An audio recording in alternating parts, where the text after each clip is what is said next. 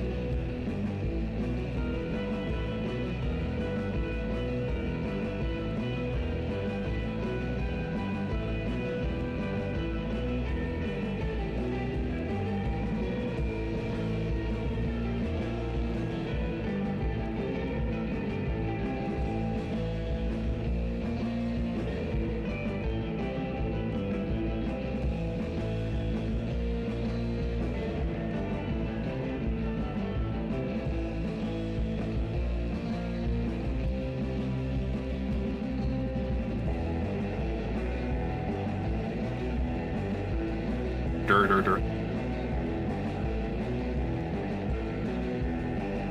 girder, girder,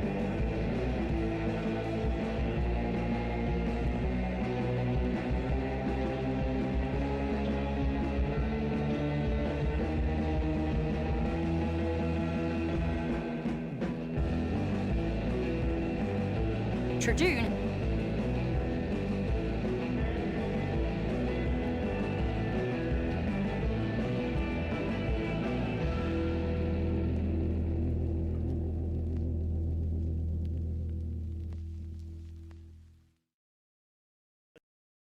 Let's take a look at some.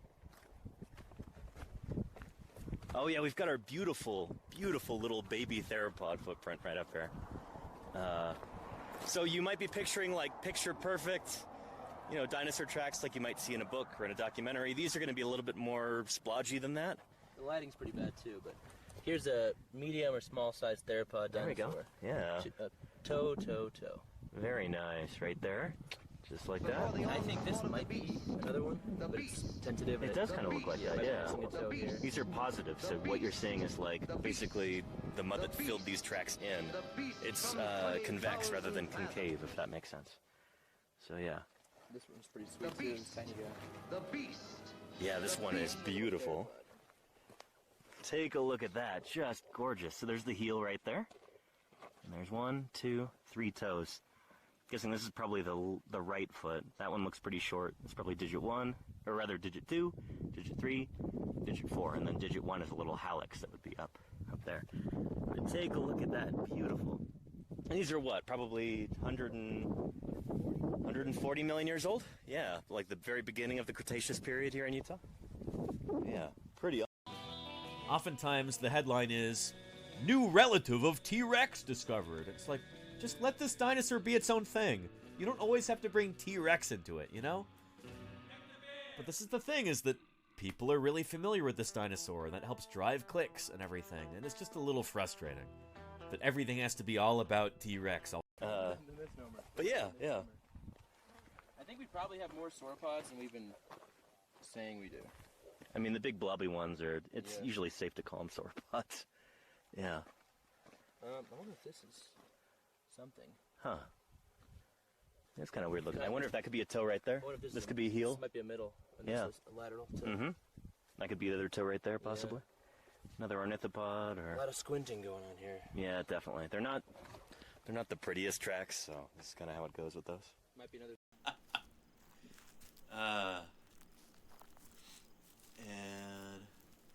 And Iliamork says it's so worth it, the world needs all the science outreach it can get.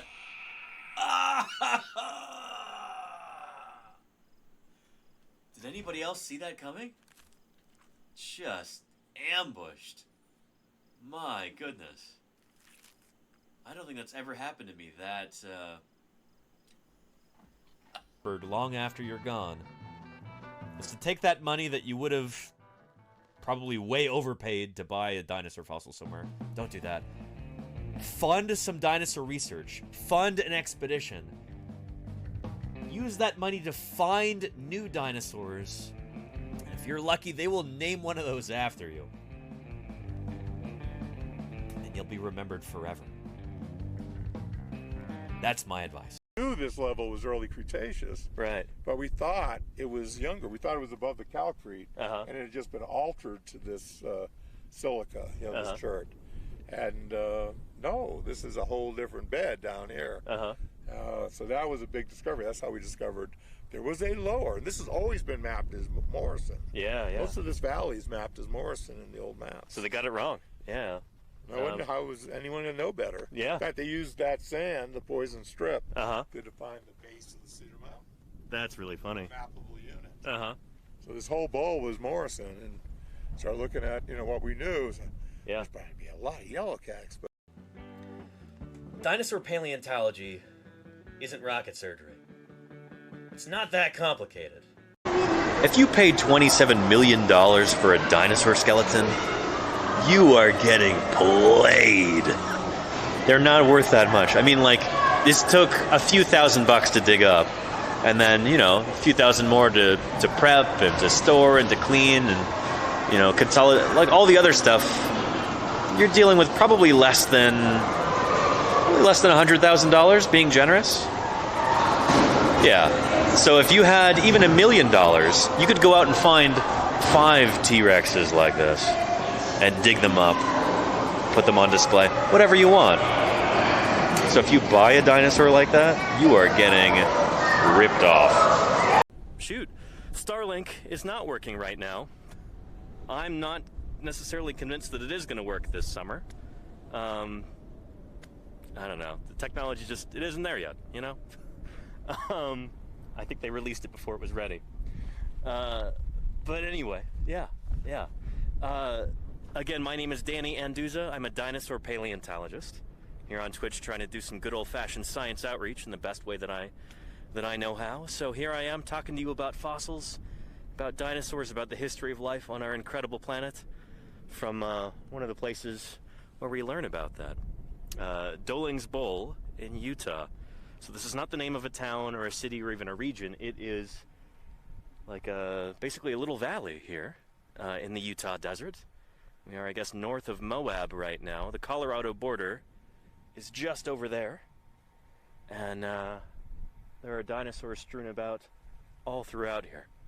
So I'm pretty excited to share this with you. Quick. Yeah. I've got another camera back in camp, so it's not the end of the world if this lens is scratched up. but let me just turn the camera a bit. People are saying the smudge is over your face, which is not ideal. Not ideal. I don't know. It depends on how you approach this. Some people go, "Oh, dang it!" now we Witness have to look at protection this program. guy." But you can see the quarry out behind me. You might see a white dot with a wide angle. It's not very big, but that's where these guys are digging and bailing water. Yeah. You Oh know. man, the rain yesterday was. It just came out of nowhere. This little cloud didn't look like it had anything. Oh, yeah. It really packed a punch. Yeah, we were. It starts raining, and we're just like, "Oh, it's gonna just sprinkle for a while and go over," and all of a sudden. Worse and worse. And It's like, okay, Noah's flood has started. It's flowing. We were very surprised. yeah, definitely. So we got out there this morning and bailed some water out of the Iguanodontian quarry, and that was, yeah. I don't know. We'd done some decent trenching and everything, so the bone's gonna be okay. But If I had moved the wash, believe me, that would have been full. oh yeah, You know? yeah, for sure. Yeah. Eagles will take them out once in a while. They'll take up pronghorn? Oh yeah, The juveniles or adults? adults even. Holy cow. Yeah, eagles out here will take out deer. Golden eagles. I've had Yeah. someone, witness golden eagles taking out a deer. I've heard and the accounts deer of that. they just heard the screaming, and they're like, "What the heck's going on?" It was in this kind of PJ stuff, a little thicker than this, Yeah. way low on the PJ habitat. And they come around, and all of a sudden, here's this deer just But in the bleeding, serious game and of this golden paleontology, eagle's just much bombing larger it and mystery is just still raking remain. it with its talons. Shoot. And this poor deer is just screaming, because it's, Yeah. there's nothing it can do. You can't escape. It's coming out of the sky. Yeah, and I use a picture in talks when I say, birds aren't dangerous, showing an eagle taking out a pronghorn adult. And, That's nuts. It's nasty. I mean, because they don't do it fast. Yeah. It is, for those big animals, when they decide they're going to take one out, it takes a while. Shoot, and if a 10-pound eagle can do that, imagine what a Utah raptor could do. Oh, yeah. I mean, it's... insane. Same basic kind of body shape too. I mean, bipedal, got the big claws. It's But you look at dromaeosaurs, their radiation. We're talking, what is it, Halzacosaurus? Halscaraptor. Yeah, which is basically a goose Do you raptor. think dinosaurs are put together And then the correctly? Ulanlegids. Yeah, Unulagians, in however the you say southern it. hemisphere. Yeah, with the Those are probably fish eaters. elongate rostrum. I mean, we're just seeing that the diversity of dromaeosaurs is so high compared to what we thought, in the past. Last here with the gibbon for a second. Having a good day? Yeah, seem pretty chill. Surviving ants may be able to regroup and rebuild. But when they do, the pangolin will be there to destroy it all over again. Get wrecked, ants. Bald Squirrel says, how do you shower in the desert? There's these wonderful things that I have I guess I've had them for every year in the field so far, called wet wipes. And so that's how I do a shower, with wet wipes. And thankfully I have plenty of those, which were actually contributed by our audience here on Twitch. So thank you, viewers, for helping keep me clean. I think that was last summer that those were sent to me from the Amazon wish list, so really appreciate that, everybody. Keeping me fresh and clean out here, to the extent that that is possible. We don't have showers or anything. We don't have electricity. We don't have running water out here. Yeah, we do have a propane-powered refrigerator, which we use sparingly, and yeah, a bunch of water that we trucked in here. But apart from that, we're roughing it, Wouldn't otherwise have. That's pretty cool. That's one of the things that makes us human, that we can not only ask, where did we come from? How did everything here come to be? We can actually find the answers. That's incredible. That's really amazing. And it's, I think, one of the most noble pursuits that anybody could have. That's why I'm proud to be a paleontologist. So, yeah. I hope that works. Yeah. And, Pendrake, you might be right. They might be turning the engine around. Yeah. Yeah.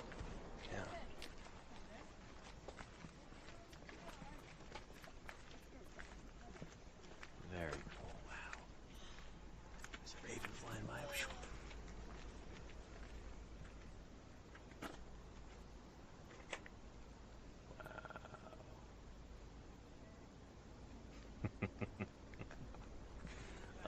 That's amazing. Amazing. There's our visitor center.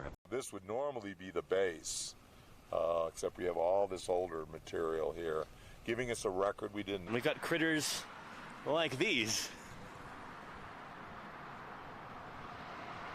We've got, maybe that's supposed to be a young Camarasaurus or Haplocanthosaurus. I'm not sure who that's supposed to be. Maybe it was supposed to be Brontosaurus.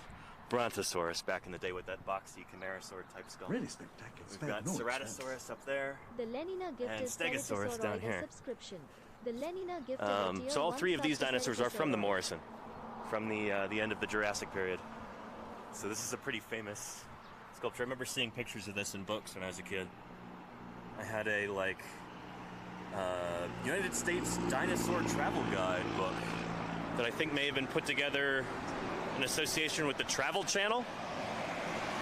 But I read that book cover to cover I don't know how many times when I was a kid. And this is one of the really prominent pictures in it. You wouldn't download a Triceratops, says Uno Gato Dormiendo. Oh, I would. I have.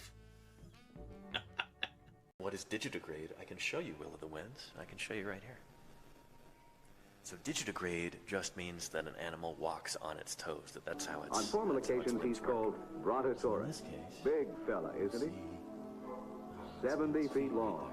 Tips the scales at a substantial 35 tons. It's actually up in the air. There's a big fleshy pad that would go underneath that. So they walk on their toes, and most mammals do. There's only a few plantigrade mammals. There's us. There's other critters like bears. I think raccoons might also be plantigrade. Yeah, but most mammals, like this ancient killer pig here, this entelodont, they walk on their toes. So this is a wooden model skeleton along with a cast skull. But it'll do the trick. It'll still show us. Right there, you've got the heel that's up in the air.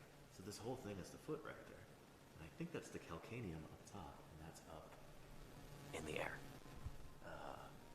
Like right here. We're just seeing that the diversity of dromaeosaurs is so high compared to what we thought, in the past. That's so cool. When I named Utahraptor, it was the sixth one ever named. The sixth dromaeosaur ever? Sixth dromaeosaur ever. Shoot. And now there's over 40, that are dromaeosaur. Yeah.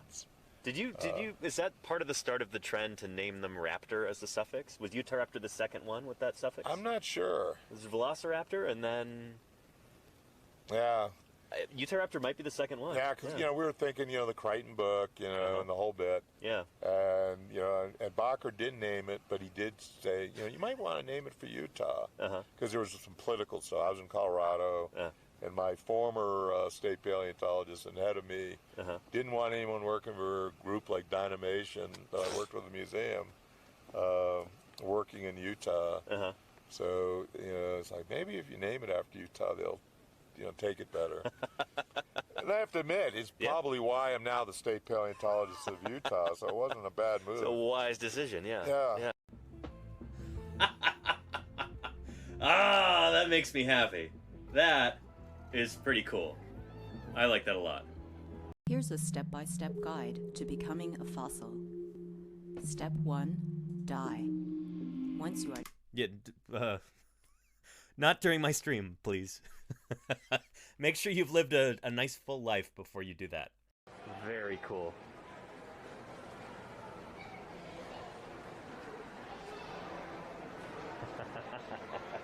Oh, look at these guys.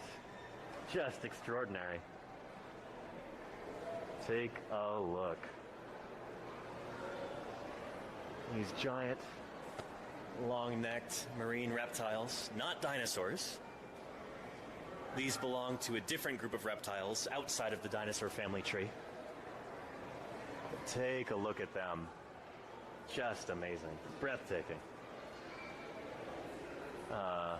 It's not often that you get to kind of walk around them from all angles, so this is so cool. And there, of course, is our...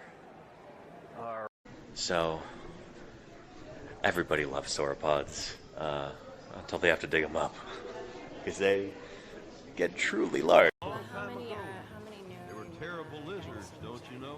It depends on who... Shoot, I don't bite, and this doesn't either. It's an herbivore. So yeah, just gonna just grab the mic like that. Deserves some even more enthusiasm.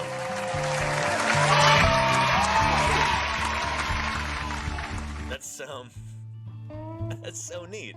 Wow, let me see if I can match the pose. Dino news. Somebody clip that. Dino news. Dino news. That is so cool. I don't even know what to say. I'll show you the big Tyrannosaurus behind me right here. This one is a cast. Because you can't see the supports. They're running directly through the bones. And this is that AMH 5027? Yeah, look how the skull is squashed like that. This is that American Museum specimen from New York. Originally from Montana, obviously, but yeah. And, very cool. So, this is really neat to have a contrast between an adult right here and a juvenile right here with Jane. So look at how slender her bones are by comparison. Look at how long her legs are. Look at how she looks like a speedster compared to that big hulking brute over there. Yeah. This is such a lovely illustration of dinosaur ontogeny. How much these animals changed as they grew and matured. Very different from modern mammals. That's why we think that dinosaur ecosystems are probably just structured differently than we see in the modern day. Like with those different species of antelope that we saw upstairs. You know, you've got such high species diversity for those critters. It's not the same for dinosaurs. Yeah,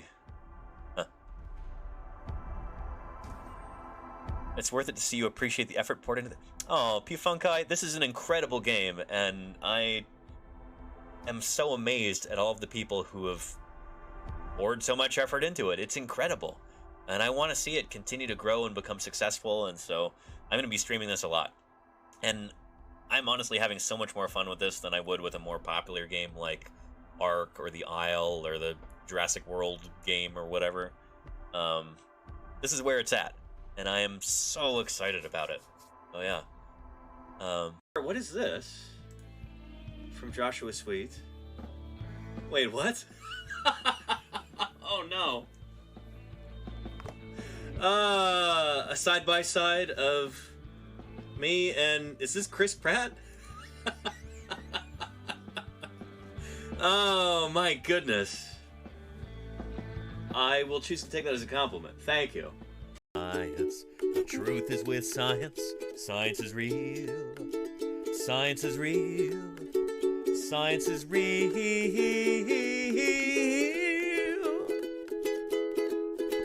Science is real. From anatomy to geology. Science is real. From astrophysics to biology. Now a scientific theory is... And look at this. Face to face with Jane. Very cool. It's a fleshed out model of her head. And is she shedding some skin there? What is that? Look at those big old eyes. So this is a dinosaur that would have had very, very keen senses. Very sharp eyesight. In fact, had that same kind of binocular vision that adult Tyrannosaurus has. So she could actually see directly in front of her. Like that. Would have had very acute hearing and a tremendous sense of smell.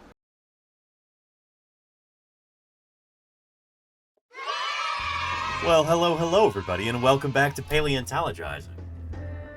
It is so good to have you here, everybody. Happy Tuesday to you. I hope you're ready for a fun, chill stream today, because that's what we're gonna have.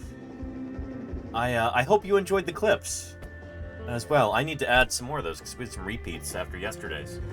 But get a couple hundred clips in there. That's gonna be great. It'll be not very frequently they'll repeat, I hope. Anyway, I'm glad you liked the intro there, Mary L. I wasn't quite sure about those, but yeah, I'm glad you enjoyed them. And happy Tradoons Day to you too. How are you doing, Valent? It's good to see you. Welcome, everybody. Shoot, on today's episode, we're going to be talking about Eryctodromeus a bit. We're going to be talking about the first ever discovered burrowing dinosaur. Friend and colleague L.J. Krummenacker has recently published, just a couple days ago, published a monograph on the anatomy of Eryctodromeus, which, because of LJ, is now also the official state dinosaur for the state of Utah. Excuse me, the state of Idaho. Why do I always do that? Why do I always get Utah and Idaho mixed up? The official state dinosaur for the state of Idaho, Eryctodromeus. We'll be talking about that today. And we'll be going over a bunch of other stuff, too. I am quite certain. You never know where a live broadcast like this is going to go. Whatever questions people might have might take us in all kinds of different interesting directions. That's the beauty of a live science outreach broadcast like this. And it is my honor to be able to bring that to you today. Let me introduce myself real quick for anybody who might happen to be new. My name is Danny Anduza. I'm a dinosaur paleontologist, and I'm here on Twitch trying to do some good old-fashioned science outreach. Dinosaurs are what I study. Most paleontologists do not work on dinosaurs. Paleontology is not the study of dinosaurs, strictly speaking. It's the study of fossils in general. Everything from, I don't know, fossil whales to fossil bacteria. From plants to primates. From dinosaurs to diatoms. If there's a once living creature that left evidence of its existence in the rock record for us to find, that is the purview of the paleontologist. That is what we study. But I work on dinosaurs in particular, hence dinosaur paleontologist. Dinosaur paleontologists are very much in the minority in the paleontological community. It's maybe like 5% of paleontologists actually work on dinosaurs. It's not very many of us. So I like to say that right at the beginning. I know we get a lot of attention with all the dinosaur stuff. It makes sense. Dinosaurs are super cool. Dinosaurs are what I study, what I publish on in the scientific literature, and what I dig up during the summers. You saw that in some of the clips there. And I am very, very excited because 1 month from today, I will be back out there in Wyoming, digging up dinosaurs like you see right here. It's like a 4-minute stream. Alright, I think we're live. Let's check. Yeah, this was we had a campfire stream. Let me go to this one right at the beginning. Here we are. But I'll be back out here again with some of these same folks. Alright, nice. In 1 month. Very excited about that. Very excited about that. Wait for everybody to show up. Yeah. But when the last bone was put into place and the skeleton was complete, these men certainly felt a strong sense of accomplishment. They had brought back to life one of the greatest animals that ever walked the face of the earth. Ironheart 50, 46 months of support. Holy moly, Ironheart, that is incredible, and I really appreciate it. Thank you for keeping me online for the past 46 months. Extraordinary, Ironheart. And that is a well-earned founder badge that you've got there next to your name in the chat. Roy Circles 83 says, hi, first time really in a stream, but I'm here to learn new things. It's wonderful to have you here, Roy Circles. Welcome to Paleontologizing. Any and all questions that you have, I'll be happy to discuss. It's the whole point of these streams. And Dinosaur on the Hill, first time chat from you too. Off topic, but I have a question. It's great, let's hear it. Yesterday I saw someone saying if dinosaurs and humans lived in the same timeline, dinosaurs would be able to mimic human voice and use it as a way to prey on them, just some birds can imitate human voices. What do you think about that? There's no evidence to suggest that.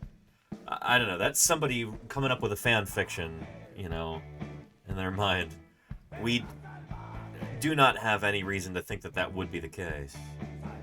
Bird vocalization is something that is really cool and unique, and that comes from an apparatus that they have called a syrinx. We can talk a little bit more about that if you would like to. But that doesn't seem to be a structure that birds' ancestors, the dinosaurs, had.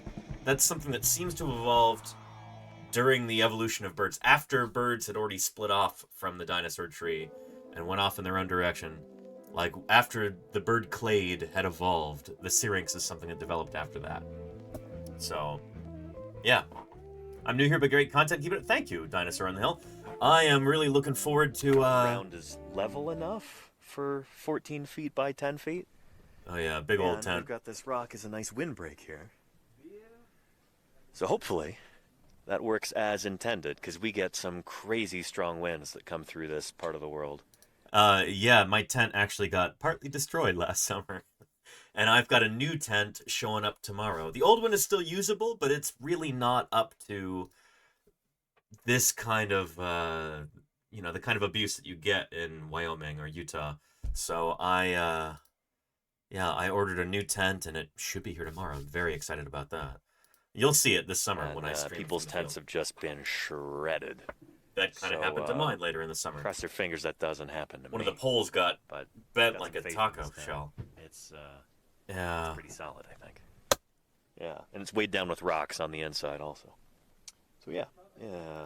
And let's see. Little Uzi Nate wants to know, are there any ideas about how smart dinosaurs were? There are. We talked all about that yesterday.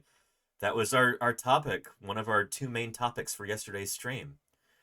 You see the cliche in media of a smart velociraptor, but modern-day turkeys don't seem like they could ever solve a puzzle. They'll surprise you. I don't know. The turkeys are good at certain things. And how smart was T-Rex, for example? This was our topic yesterday. You might want to check out the VOD for that.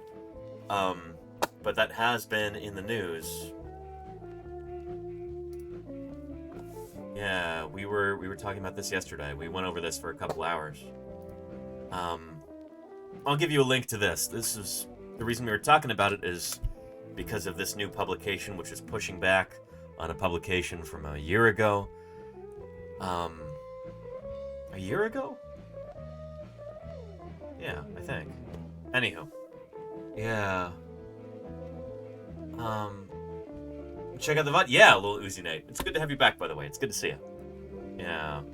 And corvids are extraordinarily intelligent animals, Enlightened. Absolutely. Here, let me go through chat real quick and say hello to everybody, and then I'll talk a little bit more about fieldwork, because I have a few updates to share.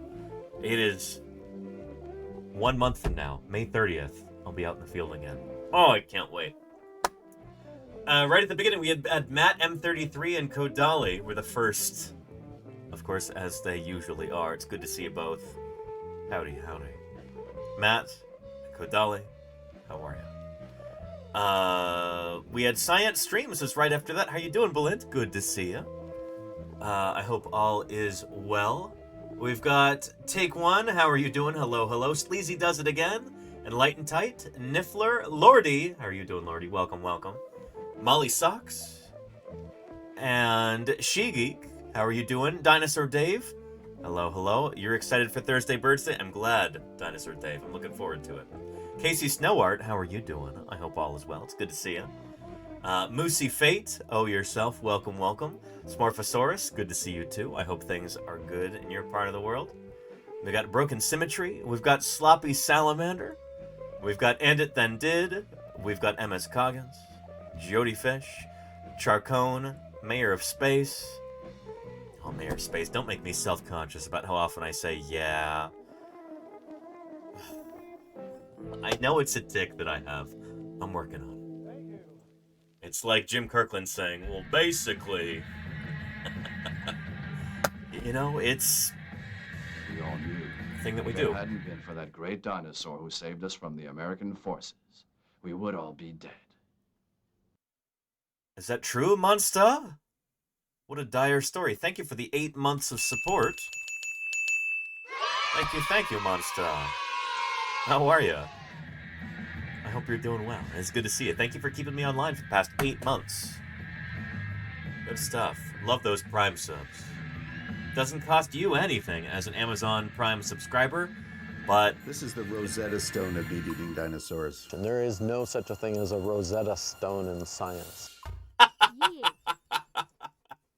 Yeah, indeed, Lil Uzi Nate. Thank you for the 34 months.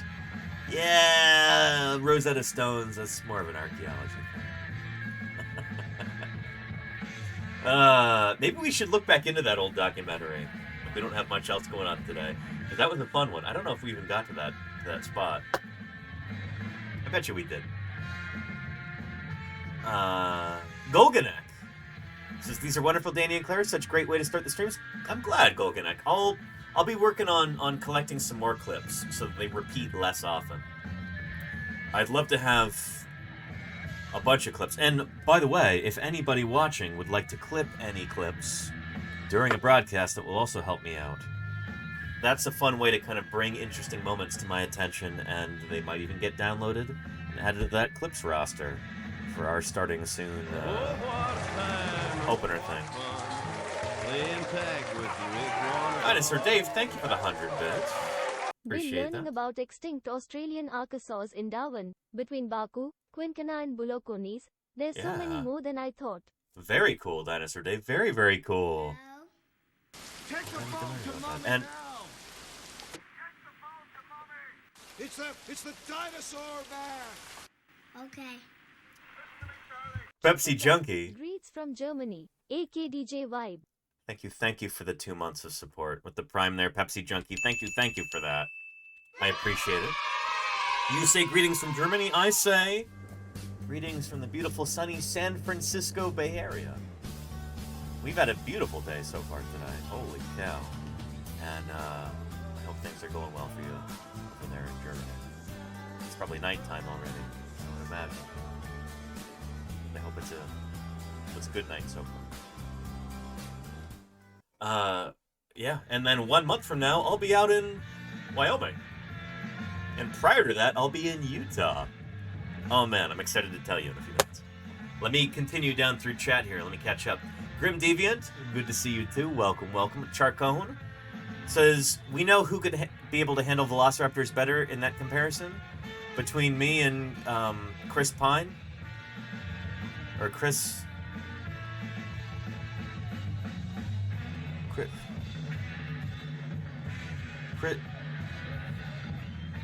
Scroll up. Chris Pratt. Too many Chris's nowadays. There's too many Chris leading men. I'll say it. That's my hot take. Some of them need to change their names. There's too many Chris's. Charlie's Dragon, hi to you too. Welcome. PC Snow Art, I hope you're doing well too. It's good to see you. And that one clip with the really loud applause is really loud. Yeah, Salamander, some of these are in different video formats, and that's on my to-do list, is to work on that, to change some of them to bring them into the same format, basically. Anyway, making my way down through chat. Baja Smancer and Lenina, how are you doing? Welcome. Enlightened Tight, good to see you. Dr. Hubs says, watching this after I finished grading my students' final exams. Grilling steaks to celebrate. Well, very nice, Dr. Hubs. I hope you're enjoying. Sorry it took me so long to get to your message. It's not a delay with the stream, it's a delay with me. I try and do greetings at the beginning of these and I can remember it, and sometimes it takes me a while. Annoying Mouse. How are you doing? Welcome. From trilobites to trackways, Jody Fish. Yes, indeed. Other things studied by paleontologists. We've got Kodali, we've got... Oh, and Charcone says, how does it work?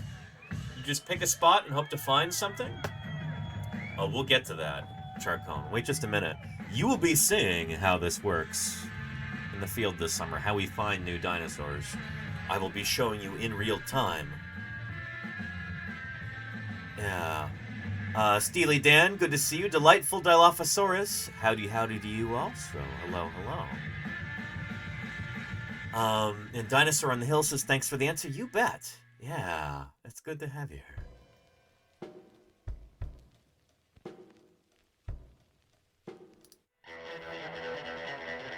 And let's see. Scrolling. Almost down to the bottom. Pepsi Junkie. Cass the Dreamer says, burrowing dinosaurs? Oh, you better believe it, Cass. We're going to talk about it. Yeah. Pratt. Oh, thank you, Jody Fish, Harry Vetch, Gene Wen. Yeah. Dinosaur Dave says Hemsworth, Evans, and Rock are the 3 I would choose to keep. But see, there are a lot of Chris's, you know? Chris P. Bacon? There you go, High-Tech Lowlife. Welcome back, High-Tech Lowlife. I feel like it's been a minute. How are you? How are things? I'm glad to see you. And, Trappy Jenkins, hello to you. Anakin Gabriel, hello, hello. High-Tech Love Light says it has been a while. Good, thank you. I'm glad you're doing well. Good to see you. Like I said, in 1 month, I'll be back out in the field digging up dinosaurs with some of these same folks. I guess wants to know, how was the digging today, lads? It was excellent. Pretty great. Yeah, I would say so. How much rain we got? Yeah. Given how much rain there was, it was really productive. Yeah, that's the thing. Normally, rain is like a deal breaker for a day of field work, but we've been able to kind of maneuver around it a bit. It's been nice. So I don't even really remember this getting rain in the morning. Yeah, yeah. So, yeah. Nick's trying to make a fire right now. We found... Not trying, succeeding, I'll say. There it is. Nice. But yeah, let's wait till we get to the intros, because we'll have, let's see, that'll be cool. Known to occur in a certain formation. That's pretty cool. So, recently been getting into serious paleo art and some things I had trouble with before. Let's see when we do those intros. Technology data. Partial to the movie, honestly. Oh yeah. It's a fun concept. Yeah. It is the opposite of hunting. We'll be doing more of these, I think. In a lot of ways, like living. Oh, and I love this idea. This idea that we as paleontologists are kind of like the opposite of big game hunters. We're the other side of the coin. I think that's a topic that we were discussing right here. There's that introduction at the beginning by Osborne. Yeah. It's like all this lofty language about paleontologists are like big game hunters, except rather than bringing a species closer to extinction, they're resurrecting the dead. Yeah. That's in this book. Pretty flowery, beautiful writing. Yeah. Yeah. Let me read that for you, chat. That's in this book, Life of a Fossil Hunter. Kind of an autobiography by Charles Azalea Sternberg with an intro by Henry Fairfield Osborne. Same guy who named Tyrannosaurus and Velociraptor.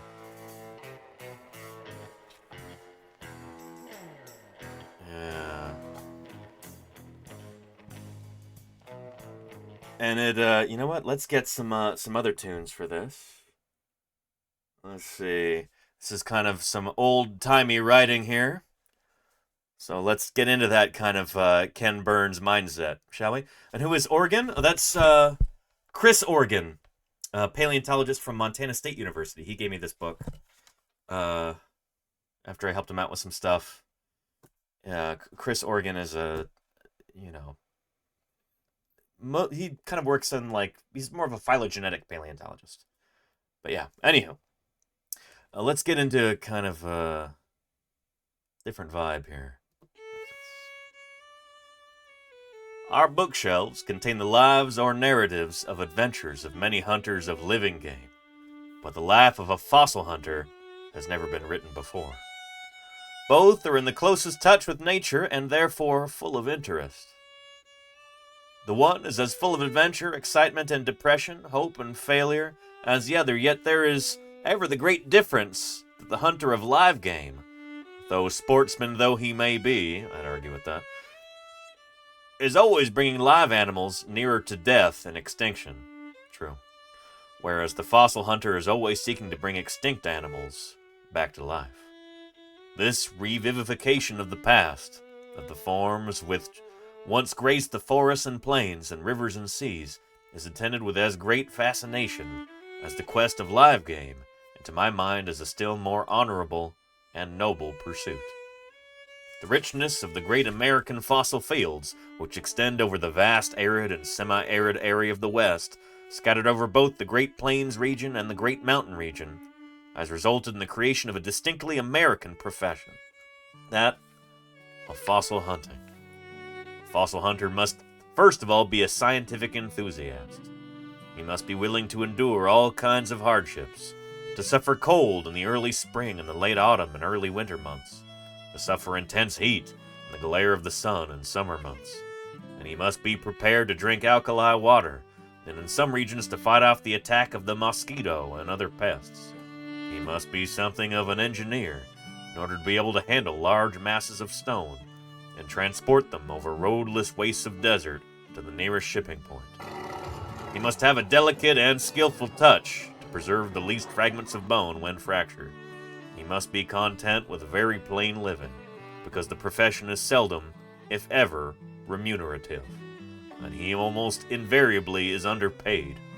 He must find his chief reward and stimulus in the sense of discovery, and in the dispatching of specimens to museums, which he has never seen, for the benefit of a public which has little knowledge or appreciation of the self-sacrifices which the fossil hunter has made.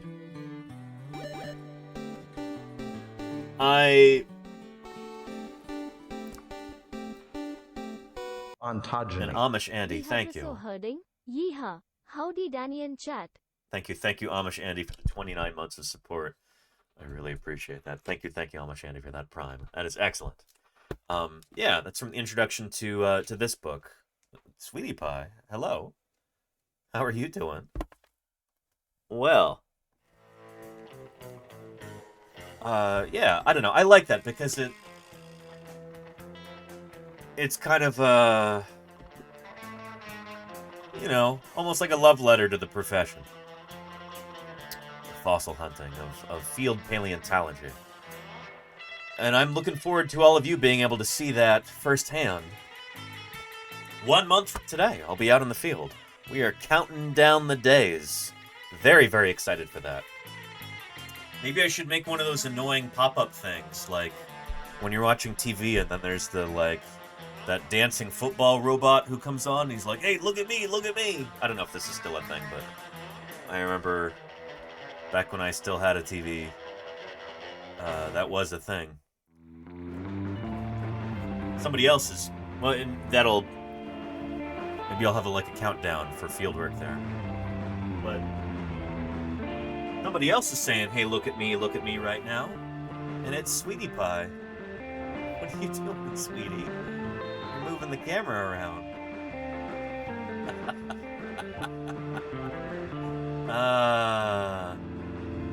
Ladies and gentlemen, this is one of my landlords here. This is Ms. Sweetie Pie. Hello, Sweetie Pie. How are you doing? Hi. Yeah. She's figuring out this stream thing? Exactly, Casey's number. Hello. Hello.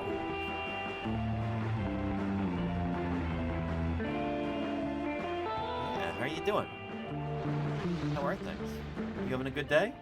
What'd you get up to today, Sweetie Pie? What have you accomplished today? I saw you did some sleeping in the chair. I saw that you were looking at the birds outside. I saw you ate some food. It sounds like it's been a busy day for you. Pretty productive, huh? Yeah. You want to come look at the ferns? I know you really like plants, Sweetie Pie. What I got going on in the office today. We've got this big iguanodon hand. We're going to be talking about other iguanodontian dinosaurs, or other ornithopods, like Eryctodromius. We'll get to that in a bit.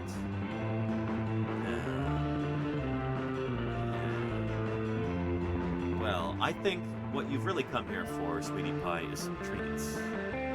Would you like some treats? What do you think? You want some treats? Get you some treats, huh?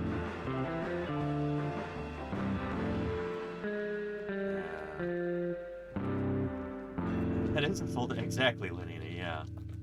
Well, well, well, sweetie pie. Let's have some of these. They're over here for you.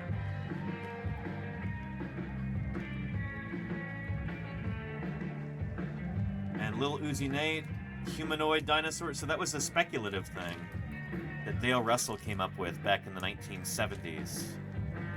We talked about this last week, too. But we can talk about it again briefly if you'd like to. Look, sweetie pie. Do you not want that? What's going on? Hey, look. They're right here. You gonna eat them? What's with you, sweetie pie? What's with you?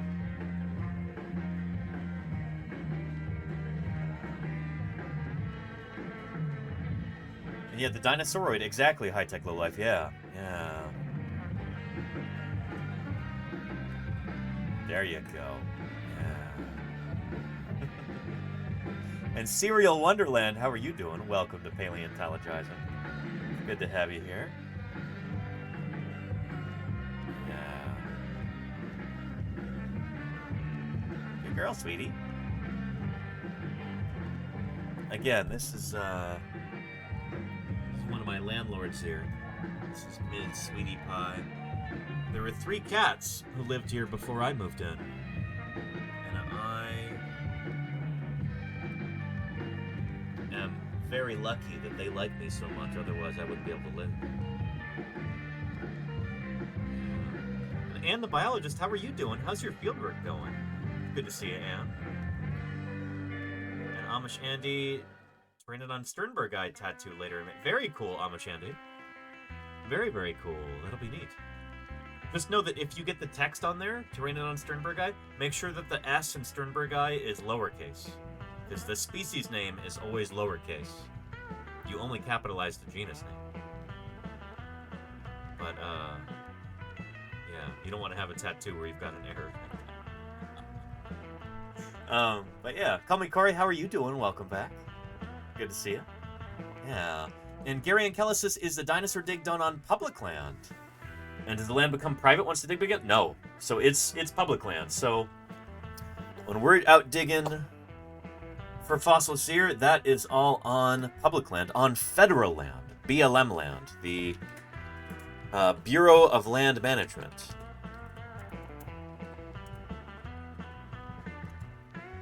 Yeah, there's their logo there. And so we have to have permits in order to be able to prospect for fossils and dig up, you know, like a 1 meter by 1 meter square. We get a prospecting permit to dig like a little bit, and then an excavation permit we can get on a case-by-case basis if we need to dig a big hole to get a whole dinosaur out. We get an excavation permit for that. So we have to be in contact with the Bureau of Land Management, part of the U.S. Department of the Interior. And we've got a really good relationship with them, which is really nice. They came out to visit us last summer, and they were pretty excited. Yeah. Oh, yeah. Yeah. And the biologist just got back from the field. Very cool. It was so cold, I ended up getting skiing clothing. Wow. My phone got run over by our car. These are things that happen in the field sometimes. It's very tough, but also very fun. Things we do for science. Yes, indeed, and the biologist. Science! Yes. Yeah, my hat has been run over by a truck. By a Ford F-350 at one point. But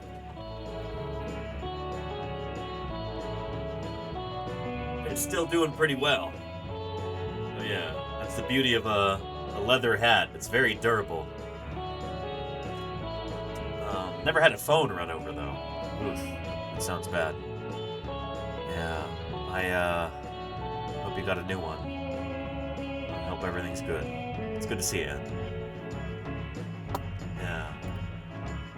Yeah. Anyway, the Bureau of Land Management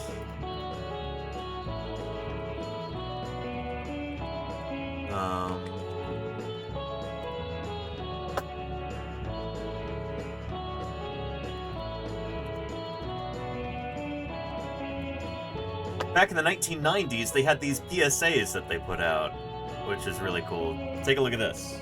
I know I've showed this before. Dinosaurs. These creatures once roamed Bureau of Land Management public land in Colorado, Montana, Utah, and Wyoming.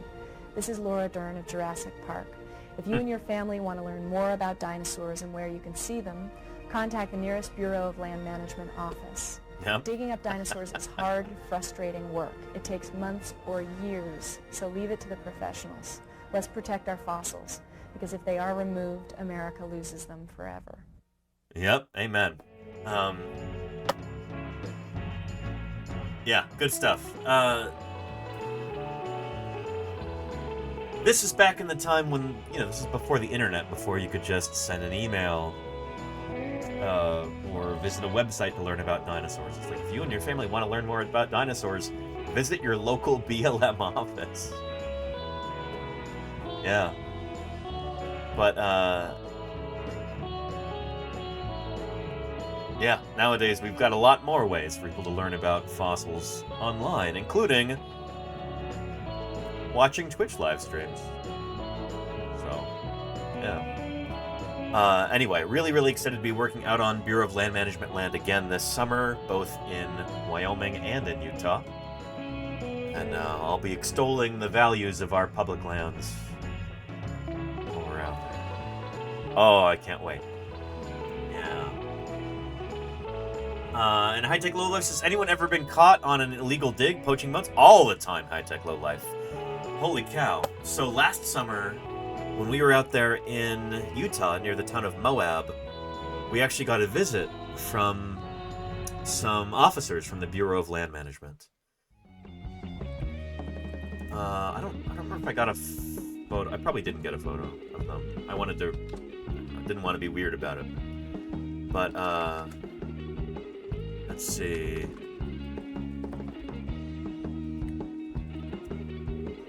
Here we go.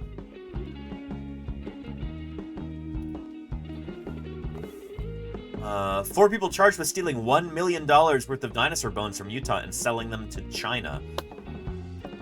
When the BLM officials came out and visited our quarry, they asked us, have we seen anything suspicious lately? Have we seen any fossil smugglers or poachers anywhere? And we really hadn't. And if we had, we would have told them.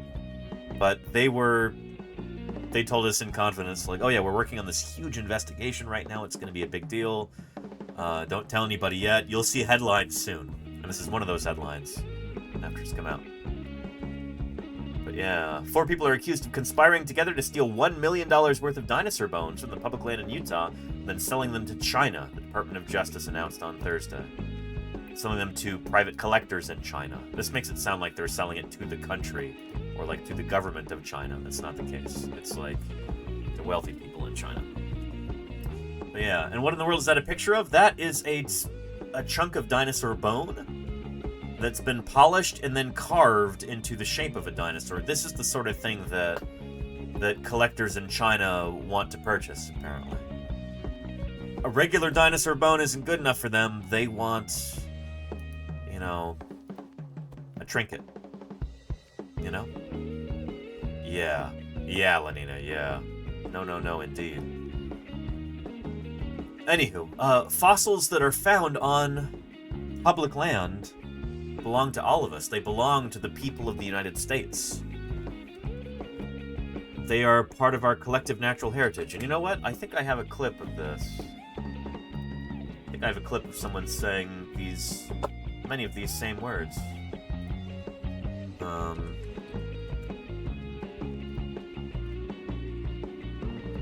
Here we go.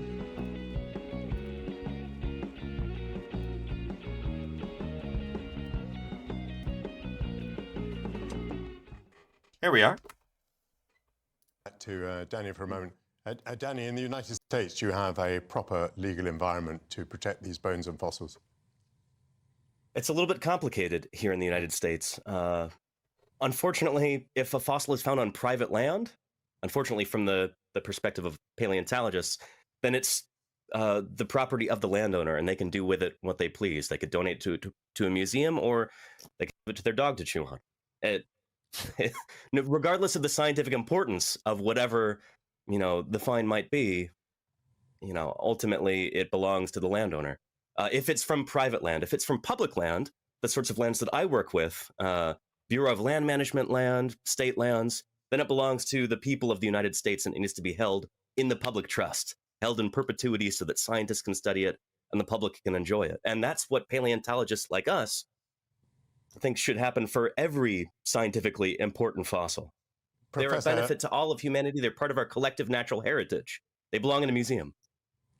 Danny Anduza and Professor David Waterhouse, happy digging to you both. Thank you very much for being on GB News. It's been a pleasure. Well, Thank you.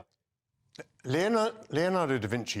Anyway, yeah, here's a link to that if you want to take a look at that clip.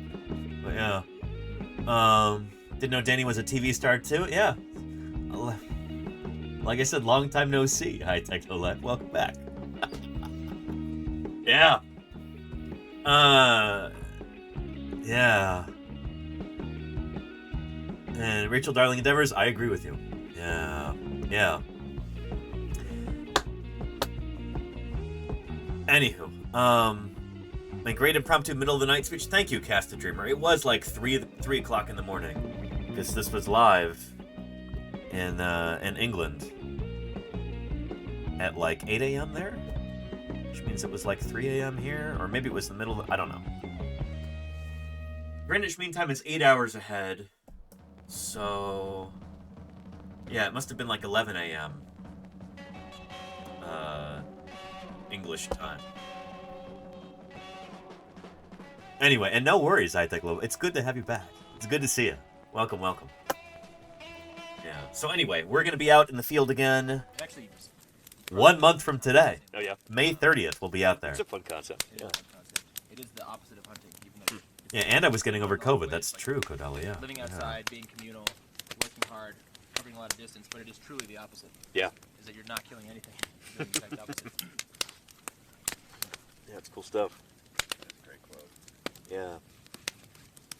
There's anything wrong with killing stuff. We evolved to be hunters, man. We evolved to be big game hunters. 300,000 years of evolution for it. So, I don't necessarily buy that idea that, like, oh, humans evolved to be big game hunters.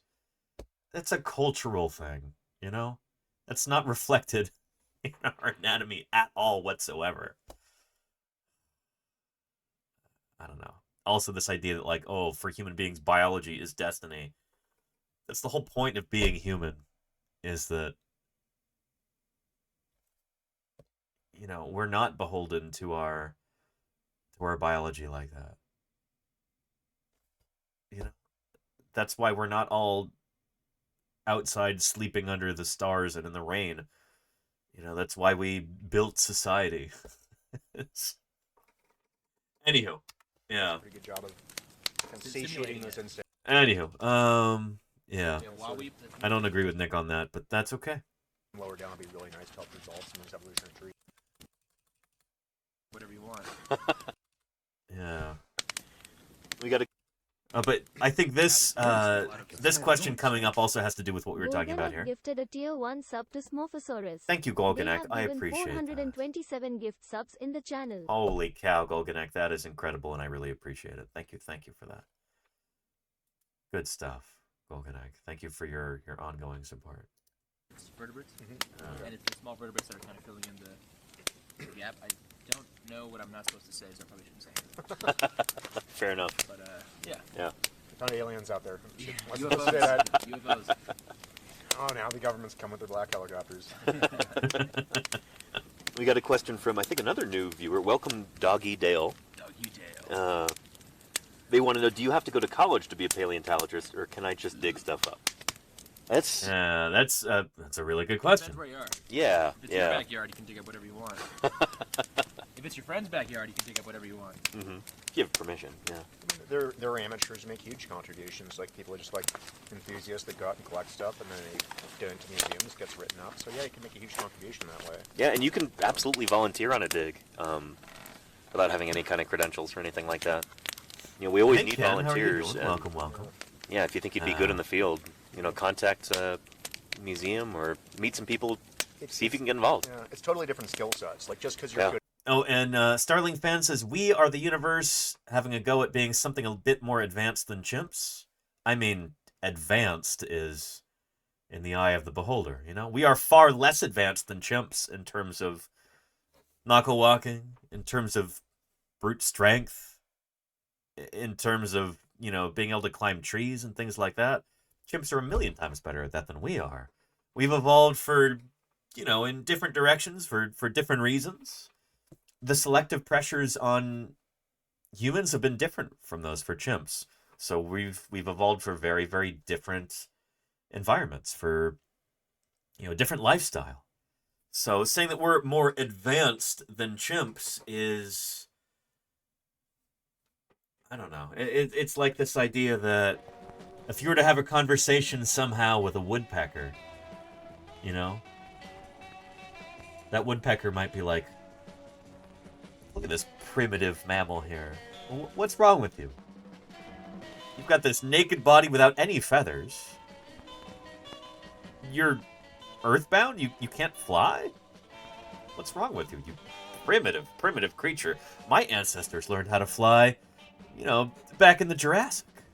Been flying for 160 million years. What's your problem, you filthy earthbound mammal?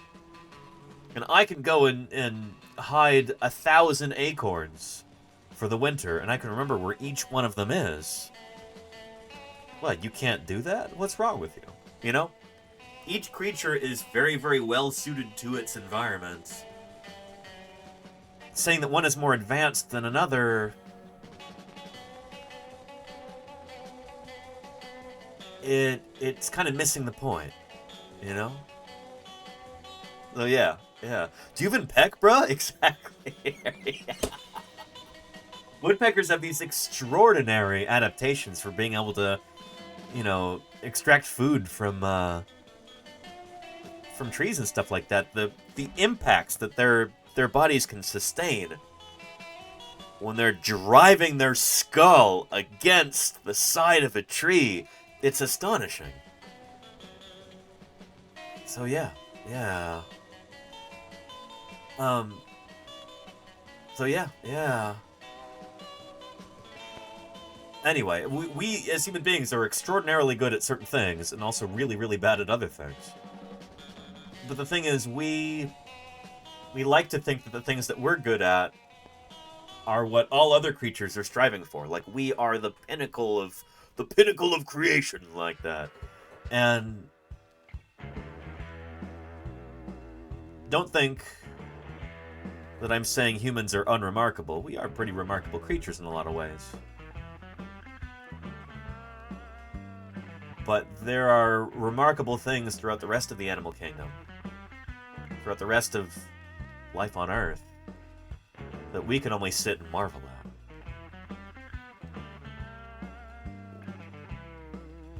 Things that we are not anywhere capable of doing, you know? Yeah.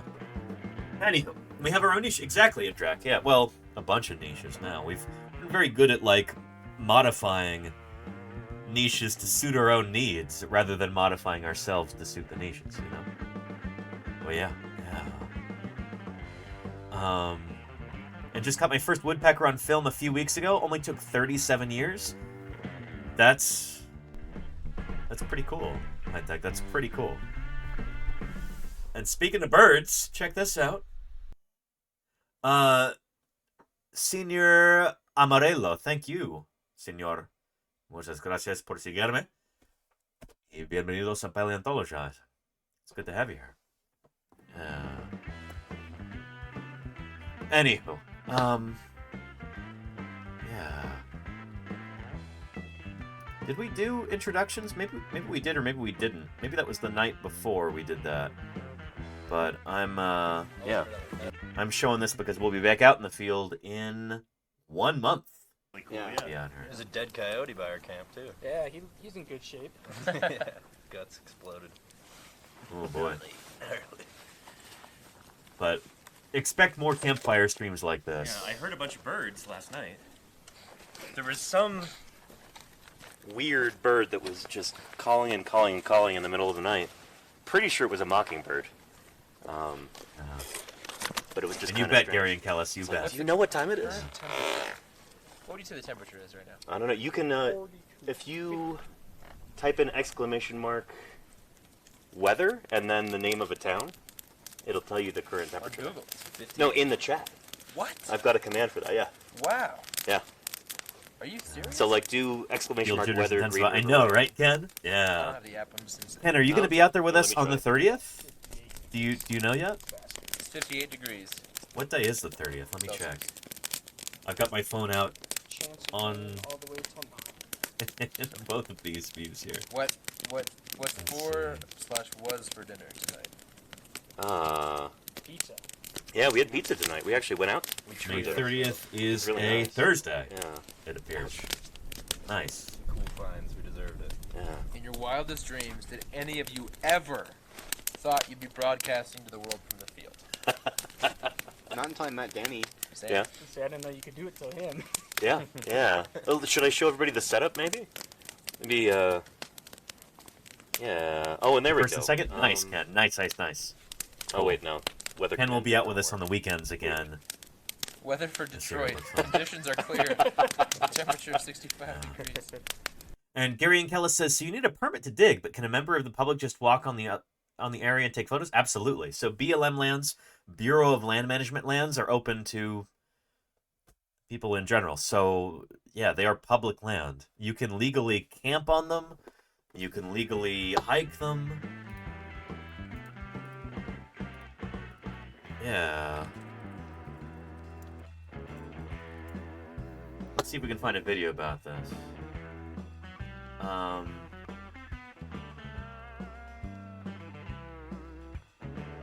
Yeah, what exactly are we talking about when we talk about public lands? Let's take a look at this. Outside Magazine. New Mexico Representative Steve Pierce. The federal land ownership, again, I'm sure most of you have seen this chart. Wait, did you catch that? He's referring to this. It's a map of all the federally owned or public lands in the U.S. Yep. So everything in red is federally owned public land. It belongs to us, the public of the United States. We the people. We have access to all of this. Unlike private land, where someone in some states, people can legally shoot you, you know, for just walking across their land. Can't do that with public land. Public lands that have been in the news a lot lately. Tremendously positive things are going to happen on that incredible land. And thanks, Ken. Public lands Yeah, are the the iguana lands on that here? are owned by Yeah. the federal government. Unless you're talking about one of Which is to these. say, they belong to all of us. But even with all the headlines, we rarely talk about what actually makes up these public lands. So, Yeah. what exactly are we talking about when we talk about public lands? Good question. Well, first off, we're talking about a lot. 600. And so High Tech Global says, what should we do if they are on BLM land and see a potential fossil? Take a picture of it and take a GPS reading and email it to your nearest museum. Or to the BLM office nearby. If you can find the Bureau of Land Management office, they'll hopefully forward it on to a paleontologist. And this has happened before where... Here, I'll show you. This is maybe not exactly what you should do, but...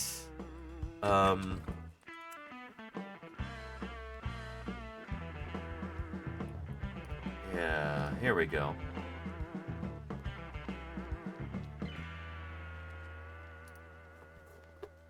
I've shown this a few times. I'm going to show it again real quick. This is a member of the public, Kathy Wonkel. Camped at Fort Peck, which is a dam and a reservoir in East. And this is land that belongs to the U.S. Army Corps of Engineers. So it's also federal land, but it's Army Corps of Engineers land. It's not BLM. But Kathy Wonkel was out with her family on vacation here, or on, I don't know if you can call it vacation. She lives nearby. But, you know, out just enjoying the scenery, going for a hike, looking around at the ground. Eastern Montana. It was Labor Day weekend of 1988. Hey, Alex Vixen, welcome, What we found was about this much sticking out of the bank. And we dug around a little bit. We were just looking for pieces of fossils. We never dreamed we'd find the entire thing. The bones stayed in our house, in our basement. So, this is maybe not best practice, but her heart was in the right place. And that can count for a lot when you've got discoveries like this. Till we could bring them to Bozeman. That would have been Thanksgiving of 1988. Pat Leegee, I'm sure they have a lot of people that bring cow bones and buffalo bones, and so he was kind of ho-hum. And yeah, shoot, when I was at Museum of the Rockies, sometimes I would go up to the front desk when people would bring bones and they're like, oh, I think I found a dinosaur. I found dinosaur eggs. And they're just really smooth river stones.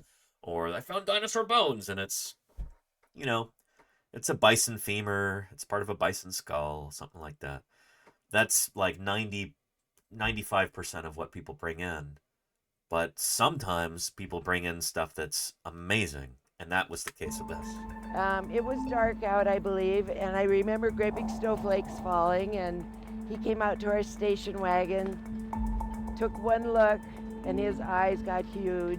We were pretty excited. We stood out there a long time, all afternoon the next day, piecing it together. Because it was, like I said, it was fragmented. I mean, there was only one thing it could be. It was the arm of a T-Rex. Yeah. There it is right there. Humerus, radius, The and ulna. ulna bone had never been found before on a T-Rex. So they were very excited, wanted to know if we could find the spot and show them the spot. Yep. That's the most important thing, is to know where it came from. If you can pinpoint the exact spot where the bone came from, then it is scientifically, we could do something with it, you know? If you just bring a bone in and you're like, hey, I found a dinosaur bone, and they might be like, this is amazing, where'd you find it? And you go, I don't know, then it's scientifically worthless. You need to be able to pinpoint where it came from. That's how dinosaurs are. Unpredictable. Roseanne, thank you for the 25 months of support. I really appreciate that, Roseanne. How are you doing? It's good to see her. Find 3 or more bones at a site. The likelihood of it being a skeleton is extremely high. Yep. There we go. This was a big deal. There are documentaries about the excavation of this site. We'll watch them again on the this specimen. anniversary in We September. have determined that it was 18 years old when it died. Look at that. Beautiful skeleton here. You've got the skull right here, which disarticulated from the neck, but you're seeing the top of the skull there. There's the nasal bones. And then I think the dentaries are underneath. But there's the neck. Here's the back. The ribs are under here. You've got the ilium right here of the hips. You've got one femur. And then here's the other femur, I think. That's kind of weird. That might be a tibia. And then there's the tail looping around right there. There's one of the lower jaws. Well, you can't see the cursor because it's behind this, but there's one of the lower jaws there. Fortunately, died violently. Anyway, so this dinosaur was excavated, and yeah, a big deal. You could see it in the Smithsonian Museum in Washington, D.C. now. And at the end, Kathy Wonkel, who discovered it, was honored thusly. Oh, by the way, there's a bronze cast of it that stands to this day outside of Museum of the Rockies in Bozeman, Montana. This is one of my favorite places to hang out when I lived there. Sometimes I'd come out here at night and just sit underneath the Tyrannosaur. I'd lean up right here against those metatarsals on the ground, and I'd look up at the stars through that rib cage. It's pretty cool.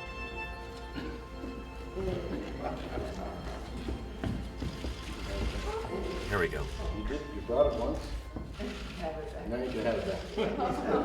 So that's an exact replica, a cast of the original there.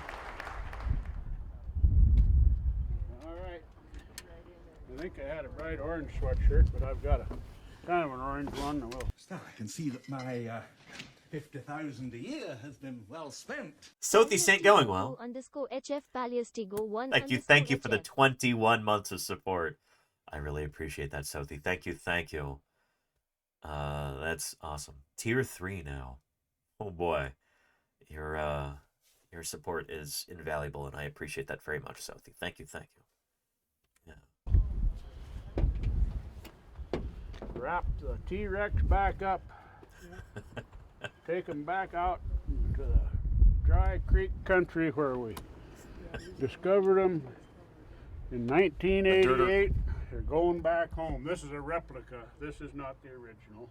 Yep. There it is. But they can show all their friends now. They discovered that in the first place. The thing is, if you find an important fossil and you notify some paleontologists of it, if you can pinpoint exactly where it came from, like best case scenario, you take a picture, you leave it in the ground, you take GPS coordinates, you email that to your local museum, email it to a paleontologist. If it's something big and important, it might get named after you. That's what happened with the Wonkel Rex. We call it the Wonkel Rex because it was found by Kathy Wonkel. You know, her name will live on forever because of that, and that's pretty darn cool. So yeah. Anywho, but that was from... On the land, the greatest of all the reptiles, the dinosaur, was king. Trek Nerd. 40 months from Trek Nerd. Why, that's almost a whole year. I appreciate that, the Trek Nerd. I appreciate that very, very much. 40 months is a long time. It is almost a whole year. Getting close there, Trek Nerd. Thank you, thank you. I appreciate you. Holy cow. Thanks for keeping me here on the air for that long. And allowing me to be able to go out to our nation's public lands to prospect for fossils like this. 140 million acres, which means that about 28% of the U.S. is made up of public lands. Yeah. As you can see, these lands are highly concentrated in the West, in these 11 western states. Modern Paul, Scambates, how are you doing?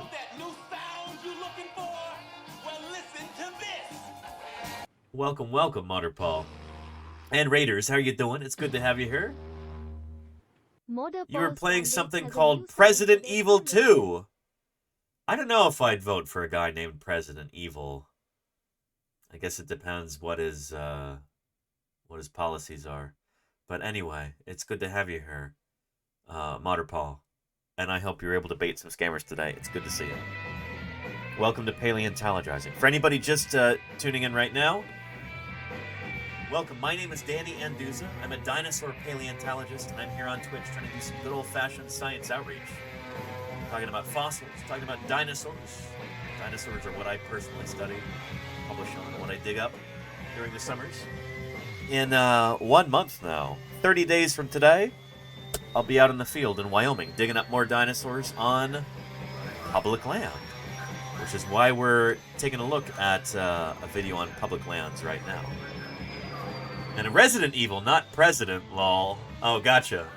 Modern Paul Scambates. Thank you. I hope it was fun.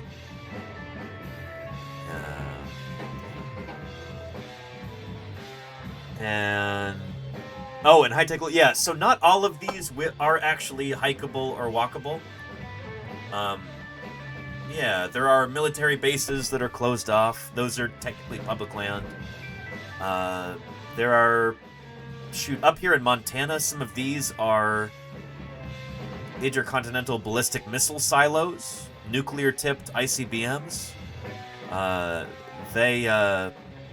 People who run those sites don't take kindly to, if you try and hop those fences. I'll tell you that from experience. Not hopping the fences, but going near them. Yeah. Anywho. Roy Circle says, where is the most remote place you've been out in the field and the weirdest place you've found any fossils? The most remote place I've been in the field, it would be certain parts of Montana.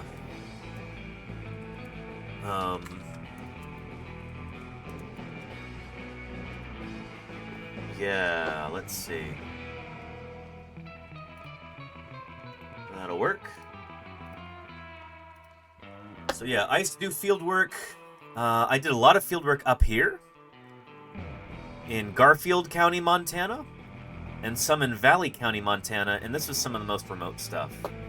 In Valley County in particular, we would be like 90 miles from the nearest towns. We'd be like right down over here, and so it would be like 90 miles drive to the nearest town, which would be like Saco, Montana, up here, which isn't even on the map. 90 miles on dirt roads. And if it rains, those roads can just turn to muck. Like, if you get a big rainstorm, it might be several days that you have to wait for the roads to dry out before you can even, before you can even get anywhere. So you got to make sure that you've got enough food, you've got enough water. Heaven forbid somebody needs medical attention. Yeah. Yeah, not far from Glasgow. Yeah, Enlightened Tight. Although, you would have to drive all the way up here and then drive over here to get to Glasgow, I think. I don't know if there are any roads that actually connected to our area over here. There probably were. But, yeah, a lot of the maps on... A lot of the roads on certain maps don't exist. If you have trying to use Google Maps in an area like this will not work. Because, well, shoot, it'll try and take you in areas where it's like, yeah, that road hasn't existed for 100 years. Yeah. Yeah. Anyhow. And how much emergency preparedness or survival training should a paleontologist have? Ideally, they should have some, but my woofer certification has expired. I used to have wilderness first responder certification. So, like, wilderness first aid, like emergency preparedness, stuff like that. That probably lapsed. Shoot. A long time ago now at this point. That probably would have been like 2015 that expired. So it's been a while since I've had that. Thankfully, a lot of the fieldwork that I do nowadays in Wyoming and Utah is not as remote as this stuff was in Montana. Out here, if somebody gets hurt, it could potentially be days until you can get back to civilization. If the road conditions are bad.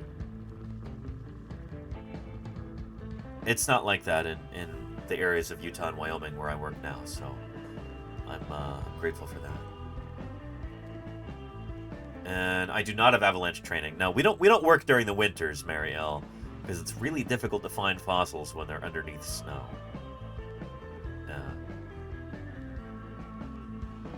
There you go, Neverwinter. Yeah, absolutely.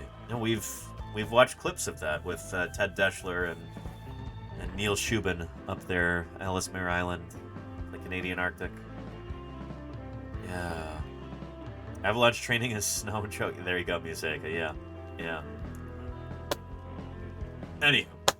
Yeah. But yeah, public lands. Let's get back to this. Acres, which means that about 28% of the U.S. is made up of public lands. Yeah. As you can see, these lands are highly concentrated in the West. In these 11 Western states, that number jumps to 46.4%. Alaska alone is 61.3% publicly owned. Now, these numbers seem massive, and amazingly, the Congressional Research Service says that total federal land in the United States is not definitely known. Yet that's largely because there's no single entity that controls it all.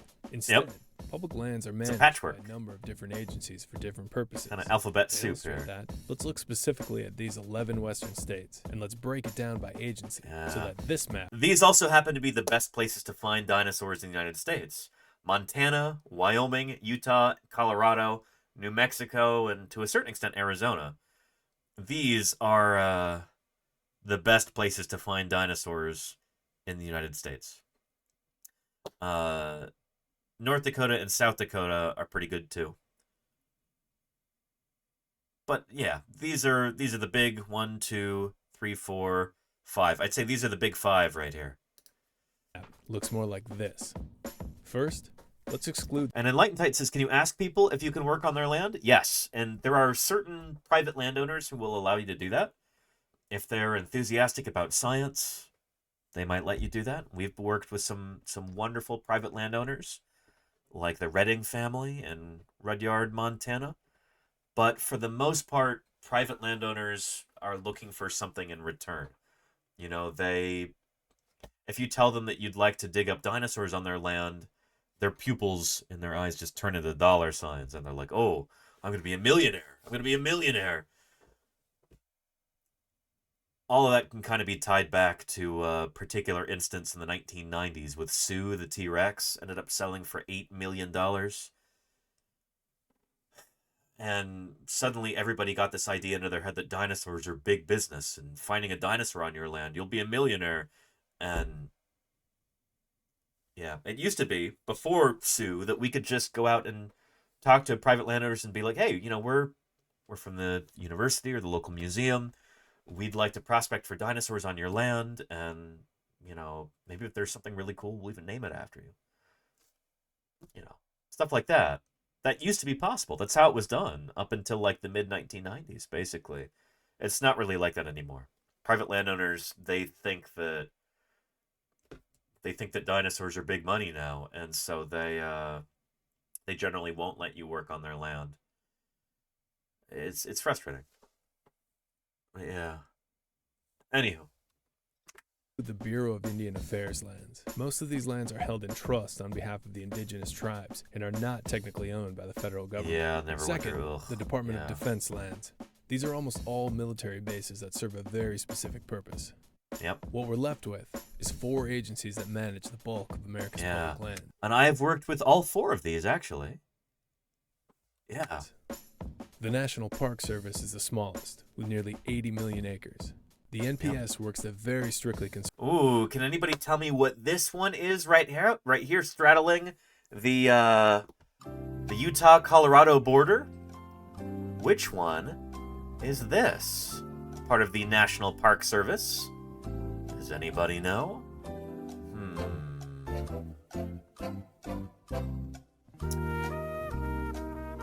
Let's see here. Not Area 51, Kodali.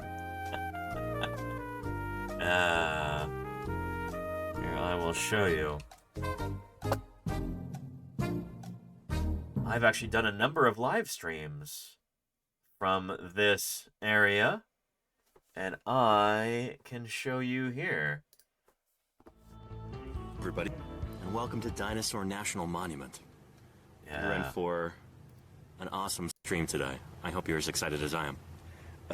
There's a link to this. But hello, Dork Apocalypse, how are you doing? Great to see you. Mini Mama, Books, Brews, and Booze, Hugin, Science Streams, Pickles Wiggles. Hello. The tropical forests. It was there in its entirety, with the exception of part of the tail and This is Dinosaur National Monument. So little did they realize that this would turn out to be an absolutely enormous site. So those 8 vertebrae from the Apatosaurus were just the very beginning of this. There we go. So, I'm gonna get onto the tram here. Wow. Go right. Uplifted and tilted. Because of Good this stuff. tilt, as we drive, we will be traveling back in time. The first layer you see is a dramatic ridge of sandstone. All right. Good. Let's see.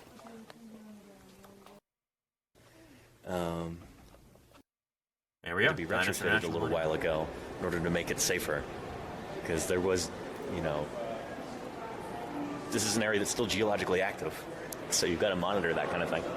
Yeah.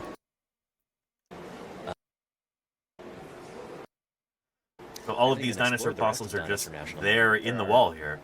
You know, this used to be about twice as tall or twice as long. A huge number of dinosaur fossils were taken out of this area and brought to other museums around the country and around the world. There are European museums that have got dinosaur bones from Dinosaur National Monument in them. But this was during the presidency of Woodrow Wilson. This was declared a national monument, which is essentially like a national park. They're both administered by the National Park Service. miles and miles and miles of awesome landscapes out there, with the Green River running through it.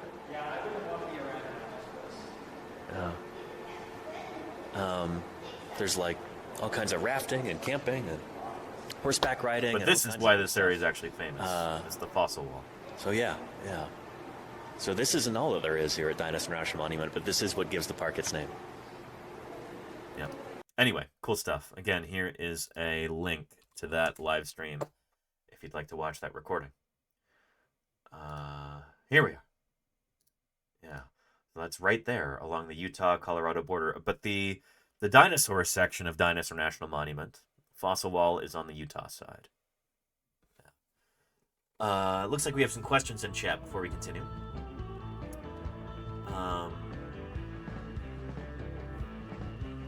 Yeah. I used to be a National Park Service park naturalist and a paleontologist. Oh, very cool, Dr. Hubbs. Very, very cool. That is awesome. Welcome to Paleontologizing. I saw when we raided into Moo Hoodles, you said that you were a paleontologist, right? Holy cow. Yeah. What was your research specialty in paleo? I work on dinosaurs, obviously. And actually, our first paleontologist interview that we ever did here on this channel was with Rebecca Hunt Foster, who is a dinosaur paleontologist, and she's now the park paleontologist at DNM, at Dinosaur National Monument.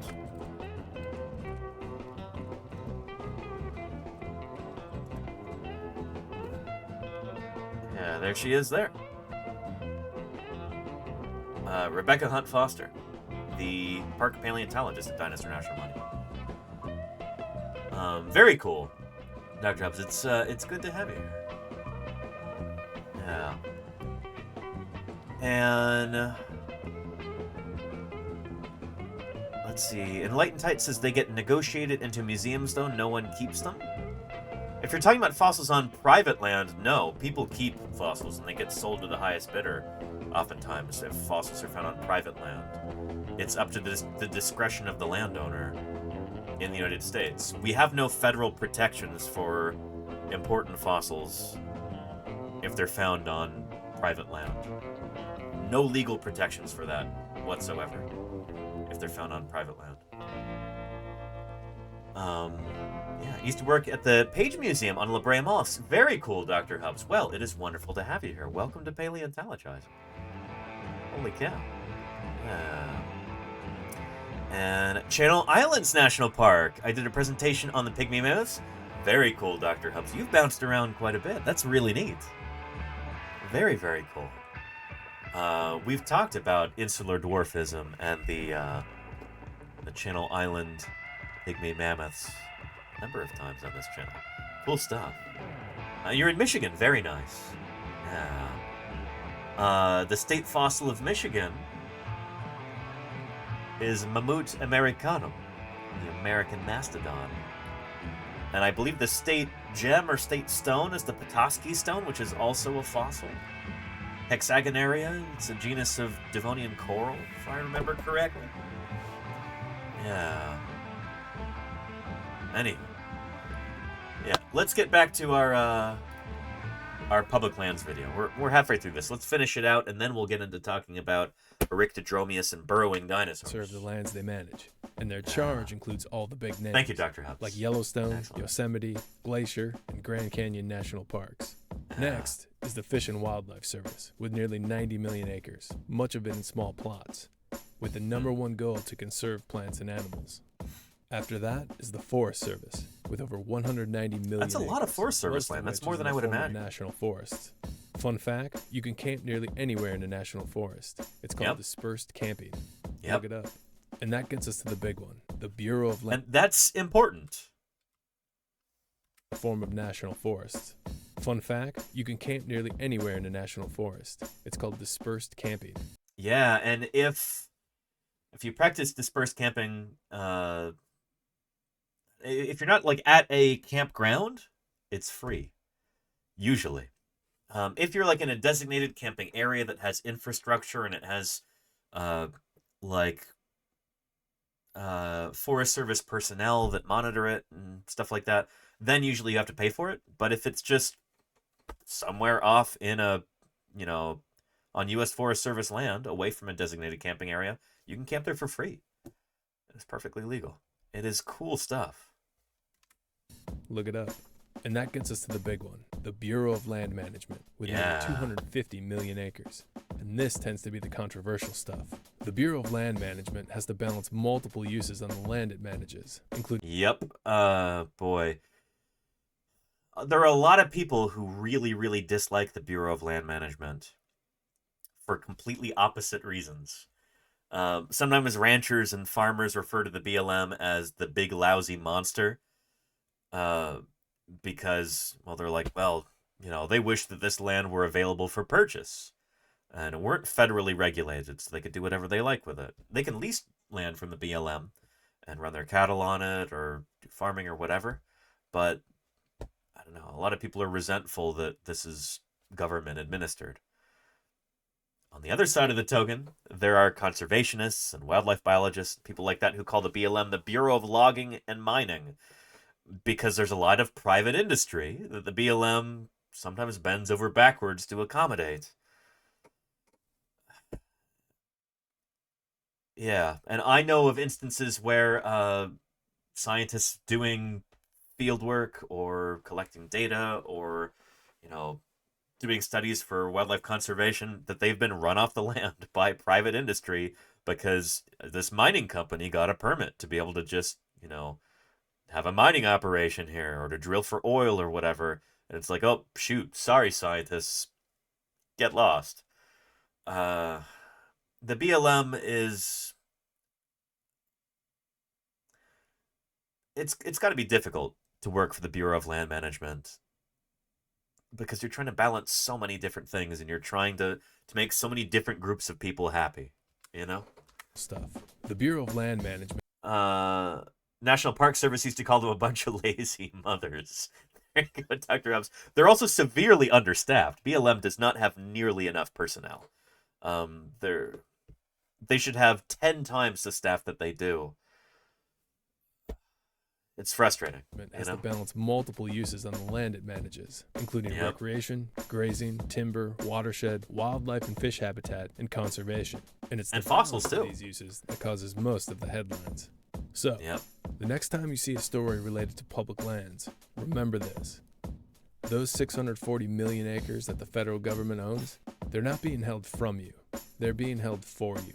Those lands are owned by all of us. And they're Bingo. there for all of us. Cool stuff. I agree with that.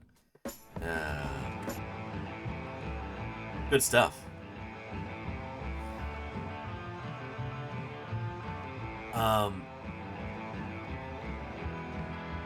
But yeah, Charlie's Dragon, is that surprising information? I'm too used to right to roam, use public land with... Yeah, here in the U.S., the enclosure of the commons took place a long time ago, and like the eastern part of the U.S. Almost everything is private. Almost everything's been sold off to the highest bidder. There's fences up around everything,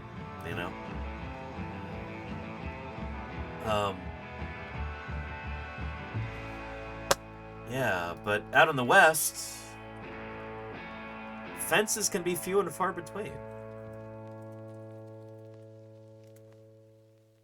And that's, oh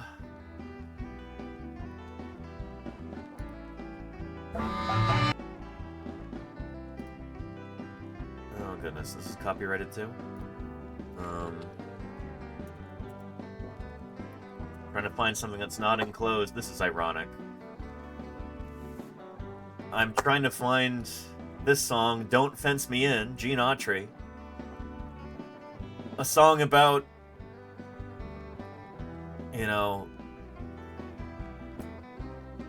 it's kind of protesting against the enclosure of the commons. It's really tough to find one of these that's not, under copyright. Let's try this, 1945. Nope, that too. Darn, I'm just not going to be able to find it. At least not right now on the spot. But yeah. They used a version of the new Fallout show. Interesting, Claire Burr, yeah.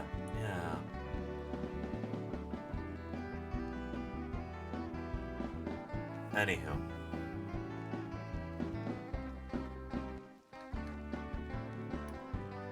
Maybe I can find a cover.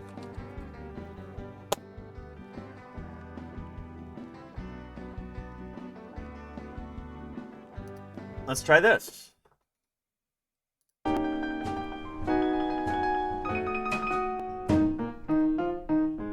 Yeah. Oh, give me land, lots of land under starry skies above.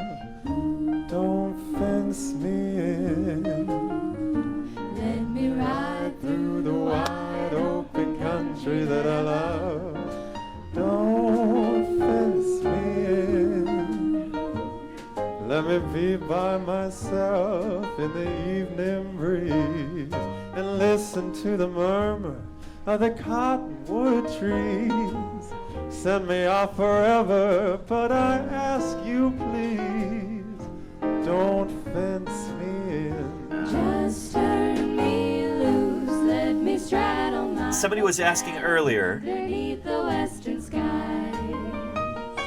about why the American West is so rich in fossils, particularly dinosaur fossils. Over yonder till I see the mountains rise. And there's a number of reasons for that. I could tell you about it, but I'll To the ridge where the west I'll probably just show you a clip in the interest of gaze at showing the and not moon telling. till I lose my senses and I can't look at owls and I can't stand fences. Don't fence me in.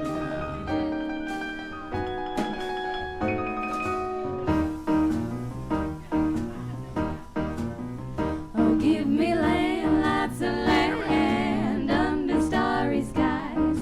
Don't fence me in. Let me ride through the wide country that I love. Don't fence me Good stuff. Here's a link to this. Let me be by myself in the evening. Thanks to the Interior Seaway, it's not quite psychoanalysis. We'll talk about that. Send me off forever, but I ask you please don't fence me in. Just let me loose. Here we go. Looking out the window, Marsh was transfixed. So this While is his about fellow passengers saw magnificent landscapes, Marsh saw much more. So this is about American paleontologist Othniel Charles Marsh, who was the first professor of paleontology our country ever had back in the 1870s. Schooled in geology, he knew that great troves of prehistoric fossils could be buried in the ancient rocks. I felt that entombed in the sandy clays, he recalled, there must be hidden the remains of many strange animals new to science. Long waiting. There you go, to be Dr. brought Hubbs. to Yeah, light.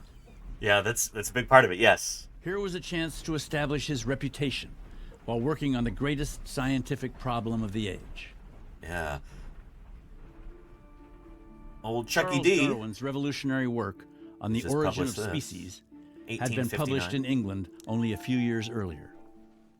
Yep. But Darwin despaired that little physical evidence of evolution could be found in Europe, where the heavily forested land concealed the geology. Too much vegetation underneath. in Europe. Not you don't have that problem Open in American Wyoming. West, Marsh was convinced, would yield the kind of fossil evidence needed to prove Darwin's theory. The American West is blessed by a couple of things. Number one, a long history of mountains going up. And when mountains go up, next to the foothills of mountains are a depression, a basin. Yep. And as soon as mountains go up, they start getting eroded by streams. The streams bring down sand and mud that fills up that basin at the bottom of the foothills. So that's a big part of what Dr. Hubbs was saying there. The rising Rocky Mountains, the Sevier and Laramide orogenies. Yeah, and a few others too. Whom I don't remember right now. Jim Kirkland could tell us about it. But yeah, those mountains go up, and then material starts sloughing off from them. Erosion is a constant thing that occurs. You've got weather, you've got wind and rain and ice, you've got freeze-thaw, you've got streams coming down from the mountains, and they're slowly wearing those mountains down, and that sediment's got to go somewhere. It goes downhill, and it goes into the basins that form as the mountains are being pushed up.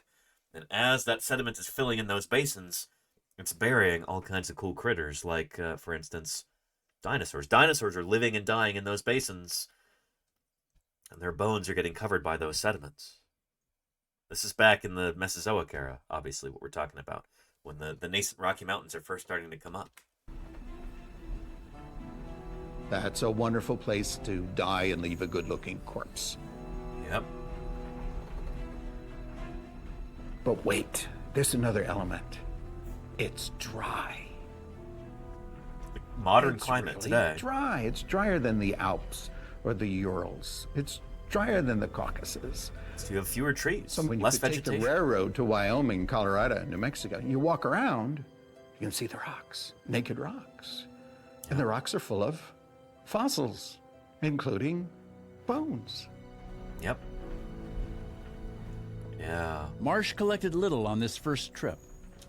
Anywho, that's a lovely kind of concise explanation for why the American West is so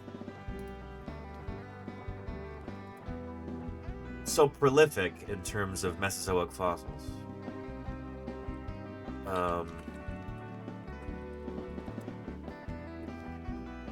Yeah, because here in the western U.S., see how kind of like yellowish or tannish it looks here? There's a lot of exposed rock throughout here. You know? Throughout the Midwest, you've got all this green, get a lot more rain, but you move west, and it gets very dry. So the Rocky Mountains up here, these were starting to come up during the age of dinosaurs. Material sloughing off from those mountains filled those basins and buried some of these dinosaurs' bones. Bones of dinosaurs and plants, mammals, amphibians, and all these organisms that lived back then. And then, those areas ceased to be depositional environments where you had sediments being deposited. As that uplift continued, those areas turned into what we call erosional environments. So rather than having sediment deposited there, you had sediment being eroded away. And that's how we find fossils in the first place. Erosion is the greatest friend of the paleontologist. And also the greatest enemy sometimes.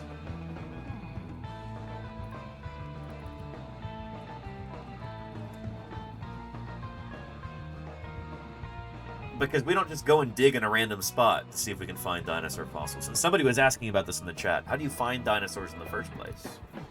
Here, Jim Jensen will tell you a little bit about that here.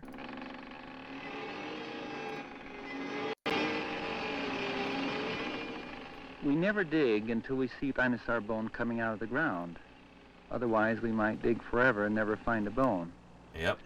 But to find a dinosaur bone or skeleton, one must walk a long ways, climb a lot of sweaty mountains. And staring at the ground the whole time, prospecting. Go thirsty and be subjected to gnats and heat and that sort of thing. But when you find something like this, it may be something that's never been seen before. So it's an exciting pursuit. It certainly is, yeah. And Ariana Celestine says erosion is a double-edged sword. It is. Like most swords. But yeah, point taken, Ariana. Yes. Oh yeah, yeah. And the rain shadow, exactly. Yeah, shoot. Every time I go out to Utah or Wyoming, I'm driving up through the Sierras, you know, driving east through California, and then you go up by Lake Tahoe to like the California-Nevada border, and then you go down the east slope of the Sierras, and it's incredible how dry everything gets, how quickly it goes from an environment where you have lots and lots of pine trees everywhere to just almost nothing. You get scrub brush, and if you're lucky, maybe a few lone cottonwood trees in a given valley. Otherwise, it's pretty barren. And that's because of that rain shadow. Yeah. As soon as you get over the hump, exactly, Claire Burr. It's kind of shocking just how quickly that happens.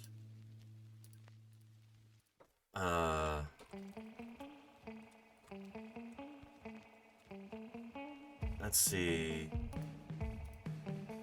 US Highway 80. Sierra Summit. Let's see if we can find anything like that. West over Donner Summit. This might do it. Let's up our speed here to 2 times. there's the Sierras there, or part of the Sierra Mountain Ranges. And so yeah, we're still in California at this point. And I don't know if we actually get into Nevada here. No, we don't. Shoot. Yeah, this is like Donner Pass here. That's not what I'm looking for. Yeah, most of these videos are going to be about the snow and everything. But it's going down into the Great Basin.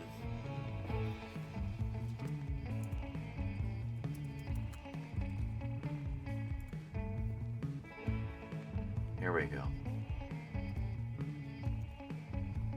Highlighted in yellow there is the Great Basin. Here's where I am right here in the San Francisco Bay Area.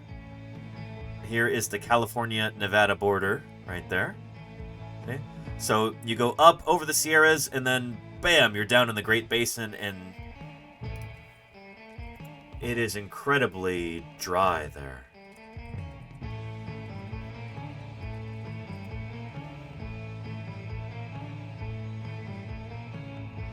Yeah. Great Basin, like we saw earlier. There's a nice figure from Wikipedia. But yeah, you go from trees to just, if you're lucky, sagebrush, maybe some PJ environment, like pinyon juniper. But yeah, it gets incredibly dry out there. But that also makes it a wonderful place to look at the rocks. There's not a lot of dinosaurs from Nevada yet. In fact, there's only one dinosaur taxon I can think of that's been named from Nevada. It's called Nevadadromeus. But it's related to Erictodromeus, who is a dinosaur we're talking about today. So let's maybe get into that. But yeah. The Tahoe Basin is still lush? Absolutely, Dr. O. I'm talking about east of the Tahoe Basin.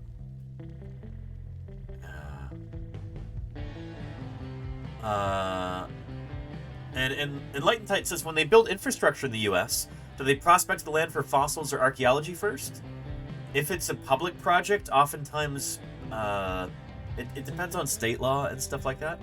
Here in California, there are some requirements for that, oftentimes.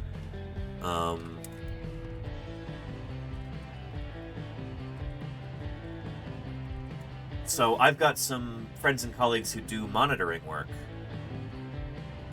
So basically, they are paleontologists who are kind of... They work for like a private firm that gets hired by a construction firm in order to fulfill a state law that like you have to have somebody on site to monitor for fossils so that fossils won't be completely destroyed. Yeah, let's see.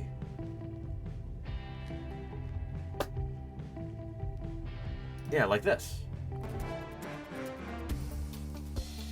An incredible fossil dating back over 16 million years was found along a construction site on State Route 11 in Otay Mesa. The fossil was first spotted by a paleontologist in the spring while Sandag and Caltrans were working on the site.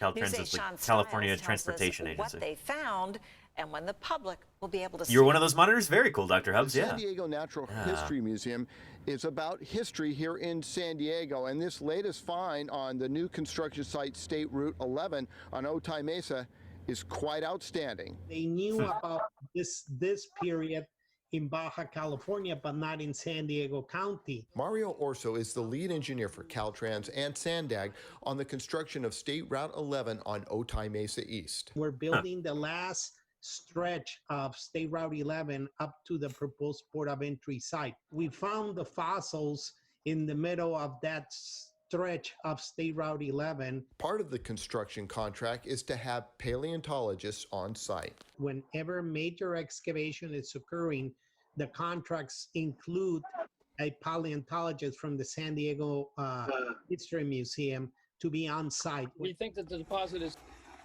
And Neolithic, well, thank you for gifting Dr. Tier 1 Hubbs. sub to Dr. Hubbs.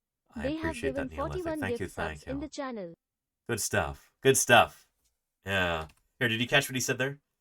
Contract is to have paleontologists port of entry site. We found construction of State Route 11 on Otay Mesa East. We're building the last stretch of State Route 11 up to the proposed port of entry site. We found the fossils in the middle of that stretch of State Route 11. Part of the construction contract is to have paleontologists on site. Whenever major excavation is occurring, the contracts include a paleontologist from the San Diego History Museum to be on site. We think that the deposit is somewhere between 16 million and perhaps as old as 28 million years. We're more likely towards the younger part of that time period. Tom Denry is the curator of paleontology at the NAT in Balboa Park. We were extremely excited. Our field monitors, Pat Senna and Gino Cavano, had been down there for months monitoring. We found partial skeletons and skulls of camel and horse. Very cool. And rodents. His field engineer, Pat Senna, says it's like fishing. This discovery we made at the end of May, really exciting, kind of blew everybody's socks off, but we were finding jaws and partial skulls and articulated limbs, and it was, it was the big catch. And now the hard work begins of cataloging. So all of them will be incorporated in the collections at the museum, but only a handful perhaps will get on display, and that's the way it is. So the San Diego Natural History Museum will be in charge of cataloging those fossils. Very cool, and Sparky. eventually we'll all be able to see them. I don't think I've ever been to the NAP, but hopefully I can go when I go to TwitchCon this year, because that's going to be in San Diego. I've got some friends who work there, so yeah, I should be able to have a cool visit, I think. Yeah. Anyway, it's probably about, I would guess, like a third to maybe even half of the paleontologists who work in the United States work as monitors at construction sites, public works projects, and stuff like that. I would say definitely the majority of Californian paleontologists work in monitoring like that. Well, if we have jobs, sometimes we don't. Yeah, it's often a big, like, it's a rite of passage for a lot of young paleontologists. Like, maybe you're able to make a living as a monitor, doing paleo monitoring for construction, and then maybe later on you go back to school, you get your master's, you get your PhD. Maybe you're able to land a postdoc or even a job at a museum or a university. Maybe a professorship. Although those are kind of disappearing. They're almost all adjunct positions now. But yeah. Anywho. Are there paleontologists that have a cardboard sign that says, "We'll dig for food"?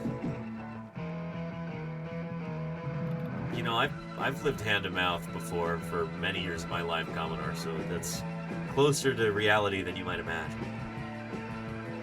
But yeah.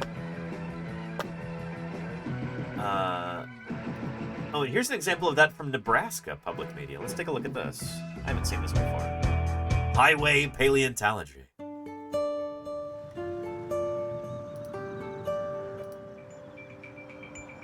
Between March and November, Shane Tucker crisscrosses Nebraska's highways in search of the state's most elusive former inhabitants. Tucker is a collector, seeking fossil evidence of Nebraska's prehistoric animal life. And much of his work is done solo in wide open spaces. A lot of the animals we find in the Nebraska fossil record seem very foreign, elephants, camels, horses like zebras, and it would have looked a lot more like Africa than Nebraska 13 million years ago. Checking rocks, sediments, and crevices are a big part of Tucker's job as a paleontologist at the University of Nebraska State Museum. Far less than 1% of the animals and their skeletons are ever preserved in the fossil records. It takes a lot of time learning the whole rock sequence within Nebraska. We determine fossils by the age and by the rocks that they're in. Tucker drives 8,000 to 10,000 miles each year in his search for Nebraska's ancient wildlife. What makes Tucker's quest unique is his unlikely group of helpers. We're sitting right up over here. He's going to grade for a 4-lane, but we're going to pay for a 2-lane. So this is what I was talking about here, What we're monitoring doing at a today construction is part site. of the Nebraska Highway Paleontology Program, which is a cooperative effort between the Nebraska Department of Roads and the University of Nebraska State Museum. I brought some bones out to kind of show you guys. This is a complete lower jaw from a bison. You're kind of looking for that kind of cream-colored bone. These go extinct 10 to 14,000 years ago. This is pretty typical of what we find on a road project once some heavy machinery hits a bone. It's a lot of little pieces, but those little pieces clue us into the area where the bone is eroding out of. And as you see in the bank here, more bones have eroded out. So we have the bottom end of a bison shoulder blade, and this is just one of the bones in the back region.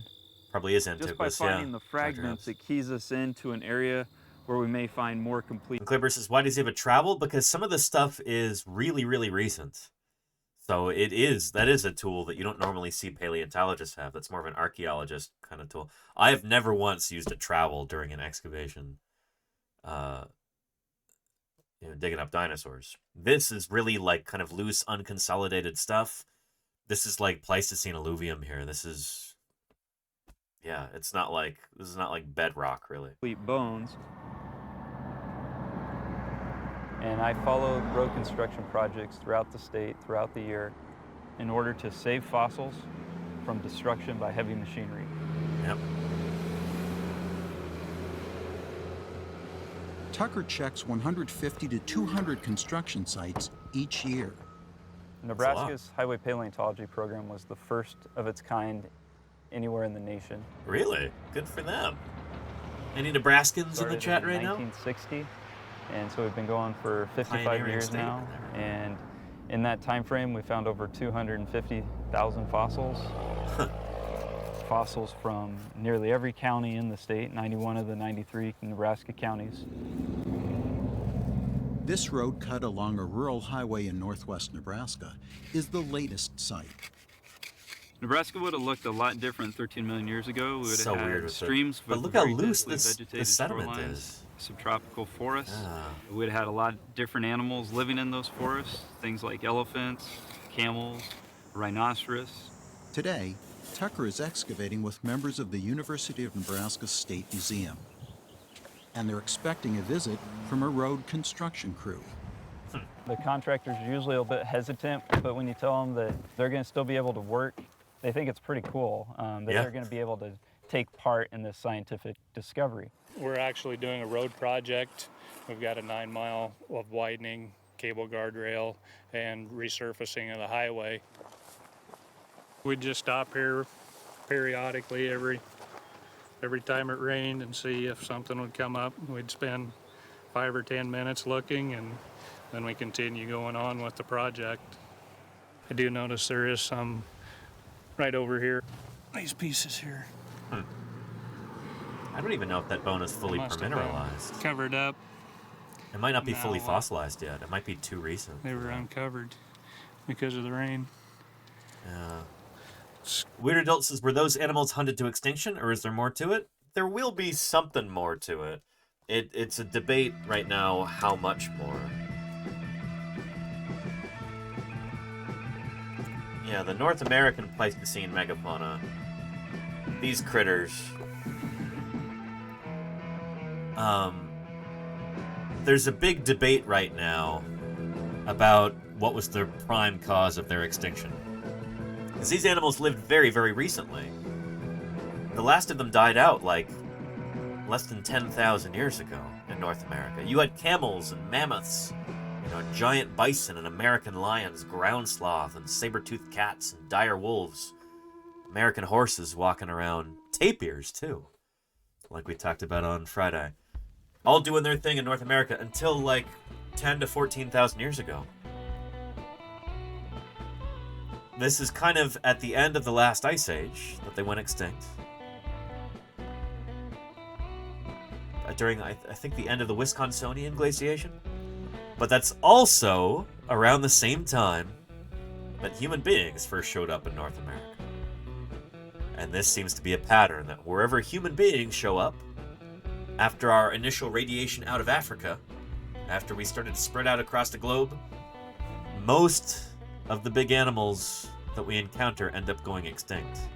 Just falling like dominoes every time we show up. And so there's a big debate among Pleistocene paleontologists. Was it human overhunting and other human influences that was the prime cause of the megafaunal extinction in North America and on other continents? Or was it primarily the climate changing that did them in? I don't work on Pleistocene stuff, at least not yet. So I don't really have a horse in this fight. But I do have an opinion on it. Opinion's not worth much, because I don't specialize in this area. This is not my realm of expertise. But to me, what's called the Blitzkrieg hypothesis, this idea that, like, humans spreading out across the globe caused the extinction of most of these critters, that's the one that makes much more sense to me. And it might not have just been hunting, also maybe introducing species from other places, introducing diseases, and burning the landscape.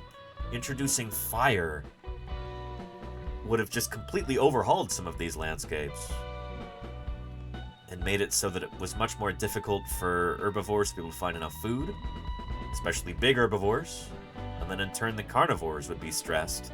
And then you've got direct competition between them and human hunters for, dwindling prey, and, you can kind of see where that goes. Oh yeah. Anyhow, that's the long and short of it with the Pleistocene megafauna. But I will be talking more about this probably when I get back from the field, because might be involved with some stuff in the Pleistocene. I'll tell you later. But yeah. My dad found some mammoth right below an Iron Age settlement. Got part of its interesting in light tide. Very, very cool. Yeah, those critters are everywhere. All over the place. It's neat to think that elephants used to live on, like, 5 of the 7 Earth continents, Not just Africa and Asia where they live today, but also Europe, North America, and South America too. Everywhere except for Australia and Antarctica, you had elephants in the forms of mammoths and mastodons, gomphotheres, other proboscideans like that. Yeah. Anyhow. Kind of interesting that we're finding this much stuff out of such small holes.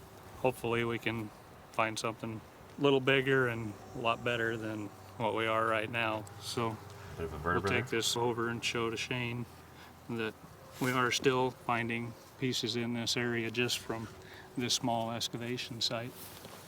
Hello. How are you doing today? Good. Back again, huh? Yeah, back again. Well, we were checking on the pile for you, and it's kind of what we found after the rainstorms and stuff. Okay. Well, this is super exciting. This is a little antelope jaw. You got part of the skull here with the teeth sticking down. This would be a little antelope that maybe a foot and a half tall. If we found the antler of it, we'd tell which species of it.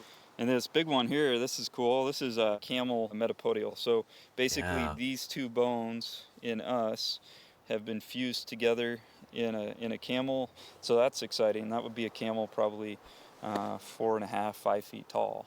Yeah, and camels are really neat because, I don't know. I've always taken it for granted that we had camels here in North America. North America is where camels first evolved, as far as we can tell. And only later did they spread out to other continents. But they're an American original. Camels first evolved here in North America, as near as we can tell. But you talk to regular people about, oh yeah, we had camels here in the Bay Area. And they're like, what? Camels? In the San Francisco? Camels lived in California? Like, yeah, you bet. We find them all over the place. People are blown away by that, critters like camelops and here.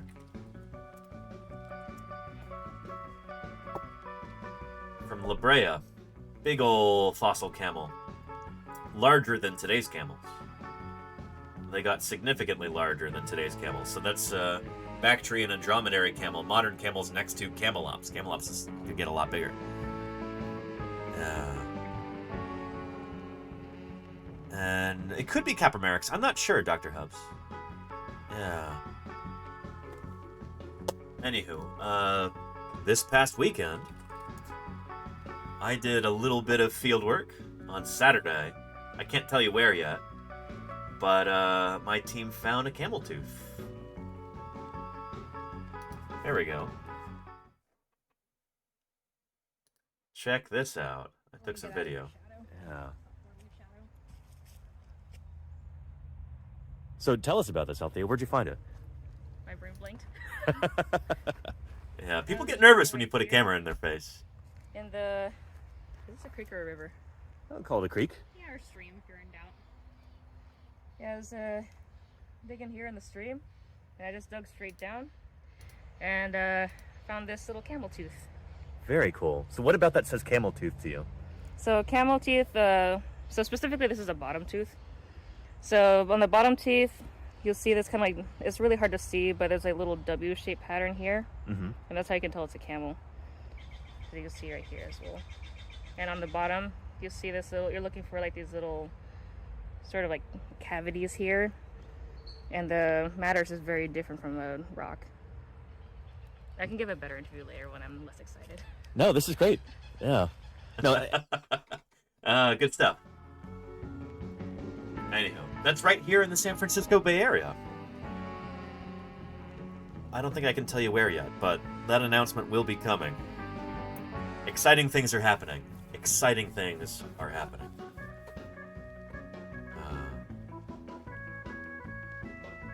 Anyhow. Mushrooms or Jazz says, whoa, pretty cool, right? I don't know.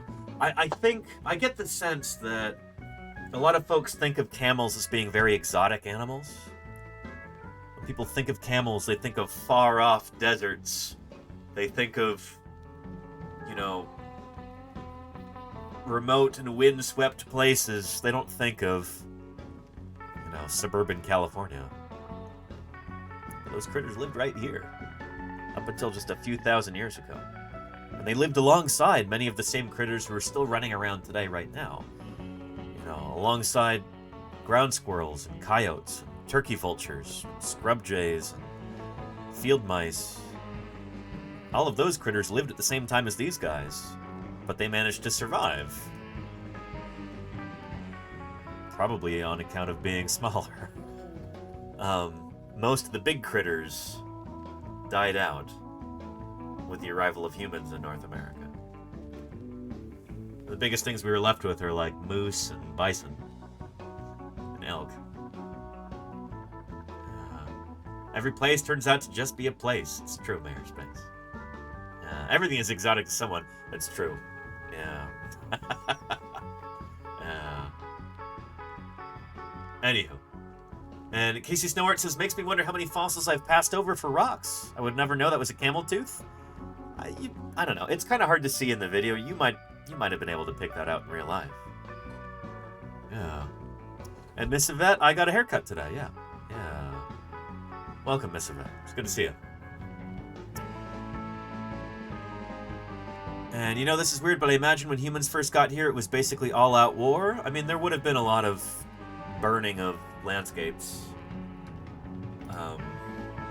Human beings, we certainly love our fire. And that's,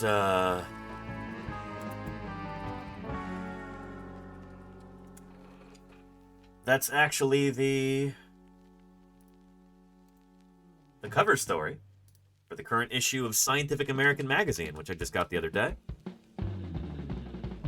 Scientific American has gotten a lot better in recent years. I'm actually really impressed with this publication now. I had unsubscribed for a while because it didn't feel particularly relevant. But I don't know, maybe that's editorial changes or something, but... And, I don't know, I know some of the people who are publishing in this. Yeah, like Christina Curry Rogers just had an article recently. She, you know, she's a paleontologist in Minnesota, I believe. It's like, hey, I know that name. Anywho, this article which I was just reading this morning is all about fire and kind of humanity's history with fire and how we bend it to our own ends, and now how a lot of ways, it's kind of getting out of our control. But yeah.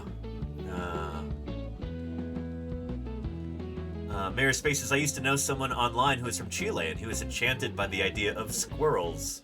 Do they not have squirrels in Chile? I would think they'd at least have ground squirrels in Chile. Maybe not tree squirrels. But yeah, my old crew chief, Denver Fowler, when I lived in Montana, he said one of his bucket items, a mammal that he wanted to see live in the flesh, was a raccoon. He'd never seen a living raccoon. And, yeah. I see him just about every week.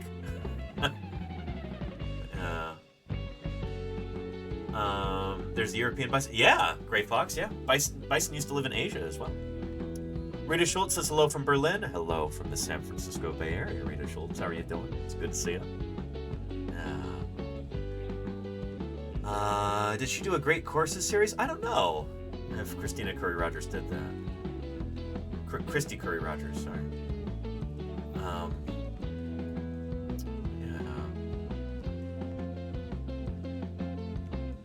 Anyway.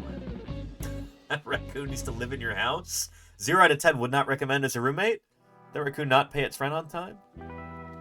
Left dishes in the sink? You know, left the toilet seat up?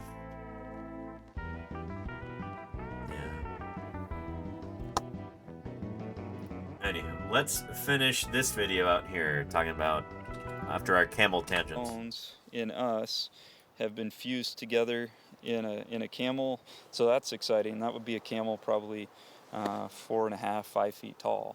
It shows us there's really good potential for this particular road cut to produce fossils for us. Well, that's good. I hope we find a few more. Yeah, I hope so too. 2 hours south, another Rhodes Crew tip leads to more complete fossil remains. Well, we have a skull and lower jaw of a fossil species. Look at that. Beautiful. Oh my goodness. That is just picture perfect right there. Look at this charismatic specimen. You got that beautiful mandible right there with those teeth. This is the lower jaw right here.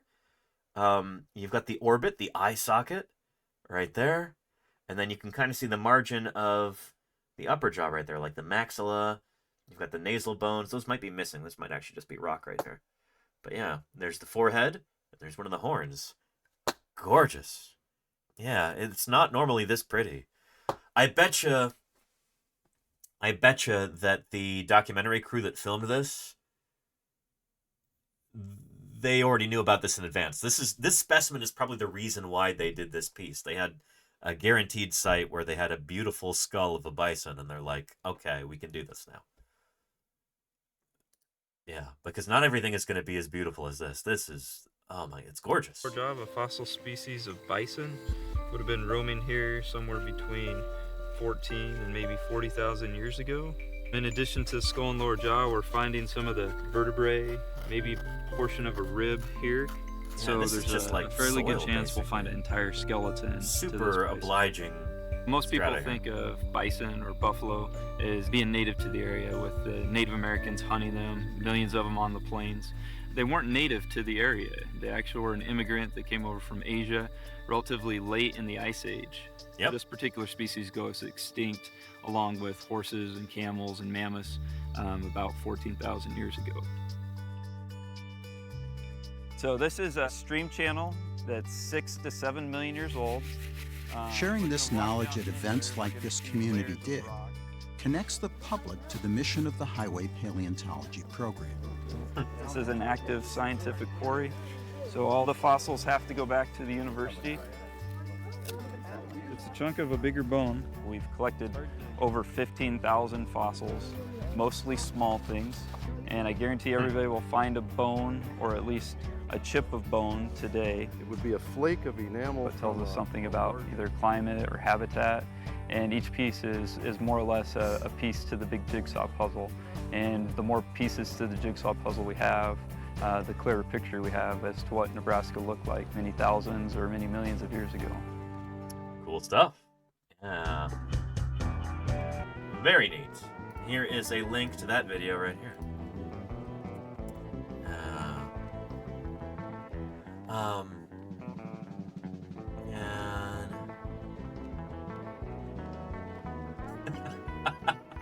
Aerospace. Yeah, good reasons to not have a raccoon in the house. Fair enough. Yeah. They belong in the forest. No one cares if they behave like raccoons out there. There you go. Yeah. And children equals free labor. The children yearn for the days. Just like they yearn for the mines. Yes, Gus the Dreamer. Yeah. No, a lot of kids really do want to come out and dig up fossils. But it's not always the best idea. No sign of disgrace or do that. failure. In fact, in a world full of changing environments and occasional catastrophe, all species eventually become extinct. It's true, F. Frazo, but thank you so much for helping me avoid extinction for the past 7 months through your generous support. I appreciate that very much. It's good to have you here. Yeah. Anyhow. Christy Curry Rogers did Rediscovering the Age of Dinosaurs, 24 lectures. But very cool. Oh, neat. That's awesome. I'm sure those are great. Anywho, from now moving from Nebraska to another state, one where you wouldn't expect to find dinosaurs. The great state of Idaho.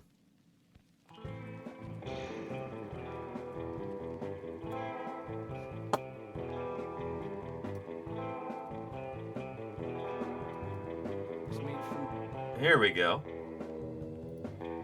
This is from a TEDx talk in Idaho Falls. It's friend of the channel, LJ Krumenacker. We'll just show the beginning of this to kind of give you a bit of a sense here for what this is about. Okay. One thing we all do is we ask questions. Those of you who have kids know that kids especially are going to ask an awful lot of questions. I was around 8 to 9 years old. I was on a Boy Scout hike out in Wolverine Canyon just outside. There you go, of Clever, town, yeah. And I happened to find my first fossil. With a little bit of investigation, I found that this fossil was from a little animal that lived in an ocean that covered Idaho more than 300 million years ago. It excited me then, and I still find it exciting that this little animal that lived right where we stand now lived in what was also essentially an alien world so long ago. Ever since I found that fossil, I've had the question, who was here before? I don't mean regarding people. I mean what animals were here 10, 100, 500 million years ago. In pursuit of this question, as soon as I was old enough to drive, I took my little Geo Metro all over the mountains of eastern Idaho. Anybody here ever had a Geo Metro? Trilobites out down near Bear Lake. I collected other ocean-dwelling fossils in the Blackfoot Mountains, out at Mackey Reservoir, along the Blackfoot River. I collected plants near salmon. I never quite got rid of the fossil bug. When I started at Idaho State University as an undergraduate, I found that one big question regarding the fossil history of Idaho was what dinosaurs we had here in Idaho. Everything that was known then, most of what we know now, comes from a layer of rock called the Wayan Formation.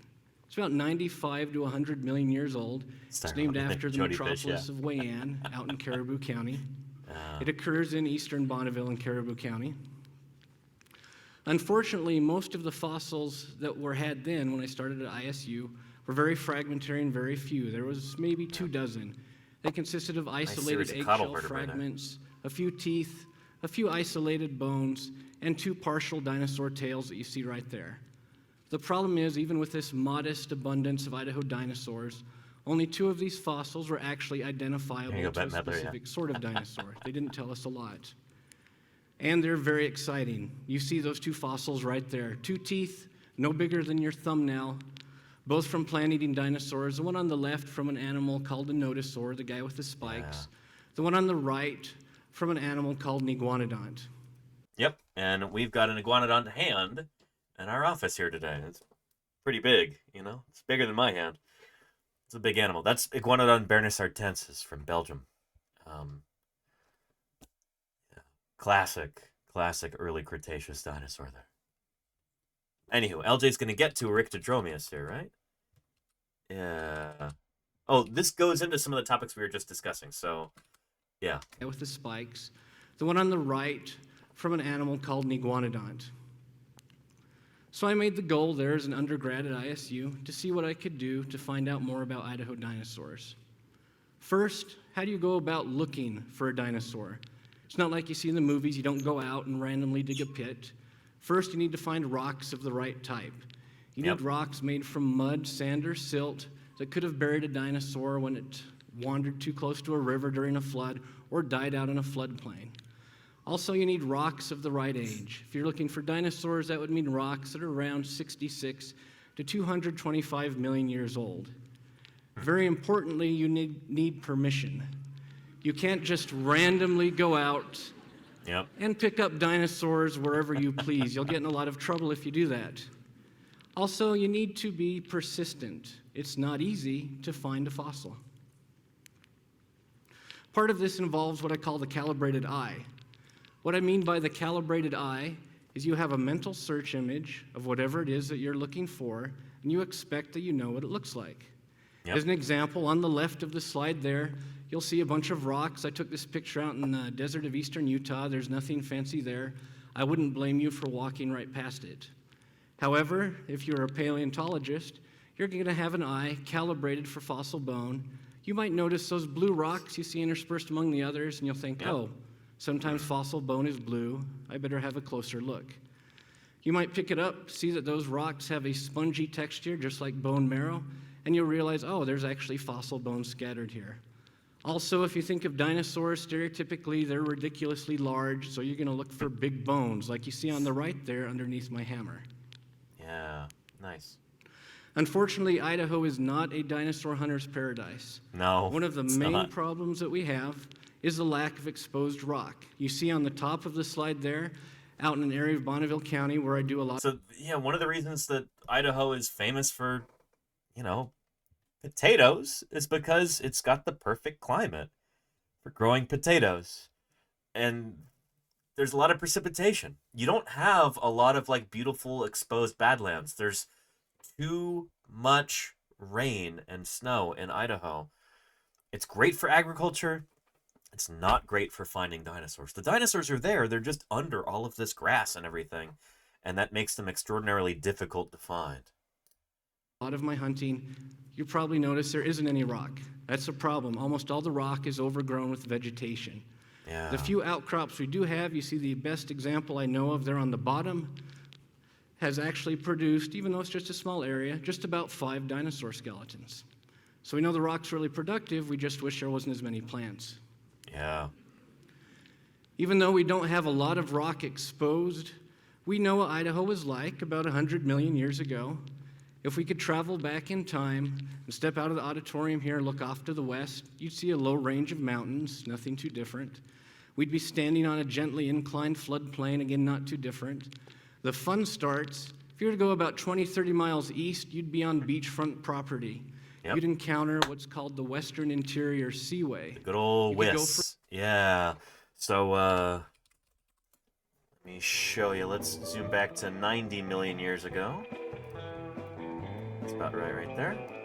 Yeah, so this seaway that, while ocean levels were higher back during the Cretaceous period, this seaway cut across North America, cut it into 2 continents, or subcontinents, Appalachia in the east and Laramidia in the west. And this expanded and contracted a bunch. It doesn't stay still. It ebbs and flows, it grows and shrinks. And Idaho is right here, but there was a time when much of Wyoming was also covered by this. For a swim, the water would be warm. If you're lucky, you'd probably get eaten by something swimming in the water. Now, when I started ISU looking for dinosaurs, just like previous workers, I didn't have a lot of luck. The first few years, I found fragments of bone hinting at various animals, but absolutely nothing that could tell me what the actual animal was. However, finally, on the hillside you see pictured on the right, my colleagues and myself started to hit pay dirt, and I found my first identifiable Idaho dinosaur. And I brought that bone to show you guys. Let me fish it out here. It's nothing spectacular, It's a nice little femur, nice little thigh bone. This vertebra is from the base of the tail of a large sauropod dinosaur. And actually, I'm messing with you. This is from Wyoming. This is totally irrelevant to what I'm talking about. Psych. The reason I messed with you there is we actually have something pretty special regarding our Idaho dinosaurs. They're all pocket size. Yeah. You see this bone right here? Fits in my pocket, like I said. Actually, that's a femur. This animal is what's called an erectodromeus. Oops. There we go. There we go. First burrowing dinosaur. It's the most common. So my undergrad advisor is the guy who named this. And he found it just over the border in Montana. So on the Montana-Idaho border, it's just on the Montana side. But it turns out there's a bunch of these guys on the Idaho side as well, and that's what LJ is after. Common Idaho dinosaur. It's very small. Small dinosaurs are usually very rare. We've probably found about 10 to 12 skeletons of this animal, a lot of isolated bones. There's two reasons this animal is very special as far as dinosaurs go. Number one, it's the first known burrowing dinosaur. Specimens found out in Bonneville County, Caribou County, and some of the first specimens actually found out near Lima Peaks, just inside Montana, were found inside fossilized burrows. You can see an example there on the right. Pretty cool. That's actually the burrow right there. So when this animal was digging in what we call a paleosol, so like this is ancient soil that it was digging in, and then there must have been there was a river that overflowed its banks or something like that, and you had a bunch of mud that came in and filled in that burrow. So that's really the only reason we can tell it was a burrow is because it got filled in with a different kind of sediment. Makes it distinctive from all the matrix surrounding it. Pretty cool. Second reason this animal is important, we actually know that it cared for its kiddos. In some of these burrows where we have skeletons of the adults, we've also found skeletons of some of the unfortunate kids. Erecto is not very big. He's about 11 feet long, 7 feet of that being tail. And he's about collie-sized. I'll show you an example of a skull here, too. I need to talk to LJ about getting the files for these. I'd love to print one of So these. you can see he's not a very big animal. Yeah. It's interesting that when we found these animals, it was only after we recalibrated our eyes. I talked about the calibrated eye. We were out there looking for large bones. And as long as we were doing that, we didn't see anything. But as soon as we realized we had these small animals and we started looking, we found their bones all over the place out there. They're fairly common as far as dinosaur fossils can be. The next most common Idaho dinosaur fossil we find is from an animal called an oviraptorosaur. Yeah, and we're not going to get into that right now. We're mostly here to talk about Erectodromeus currently, which LJ helped make into Idaho's official state dinosaur. But the reason we're talking about Erectodromeus today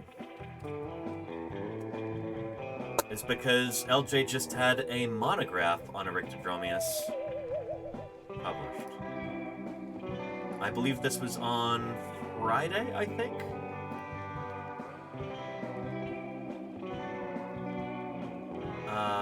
Let me find it here. There it is right there. Yeah. He says, years of hard work by my co-authors in this. Thanks to them, and so glad to finally get this out there. A culmination of goals since I was a kid, hearing that Idaho had no dinosaurs. DM me if you want a PDF. Here's a link to that tweet right there. But, I happen to be a member of the Society of Vertebrate Paleontology, a dues-paying member, and so I do have access to this paper. Let me grab it. But I gotta log in through the SVP member portal here. Log in. JVP online access. Here we go.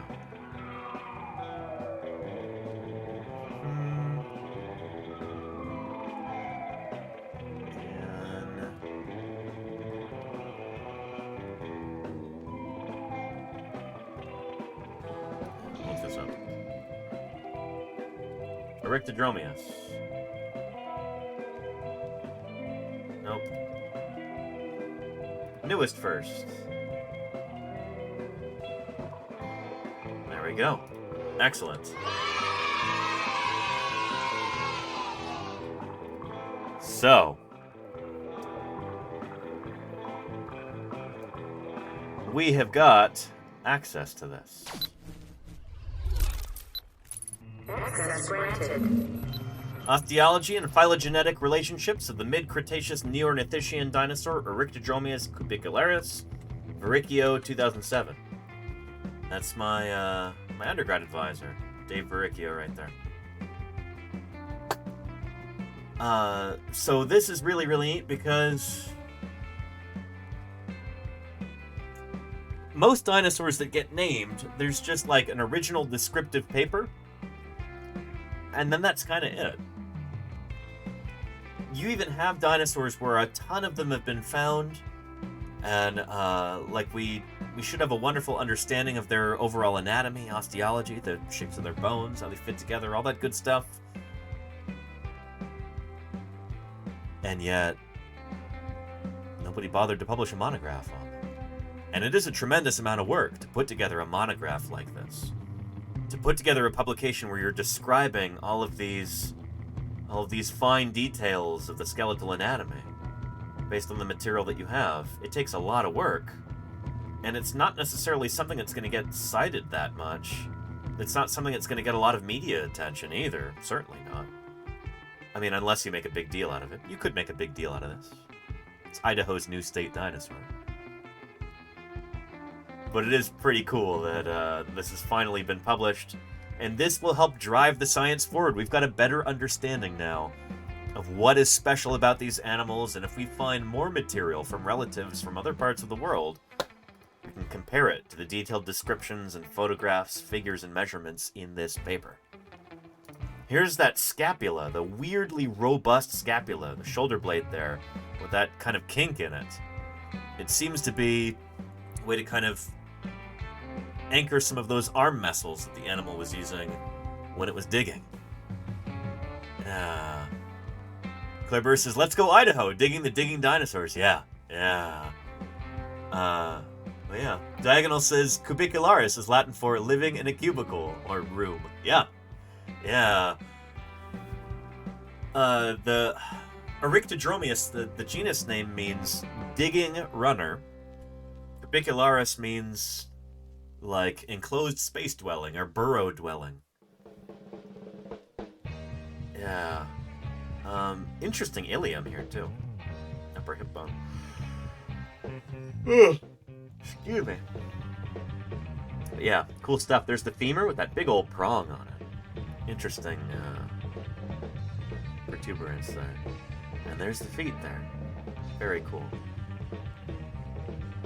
And we've got a new cladogram here too. Eryctodromius coming out next to Zephyrosaurus.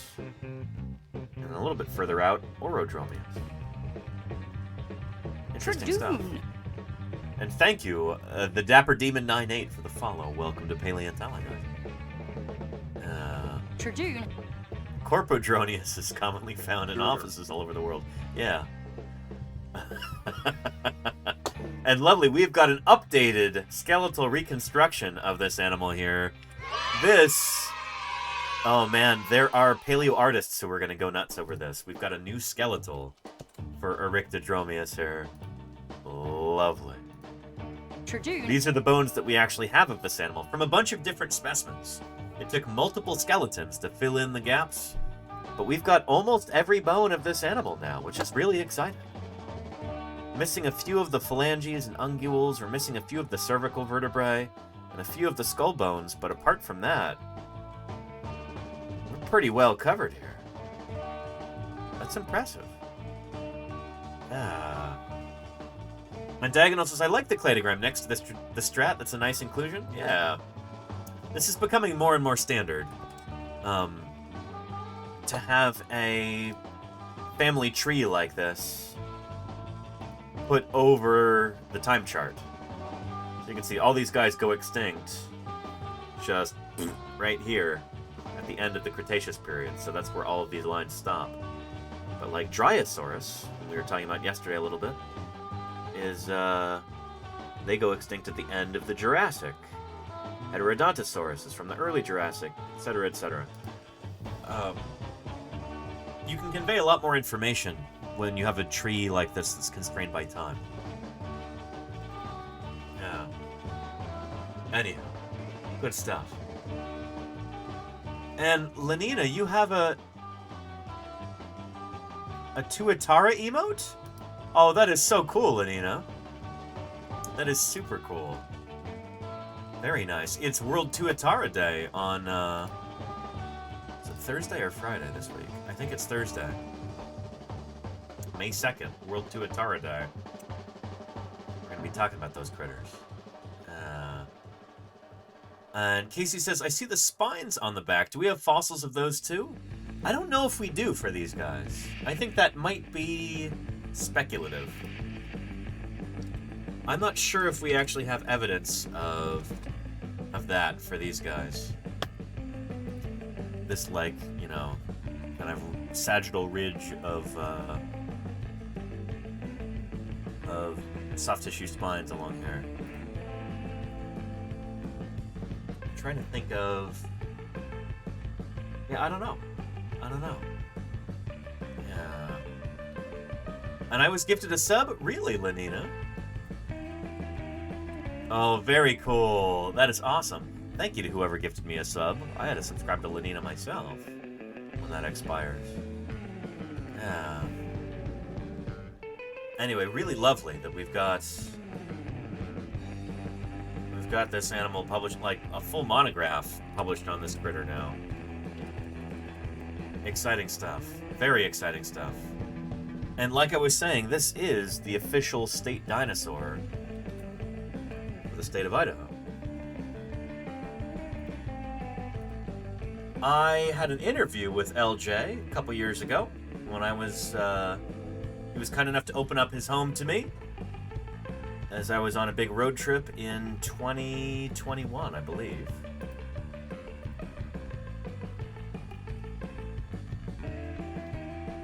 And let me find that for you.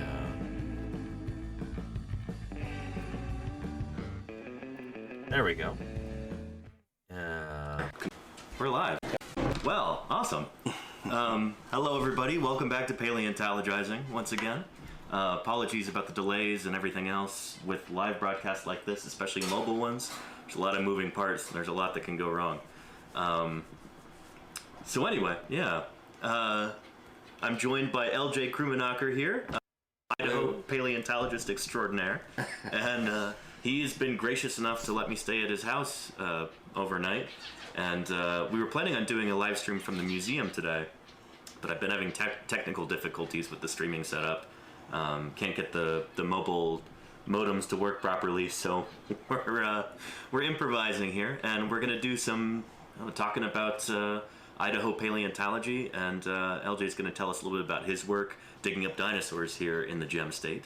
In the chat. And we had so Izzy Bladder, Nothing More Variant. Good to see all we're of talking you. about the birds. Welcome, everybody. Somebody was saying that they heard some birds.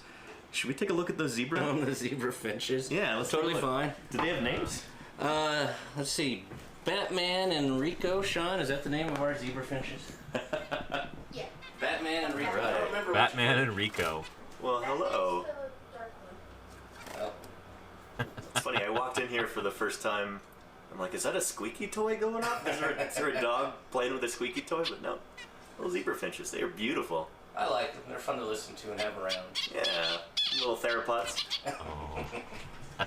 Very cool. Very cool. So yeah. Shoot, I'm sure we're going to be doing a lot of talking about Eryctodromius, first of all. I'm sure we'll get to that in a minute. People in chat are loving the birds there. Tiny dinosaurs, indeed. There's my LJ bringing over the Eryctodromius skeleton. So important. Let me adjust this camera real quick. It's a little bit wonky. Go. Oh, check that out! Holy cow! Very neat. That's a good angle or not? That is awesome. Holy moly. So, yeah, this is one of these small, beaky, plant-eating dinosaurs, little two-legged ones like I talk about on the channel all the time. Yeah, a collective term that I've learned since then. Learned this back in June of last year. Some researchers call them speedos. SBEDO. Small-bodied, early diverging ornithischian. Kind of a collective term for what we used to call hypsilophodont dinosaurs. Yeah. Turns out their phylogeny is a lot more complicated than them all just being part of one family. What makes Erectodromia special to you, LJ? Like, why do you think it's so cool? I think it's cool because with dinosaurs a lot of the time, and when the first specimen, the holotype, was Phil, it was actually, this is a subadult. Our internet here There were two individuals about this size found in the bottom of the burrow, as well as a presumable adult that's about twice as big. And so we have evidence that these animals actually lived as families or some sort of communal group down in their burrows. We have the one from Montana that has babies in the adult, the holotype. And we have 2 or 3 specimens from Idaho where, same thing, you'll find groups of adults and kids together, showing that these are very family lifestyle sort of little dinos, which is pretty cool. I like to imagine them as dinosaur versions of groundhogs. There's actually a little bit of evidence they might have lived in colonies like that. Oh, neat. So you can imagine this is like the dinosaur version of a groundhog. Very, very cool. Awesome. Yeah. I remember reading through the original paper, there were a few features on the skeleton. Maybe we could point those out. Things that are kind of associated with burrowing, potentially? Yeah. So let me show you. I'm going to kind of rotate this around. So in the skull here, you've got a bone called the premaxilla. There's kind of the front upper beak right here. That's right here. And in the premaxilla, in Erectodromius, the bones are fused. There's usually a left and a right. But in Erectodromius, they're fused, showing this was stronger than normal, and it's thought it's maybe this guy was using his beak to help burrow. Kind of like digging with their snouts? Yeah, shoveling dirt with his beak. If you look at the scapula right here, the shoulder blade, usually in dinosaurs, it's straight like this and doesn't have this downward curve. This downward curve gives more area for muscle attachment, probably for this guy using his arms to help dig. I was talking about earlier. And there's also a scapula. So that one right there, let's take a look at that scapula with that cool downward curve to it. That is right here. Bingo. So in most dinosaurs, this just kind of comes out and is nice and straight. This one goes like that. And we found this in multiple individuals. So it's not pathological. It's not something wrong with this individual animal. That's just how they are. And like LJ was saying, that seems to be an anchor point for some of these big brachial muscles like that. Neat stuff. Scapular spine. Right up here, it's a little bit hard to see on this 3D print, but this is a bit of an elongate spine at the top here, and that would be for more muscle attachments. And also, you can't quite see it here, but in the femoral heads right here, so the thigh bone, in the actual femoral heads, they come out not at a horizontal angle, but at a roughly 35, 45 degree angle. I didn't know that, wow. That maybe makes it so the animal could splay its legs out and brace itself so it could hold its position while it's. So yeah, like rather than just digging straight under its body and then like that dirt piling up at its feet, if it could splay its feet out to the sides, because that's the way that its thigh bones work, where it's kind of bow-legged like that, then maybe it can just more easily get the dirt out from between its legs. Or maybe that's a stabilization thing, like LJ was saying. Maybe they can more easily brace themselves if their feet are offset off of the sagittal plane, if they're more out to the sides like that. There's a lot of things that we can kind of speculate about. Things that would make sense, but they're difficult to test, maybe. But it's cool Digging stuff. as well. Interesting. For a little bit more stability. So it's like a slightly bow-legged ornithopod. Yeah, like at least maybe apparently had a possibility to do that. That's my hypothesis. That's interesting. In a paper soon to be out, hopefully. I can see that there, where there's like kind of a... And I think that's probably that paper. So shoot, this was June 17th, 2022. And now the paper is finally out in April of 2024. But really cool to see. Oh, and Jacob is an author on this. Good for him. My former roommate. There's Chris Organ, we were talking about earlier. Yeah. I didn't realize he was an author on this also.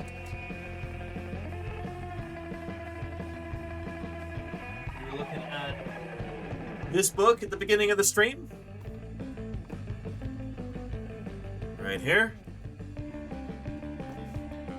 And then somebody was asking, why does it say Oregon right there? That's Chris Oregon. He gave me this book from his library. Yeah. And Chris Oregon was Jacob Gardner's PhD advisor at the time. Back in 2018 when I left Montana. This is like a parting gift, I guess. Yeah. Funny thing is, Chris Oregon was not tenured faculty at the time. The university, the Department of Earth Sciences at Montana State, had him take on graduate students, PhD students, but didn't give him tenure. Adjuncts are not supposed to have students like that. Like, that's not how it... That's something that tenured faculty is supposed to do, but the university didn't want to pay him what they would pay tenured faculty. Not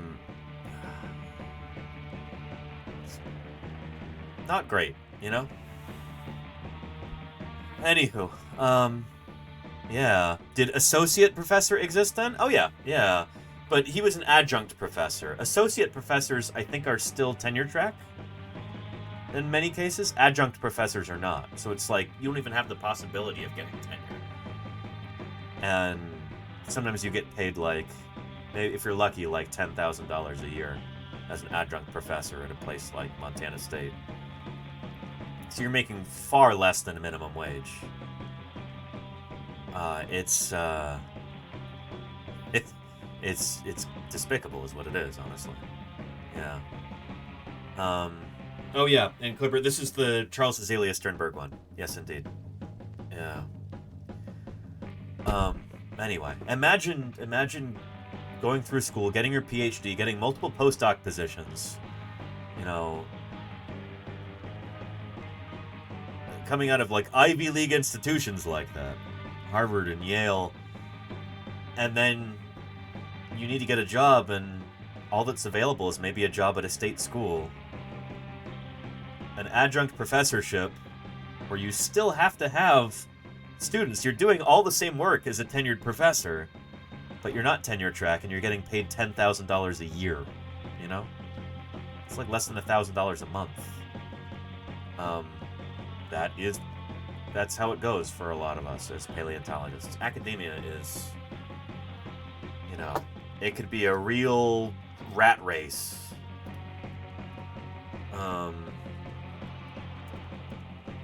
And not the fun kind of rat race either, Yeah, it's not like this. Anyway, yeah.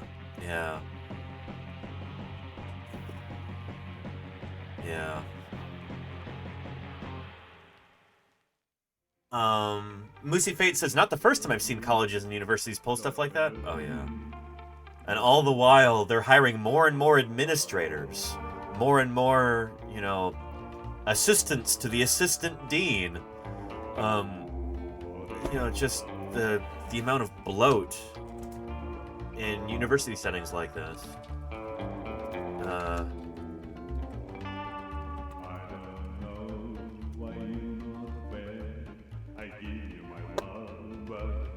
Yeah.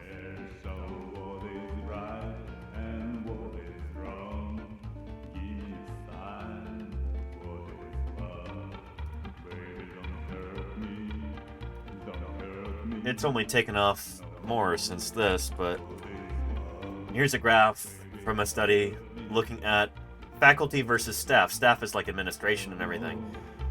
Since 2000, far fewer faculty members, like professors and adjunct professors and people like that, have been hired than administrative staff. Their numbers are just skyrocketing. And that's where the majority of tuition money is going.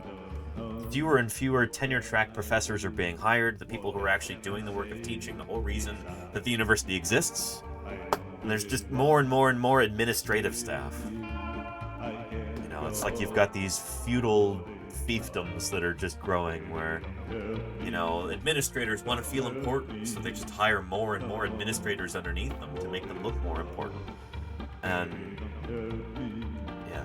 anyway, it's one of the reasons why academia is dying.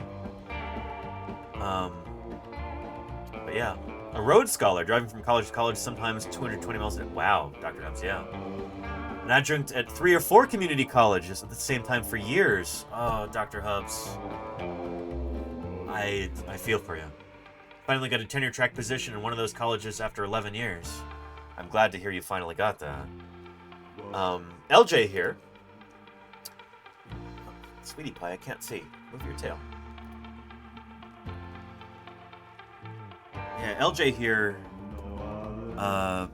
Back at this time when I was interviewing him, he was working like 3 or 4 full-time jobs.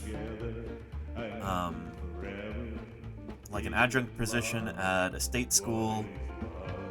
I think another adjunct position at another university. And then he was a middle school science teacher at the same time for like several days during the week. And yeah, he had a crazy commute as well. Driving all over Idaho to do this. Pocatello, Boise. Yeah. Anyway. And Ken says, I'm glad you're making it this way. Thank you, Ken. I appreciate that. I do.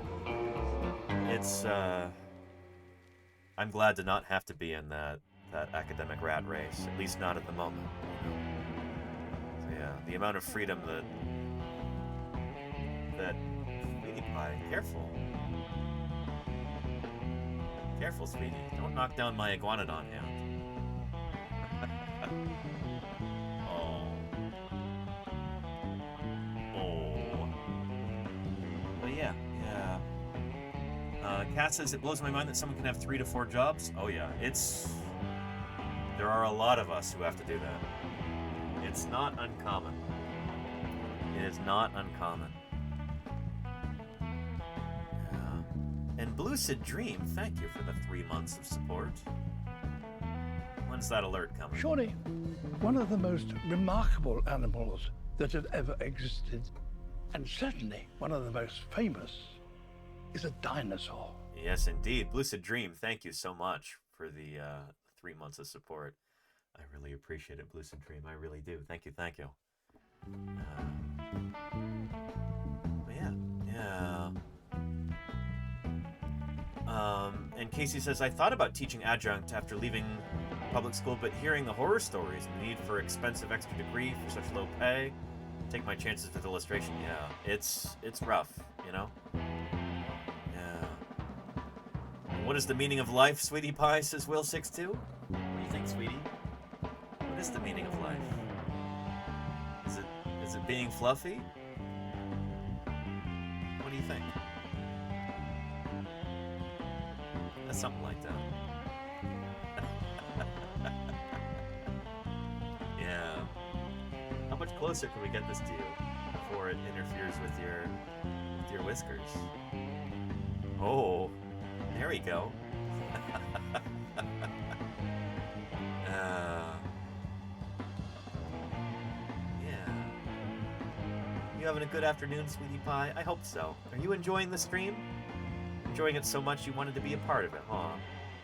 Yeah. Good stuff. Good stuff. Look at all this hair you're sending everywhere. It's just traveling on the wind. Yeah. Oh, how's that? Good stuff. Hey, sweetie, you burrow much? Said Small Machine. Do you ever dig burrows, Sweetie Pie? No, she wouldn't be good at that. She's not even good at digging in the litter box. She'll just kind of, she'll do her business, and then she'll just kind of paw the plastic side of the litter box. She would not be good at burrowing. No.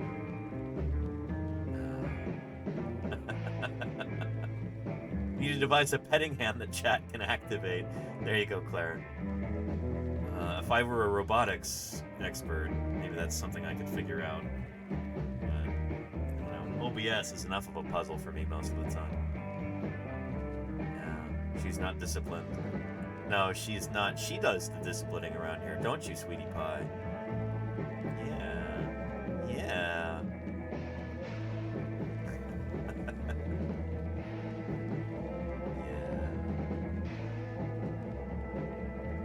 Yeah. She's just staring. Yep. And here comes Mini Pie. Well, that's why Sweetie's looking down right now, because here comes Mini Pie. Hello, Mini Pie. Are you gonna get up on the desk too? Oh, sorry, you Moon Pie. I'm sorry, Moon Pie. You look like Mini Pie. I didn't see the white spot on your chest. What are you doing? Yeah. Sweetie Pie, don't bully Moon Pie. It's funny, we have kind of a rock, paper, scissors thing going on with the 3 different cats here. Where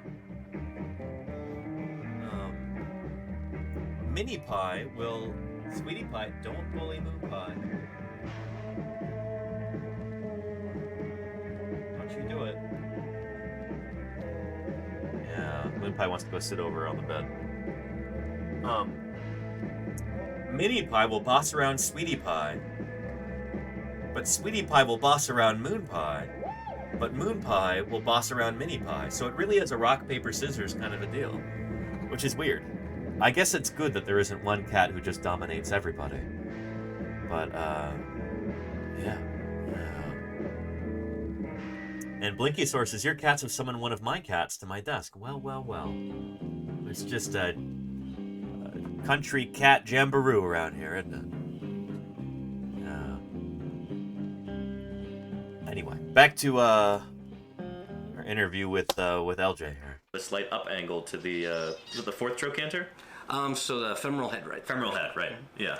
Oh, and one other burrowing adaptation. So right here's the sacrum. And I'll see you later, Lenina. Thanks for being here. An extra dorsal, so basically rib-bearing or back vertebra that's fused into the sacrum to provide stability as well. It's got 7 vertebrae in the sacrum if you were to look at it closely. Interesting. And most dinosaurs have 5, right? Mm-hmm. Yeah, yeah.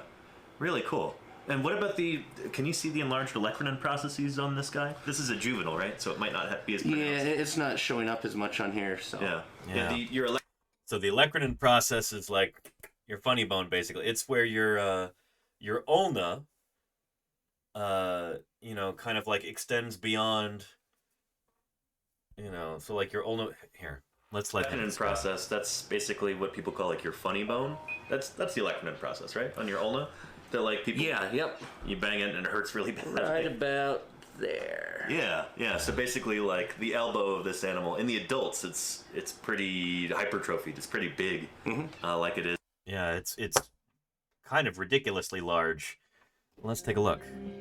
I'll find that skeletal diagram again. There we go.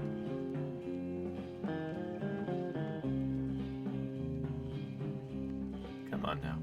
There we are.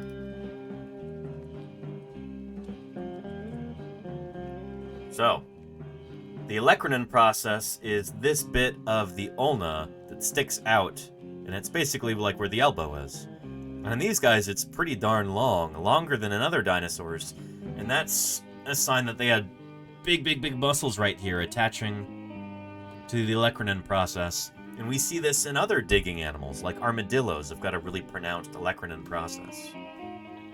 Maybe I can find you an image.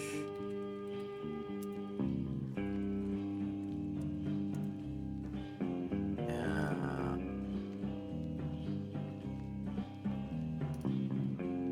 There we go.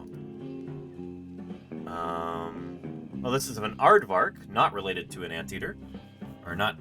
I don't think they're closely related. Anteaters are xenarthrans. But anyway, convergent evolution. You've got this big, long olecranon process there on the elbow. You're looking at the right arm of this critter, of an aardvark, another digging animal, and a big honkin' olecranon process. That's a muscle attachment point for these powerful arm muscles. So this is a muscle right here. That's not a bone. But there's the humerus, radius, ulna, olecranon process. Big old muscle attaches to that right here. It goes from the scapula to the olecranon process for use in digging. Yeah. Pretty cool, right? So seeing that in our critter in Eryctodromius, this is another sign that these guys evolved to be burrowers. Cool stuff. And critters like armadillos and stuff, and it's a sign these guys had pretty powerful arms, maybe for digging. So yeah, very cool. Thanks for showing us this. This is really neat. Yeah, happy to. I like ricto. So. And Dr. Hubs, yeah, aardvarks are afro here. Premaxillary teeth are really neat. Yeah, here, I'll get the bigger skull. So oh, nice, yeah. It reminds me of like Hypsilophodon with those premax teeth. There you go, the jaw's loose with articulated. Oh, very neat. That is so cool. Check that out, everybody. So again, a little beaky plant-eating dinosaur.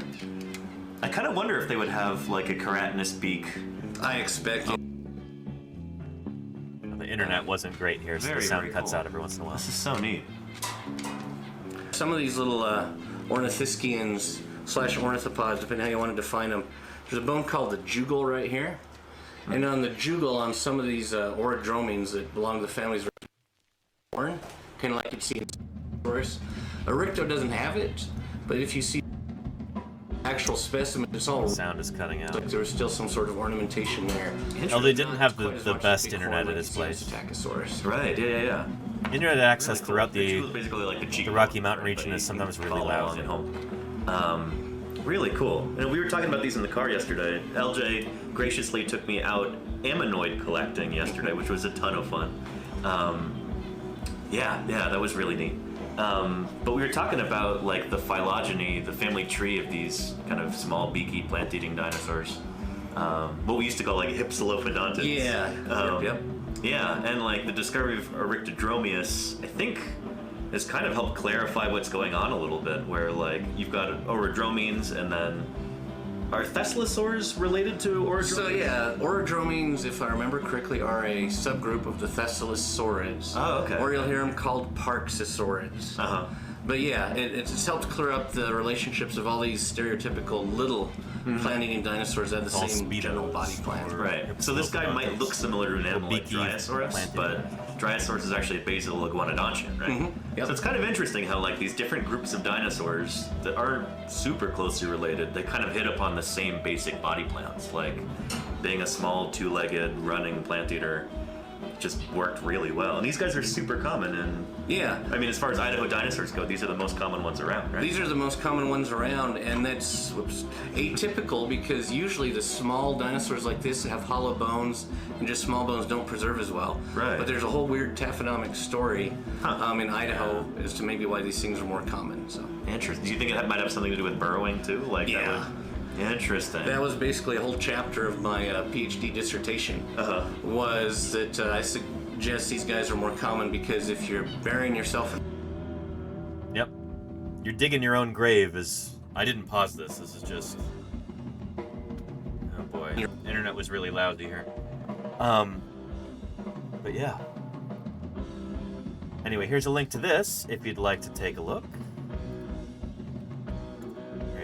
And Twitch Troll says they probably greatly outnumbered predators. They would have, yeah, for sure. But normally we have biases that go against the preservation of small dinosaurs with relatively hollow bones like this.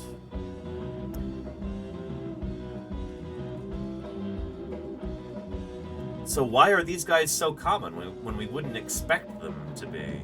And LJ's idea is that they were basically digging their own graves. Here, take a look at this. Has a new state dinosaur thanks to students at Yukon Elementary School. Local News 8's Kaylee Gallavi shows us how they feel now that all their hard work has paid off. Governor Little has signed the bill.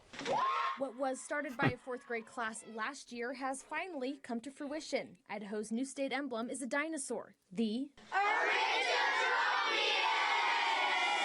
I didn't think in fourth grade I would be able to help make the Eryctodromius the state dinosaur. Governor Brad Little signed the bill into... That's the same exact 3D print that you saw on LJ's dining room table right there during the interview. LJ was instrumental in making this happen. That's the same 3D print. On March 31st. One of my main goals as a teacher is to broaden kids' worlds, to open up their perspective and just start to give them the background experience they need to be learners And this was gold. Throughout the process, these students learned about history, civics, and even math. We even used this for our fraction study in 4th grade, where we knew we had 6 steps to get through, and we counted, okay, we're 1/6 of the way there, we're 2/6 of the way there, and the governor's signature is the final 6 of 6. They put in a lot of work to make it happen, researching, writing essays, and talking to lawmakers. It was a little scary, but it was fun all at the same time, because I was afraid if I messed up, they might say no. We were happy to do whatever it takes to get a new dinosaur.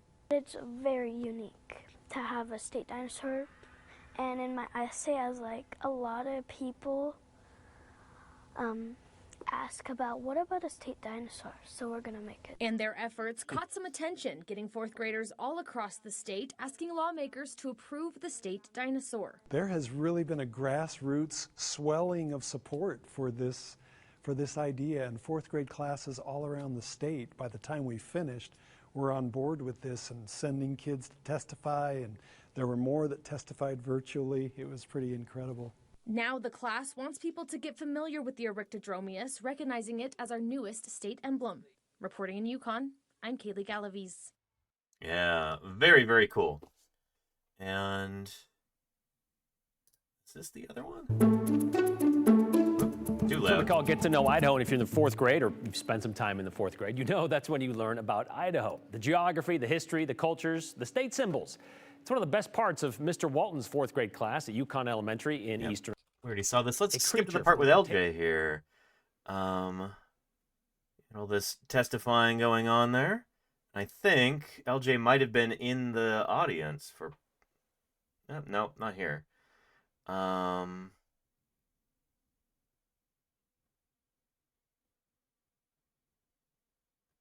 Let's see. Here we go.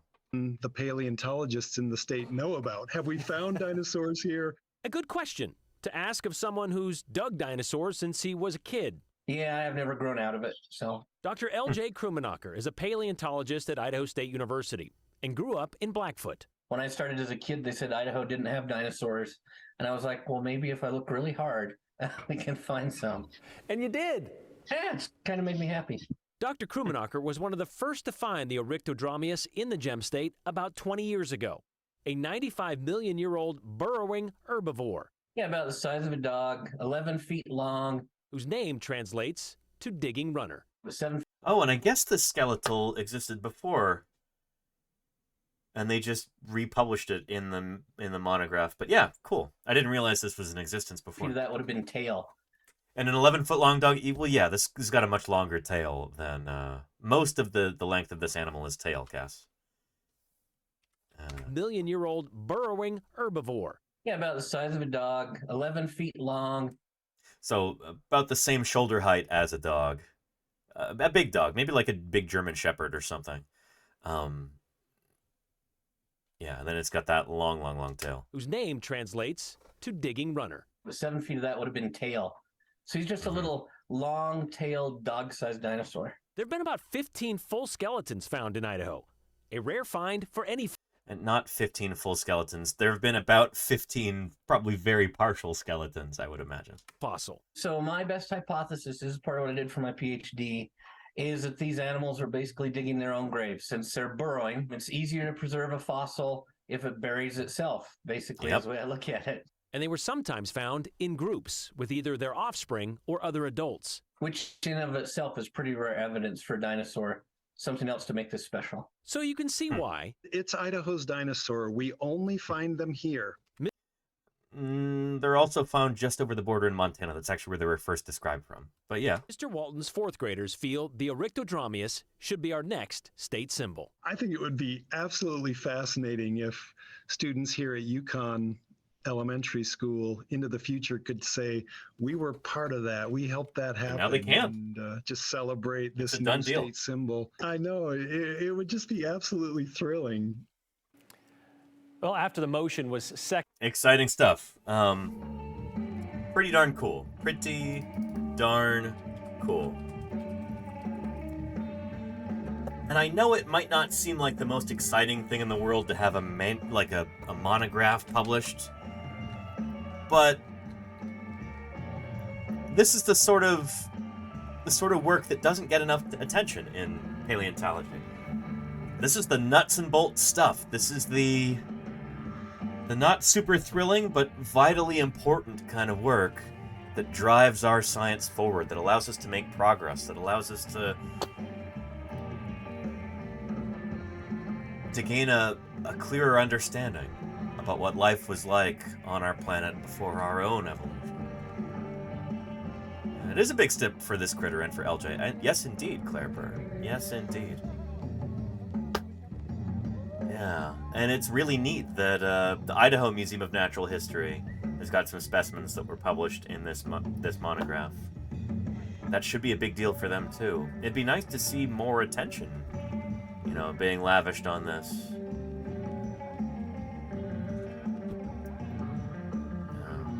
But here's what I was talking about with Idaho and Montana. So Eryctodromeus has also been found just over the border in Montana. That's where it was originally discovered. Then we've got more from the Caribou Ridge area over here, near the town of Wyann, Idaho, just by the Wyoming border. There's probably more material of this animal in Wyoming, too, I would guess. If you can find exposures there, you'll probably find more Eryctodromeus there.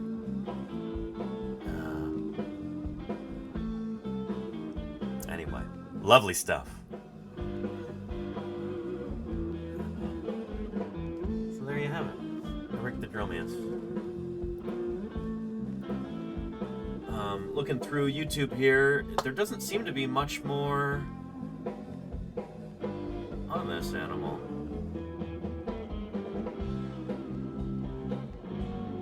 No more interviews or anything. Let's search LJ Krummenacher and see if maybe there's a local news piece or something. Hopefully they're preparing something like this. Oh, LJ's got some lectures up on his YouTube. Very nice. Cool stuff. And there's my interview with LJ right there.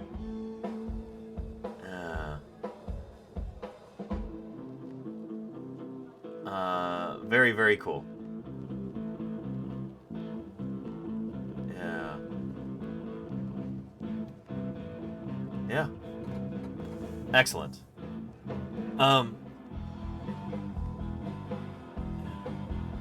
Sweetie Pie, I wasn't looking at you. You coming back over here? You're just starved for attention today, aren't you?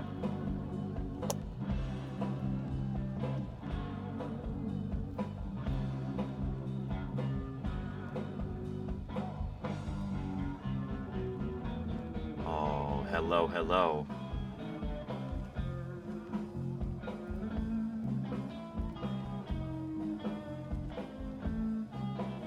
I guess we will continue this right here. We were talking about tyrannosaurs yesterday, and theropod brains and all that, and I had brought over, we'll have this in the background, I'll show you.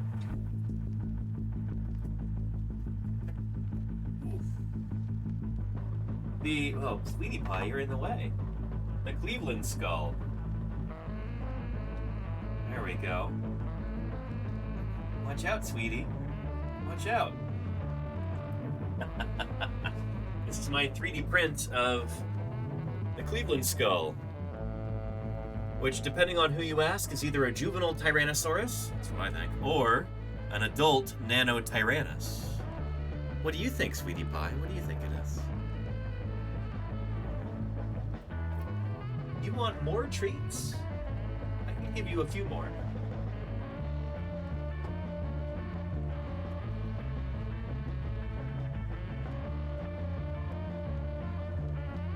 Anyway, the reason I bring that up is... Hello. Oh. The creature we will be examining is a paleontologist. Well, hello, hello. Yogurt Garrel, thank you so much for the raid. How was your stream, Yogurt Garrel? It was wonderful to have you there. Hello, Yogurt Garrel. Sorry that Sweetie Pie is in the way right now.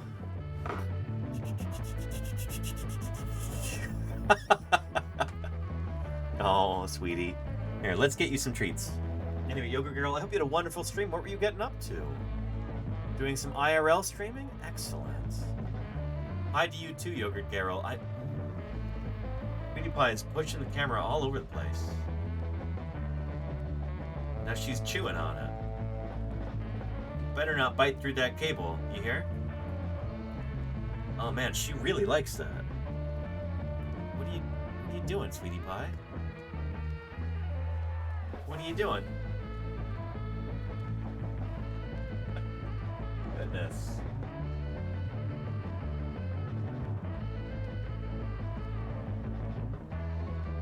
We're having some exciting cat action here right now. If you can't tell, Yogurt Garrel. Welcome, welcome. Saw some birds and wanted to come see their ancestors over here. Well, you're in the right place, Yogurt Garrel. You were in the right place. Yeah. What do you think, Sweetie Pie? What do you think?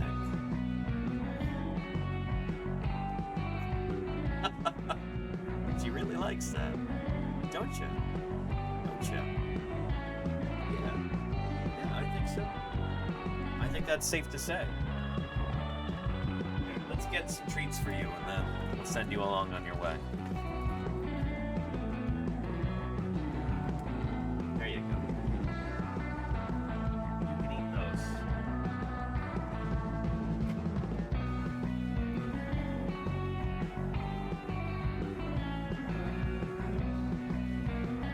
Right, you're all hesitant to eat them today. I don't know what's up. There you go. She likes to have them perfectly positioned before she chomps on them. Very precise like that. Just, I don't know what it is, but that's what she likes to do.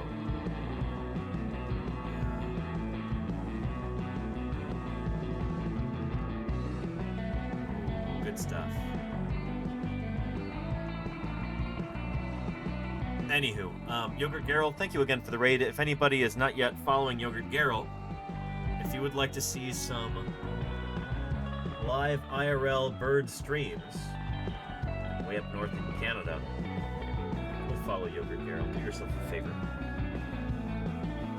She also does Tetris here on Twitch, and Tetris is one of my favorite video games, and that's always fun to watch her do that too. So Yogurt Garrel's a good friend, wonderful supporter of the science community here on Twitch. And she was the one who actually recorded our TwitchCon science panel. So thank you again to Yogurt Garrel for doing that. That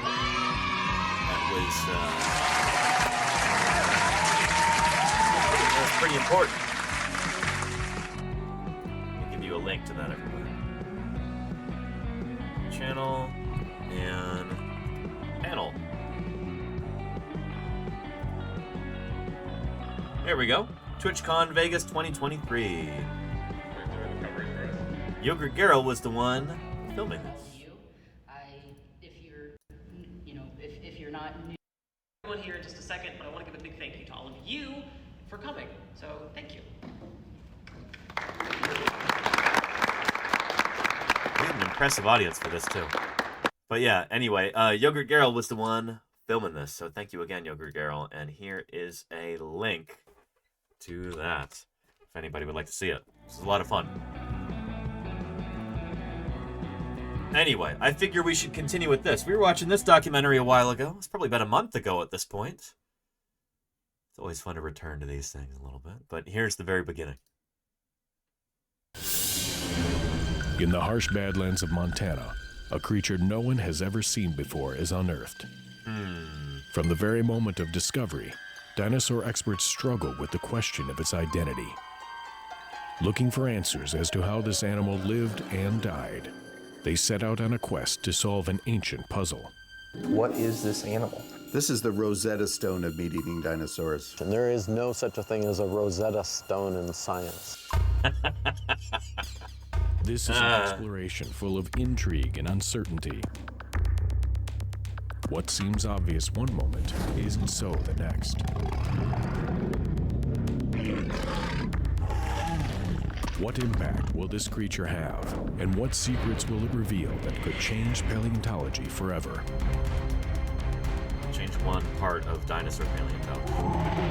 Yeah. Let's not get ahead of ourselves. The adventure of one of the most remarkable scientific finds of the last century. Follow us on the trail of the mystery dinosaur. Yes. Let me see if I can find a version of this where there are subtitles.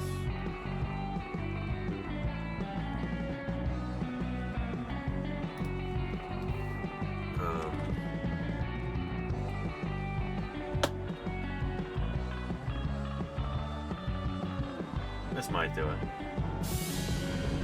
In the harsh badlands of Montana, Yep. a creature Excellent. no one has ever seen before is unearthed. Anyway, so they excavate this critter. Well, right now, all that we really know about it is that it's a meat-eating dinosaur, a theropod. From the build of the bones, we believe it's something lightly built, something that was probably a pretty fast runner.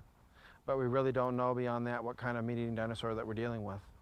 So it is from either the Hell Creek or the Lance Formation. I think it's the Hell Creek. Of southeast Montana. I think kind of near Ekalaka. Anyway, so they dig it up. They bring it back to the museum. The Burpee Museum in Rockford, Illinois. I did a live stream from here. You can find that on the YouTube page as well. That was a fun one. Suddenly, this modest museum becomes a destination for paleontologists and dinosaur enthusiasts from around the world. Oh, you wouldn't believe how excited I was when I saw these bones. And this is one of the top specimens of a carnivorous dinosaur to come out of the late Cretaceous. There's Tom Holtz. Tom Holtz is one of the authors on the paper we were looking at yesterday on brain size and like neuron count and stuff and Tyrannosaurus. Tom Holtz is one of the authors on that paper. One of the top specimens of a carnivorous dinosaur to come out of the late Cretaceous. Amidst the fanfare, a long-standing controversy is reignited. Is this a Nanotyrannus or a juvenile T-Rex? For years, they have been listed as separate species on the dinosaur family tree, but there are some who believe they are the same animal. In 1941, the Cleveland Museum of Natural History collected a small tyrannosaurid skull in southeastern Montana. Yep. Now, this single skull has sparked a lot of debate and controversy over the last 60 years. It's gone through several name changes and redescriptions. In the late 1980s, it was named Nanotyrannus lensensis, the pygmy tyrant. That was Bob Bacher, and I think maybe Phil Curry was an author on that paper too. Well, that name hung for about 10 years when it was redescribed as a juvenile Tyrannosaurus rex. But the interesting thing is that these paleontologists were arguing over one skull of one specimen. And really, that's why we're excited about Jane, is because Jane has the potential to have so much more material for all these paleontologists to argue about. So I've seen the original in Cleveland. It's pretty cool to see, and I was really proud to be able to 3D print, my own replica of it. It needs better painting. This part's too shiny in here. The matrix should not be shiny like that. Anyway, I'm working on it. I got some new paints, but yeah, this is controversial. We were talking about this yesterday. We were talking about dinosaur ontogeny and why it's important. A little bit of a disclaimer, I guess. I was trained in dinosaur science at Museum of the Rockies in Montana. Jack Horner was leading things at the time at MOR, and we were all about histo, all about cutting open dinosaur fossils, looking at the interior bone structure, figuring out how old they are, and we definitely had a tendency toward consolidating different dinosaurs. Not different dinosaurs in our view, they're the same dinosaurs. Nanotyrannus.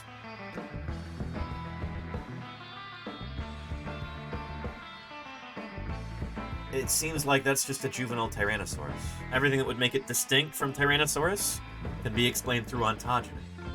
Same for Anatotitan versus Edmontosaurus, or for Dracorex and Stygimoloch for Pachycephalosaurus. You know how it goes. We were talking about this yesterday. I'm just trying to refresh your memory a little bit. Yeah. Finding itself at the center of a scientific firestorm, the Burpee Museum sponsors the Great Dinosaur Debate in an effort to present all sides of this controversy. It's a great big Do I know Callie from PBS Eons? I've never met her in person, Dr. Hubbs, no. But we watch a lot of PBS Eons here. I've been writing up the morphology of Tyrannosaur teeth. Thomas Carr. And teeth are so labor intensive that I have no problem saying that I hate teeth. I'd rather have a skull. Why is this the first Nanotyrannus skeleton that's been found? Because Nanotyrannus is a smaller dinosaur. Smaller dinosaurs there's a preservation bias in the Hell Creek. Sedimentation was not very rapid in the areas where we collect. Therefore, not very many fossils get preserved. If you're something... I disagree with this. Holy cow, we've got oodles and oodles of dinosaur fossils in certain areas in the Hell Creek. It depends where in the Hell Creek you're working in, what kind of depositional environment is it. Are you working in fluvial or lacustrine strata? Are you working in paleosols? Like, certain dinosaurs might be extraordinarily rare in certain parts of the Hell Creek, but they are absolutely everywhere in other parts. Leptoceratops is a good example of this. I can't quite tell you why yet, because that's not been published, but yeah, I don't know. Just saying, the Hell Creek is this way or that way in terms of, like, the commonality of different dinosaurs. It's such a, I don't know. I disagree with Pete Larson about this. As big as a T-Rex, it takes a really big flood to wash your bones away. Dinosaurs go through changes that are astonishing compared to living mammals or living birds. I mean, an adult T-Rex is a 6-ton animal, and yet it came out of an egg that's not much bigger than this. Yep. And an egg smaller than a soccer ball. Now the real work begins. Anyway, that's what Tom Holtz was alluding to there. As something that we call ontogeny. Long-time viewers are very familiar with this. Ontogeny. As dinosaurs grow from hatchling to adult, they change not just in size but also in their morphology. Ontogeny. The shape of their skull, like the orientation of the horns in Triceratops, the proportions of different body parts change Ontogeny. pretty dramatically through ontogeny. And the idea is that with Tyrannosaurus, they're also changing a lot through ontogeny in ways that might be surprising and might be disappointing to certain people who would like to have multiple species in a given environment. Everybody loves to name new dinosaurs, Gotta be careful about that, though. The plaster jacket is opened, and the team carefully sifts through the Montana sand and rock called matrix. It's trending down. I think we'll just be at the surface of it, looks like. Because I don't see any bones. It's a big honking jacket they've got there. There you are. There it is. It's not going up there. Yeah, it is a little bit. The question remains, will the evidence within the pod reveal Jane's identity, and in doing so, solve one of the oldest mysteries in paleontology? I'm not going to spoil it, but we've got some pretty good ideas about this right now.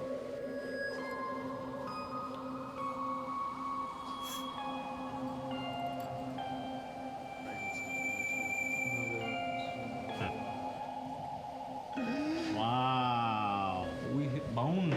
Houston, we have bone. How did you come? Where we cut it off open here?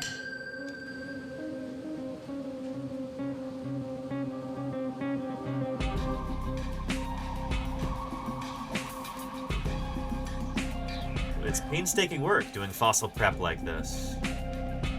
But it's really important. This is not the thrilling, exciting stuff that you see in the movies. I like that this is getting a proper montage right here. It's a good treatment for fossil prep. It's a good way to translate that to the screen.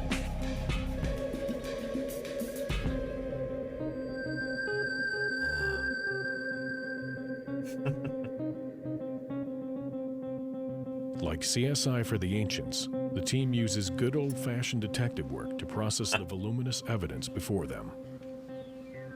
While painstaking, this approach will take them one step closer to solving this mystery. Who knows what happened to the top of it? It's right here. So I'm just going to say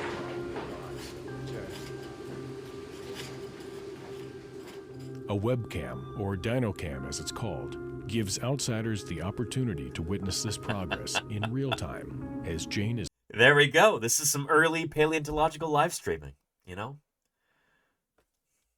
Good stuff. It looks like you've got several seconds per frame there, but that's slowly revealed. And September 26th. That's my birthday. Unless that's a 5. In which case, that's Lordy's birthday, September 25th. But I think that's a 6. That's my birthday right there. Meanwhile, innovative techniques in fossil recovery and reconstruction are implemented in the museum's preparation lab. For example, an air abrasion unit uses baking soda to gently remove debris from specimens too delicate to work on with conventional tools. Because of the importance and rarity of Jane's skeleton, a special set of 2-part molds are created. Nice. First, a clay base is built around each of the most important bones. Silicone rubber is poured to make the mold. Yep. And what do you see here? These are Legos. Lego bricks are often used in paleontological labs when we're doing molding and casting like that, because you want to build a temporary box around it that later you can disassemble. And so having Lego bricks like that, it fits the bill. It works. Yeah. They don't build a lot of specialist tools for us as paleontologists. We have neither the numbers nor the money to justify that, it seems. So we make do with what we've got, or what we can acquire, like Legos. This liquid gets into every crack and crevice, and when set, becomes an exact replica. Hard plastic casts are then made. Burrs and edges are cleaned so that the reproduction can be handled and studied in place of the actual specimen. Nice. These will be sent to scientists all over the world. Nice.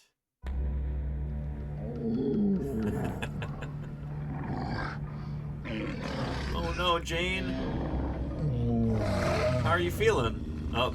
As we were uncovering Jane's skeleton, we realized that the bones were in their natural relationship to each other. That is, they were in articulation. And what that implies is that Jane's body was buried relatively soon after she died. There wasn't a lot of time for scavengers to come in and tear her body apart. For Jane's body to be buried quickly, she would need to have died near a water source like a river or a stream. As rigor mortis set in, her ligaments tightened, pulling her body into what is called the classic dinosaur death pose. Yeah. Head and tail curved toward each other. Epistotonic posture is what we call this. And there's a lot of debate about this right now. What actually causes epistotonic posture? Is it something that happens post-mortem? Is it really the ligaments contracting and drying up after the animal dies that does that? Or is that part of the death throes of the animal? Because creatures like birds say that die in, like, say they get choked up by volcanic gas or something. As they're struggling for breath, they naturally curl up like that. Could that be the same thing with this dinosaur? Not with volcanic gas, but maybe it drowned. That same kind of, like, death by not having enough oxygen can create the same pose. At the same time, just being carried around by, by water, flowing water, can also cause the floppy bits to flop in one direction like this. So the head and neck and the tail can curve toward one another if those are the parts that are trailing behind as this animal drifts down a river after it's died. So there's a number of different ways that you can get this, and there's a lot of debate about what actually causes epistotonic posture in a lot of these animals. Yeah. Yeah, like the goat float. There you go, Claiborne. Yeah, yeah. And parasite in the water? I guess it's not Soon impossible. afterwards, Yeah. rain flooded the water source, which washed sediment over Jane's dead body and protected it from scavengers. This process blanketed and shielded her bones, which became fossilized over millions of years until erosion finally exposed her.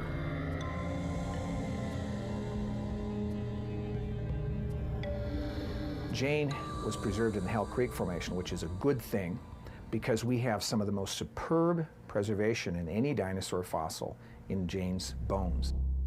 Over time, the team is finding that this dinosaur is one of the most intact tyrannosaurs ever found. With only minor bones missing from the ribs, tail, and lower extremities, she is nearly complete. One Good aspect stuff. of her identity, her gender, is something that science is unable to determine at this time.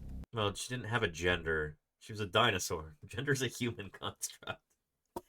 What they actually mean is her biological sex, which we don't know. She may not have even been sexually mature, so being able to, you know, find medullary bone or something like that is tricky.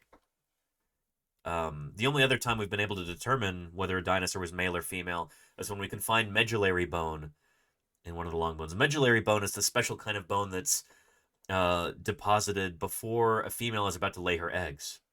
So she has to be gravid. She has to be pregnant beforehand, basically, to have any indication that she's male or female. The only dinosaurs we've ever been able to properly sex to determine if they're male or female is a female when she's gravid, when she's about to lay her eggs, and she's got that medullary bone in there. It's kind of like a... Think of the medullary cavity in the bones is almost kind of like a storage tank for extra calcium that's later taken to form the eggshell. But while she's getting ready to lay her eggs before the eggshells form, that calcium's got to be stored somewhere. It's stored in the medullary cavity, and so if you find medullary bone in there, you can tell that A, she's pregnant, which means that she's B, female, obviously. We don't have that for Jane.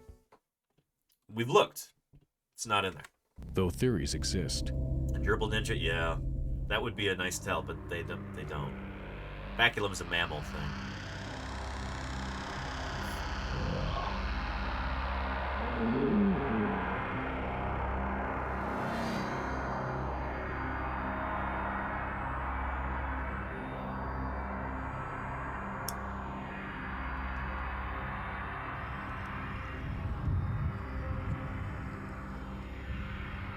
For southeastern Montana to go from a tropical haven to this barren landscape takes some explaining. Kirk Johnson of the Denver Museum of Nature and Science describes where Jane lived and why the world she inhabited changed forever. Yeah, so Kirk Johnson, at the time, he was probably working with the Denver Museum of Natural History in Denver, Colorado. Now, Kirk Johnson is, he's like director of the Natural... Is he director? He's a head honcho over at the Smithsonian, at the National Museum of Natural History. And I'm really glad he's got that job. He's a good guy. I like Kirk Johnson a lot. I've had some conversations with him, and he's a stand-up guy. Okay. The KT boundary is an abbreviation for the Cretaceous-Tertiary boundary. It's that point in time when the Cretaceous period ended and the Tertiary period began. Happened 65.51 million years ago. Now we've got more precise dates, and it's about 66.0 million years ago. Yeah, I guess those were the most precise dates they had back then. And now we don't call it the Tertiary anymore. This came out in 2006. It was about 5 years after this that the Tertiary got subdivided into the Paleogene and Neogene periods. And we still have the Quaternary up top. The Quaternary is the last remnant of this old naming scheme. You used to have primary, secondary, tertiary, and quaternary. The primary, I think much of that is now the Paleozoic era. A bunch of different time periods in here. Secondary was Mesozoic, Triassic, Jurassic, and Cretaceous periods. As we got more precise understanding of the geology, secondary, it's like, we're not going to call it that anymore. Call it the Mesozoic, and we'll actually have the time period subdivided, Triassic, Jurassic, and Cretaceous. The same happened with the Tertiary recently. Now we've got the Paleogene and Neogene, where we used to just have the Tertiary. Turns out this naming scheme is a lot more useful for discussing these rocks. And up top we've got the Quaternary. go to linear time, you can see how short that is. Yeah. Anywho. And Sergeant Raccoon asks, we were just talking about this, Sergeant Raccoon, and I just showed part of the live stream from there. I'll give you a link to that, Sergeant Raccoon.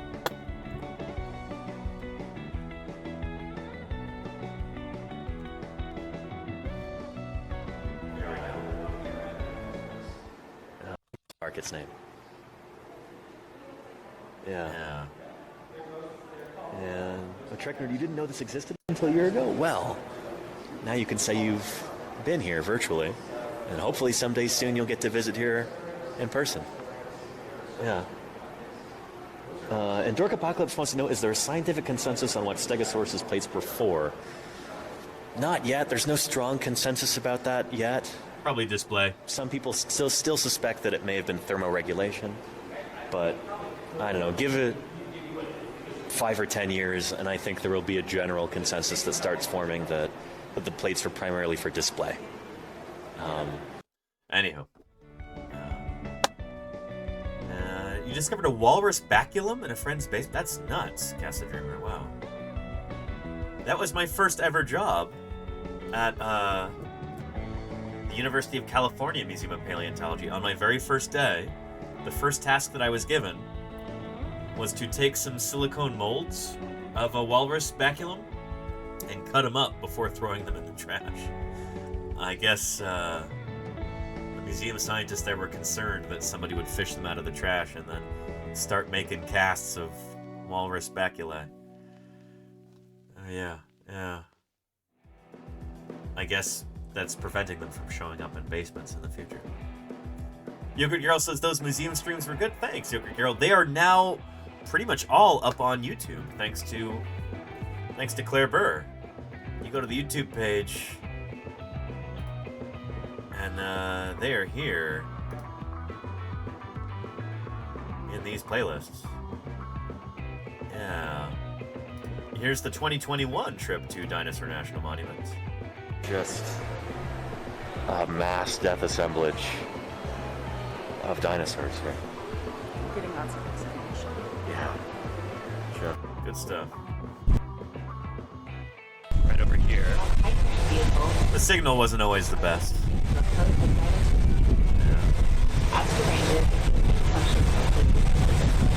Anyhow.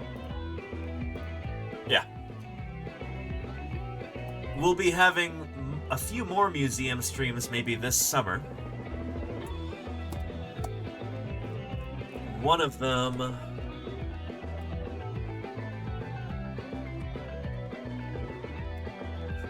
will be at the end of May. Wow, shoot, today is the last day of April? Holy cow. It's my dad's birthday tomorrow.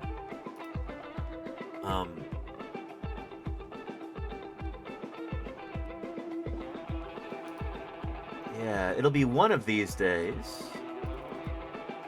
Let's see. Hang on, I gotta switch accounts so I can edit this. There we go.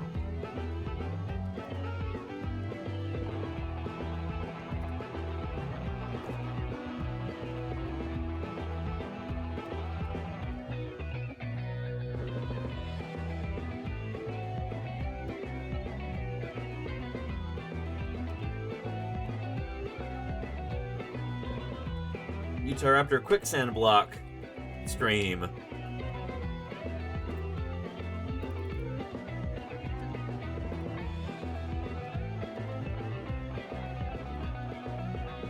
Take those. I don't know why it. There we go.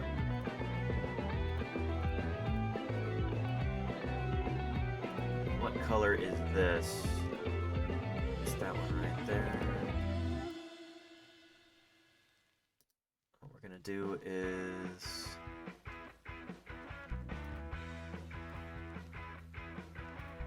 one of these days I'm going to see if I can do a live stream with Jim Kirkland from the Utahraptor block quarry, or Utahraptor quarry block rather.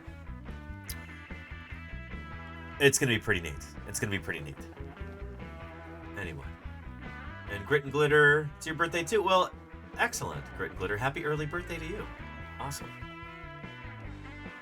Anyway, let's get back to this.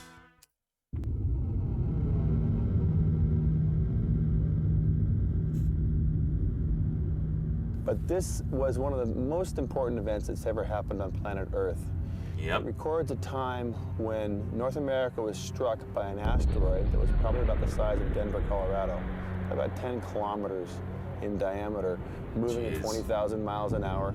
Immensely large rock struck the Yucatan Peninsula of Mexico and made a crater that's 180 kilometers wide and deep enough to crack the Earth's crust. Profound event, one of the largest asteroid impacts ever recorded on the planet.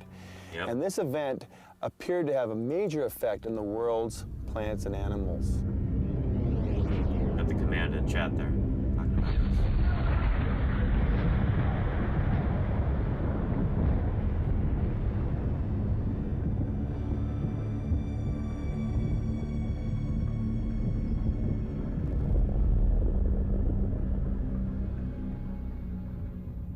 We find dinosaur fossils abundantly below in the rocks that were deposited before this event happened and not in rocks deposited after this event. It's for that reason we propose the theory that dinosaurs were killed by events related to the asteroid impact. If we look closely at the KT boundary layer, we see evidence of microtectites, tiny glass beads that rain down on the planet after the asteroid impact. Yep. Using this information, scientists are able to determine the age of the site where Jane was found, and therefore, how old her skeleton is, 66 million years. Kirk Johnson's discussion of the asteroid impact explains the stark conditions of modern-day southeastern Montana. But as scientists reconstruct the environment when dinosaurs walked the Earth, they also get a better idea of what Jane was like when she lived.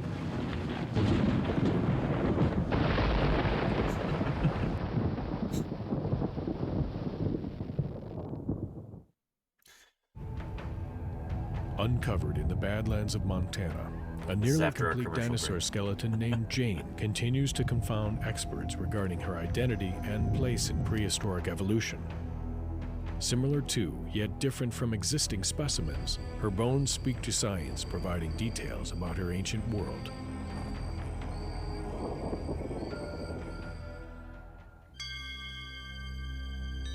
Those teeth. That's an adult Tyrannosaurus. Evidence suggests Jane was a ferocious predatory animal. In the rough and tumble world of the late Cretaceous, the nastier the creature, the greater its chances for survival. Peter Larson, founder of the Black Hills Institute, puts it best. This animal was fast. Unlike an ostrich, this animal also had big teeth. So this animal was something that if you saw it coming, you'd run away, and you wouldn't make it. It would catch you, and it would kill you, and it would eat you.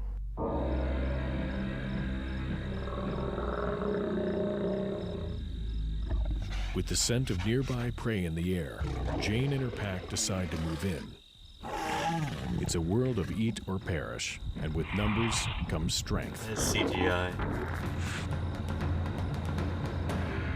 In this case, it allows this group to ambush the unfortunate Triceratops.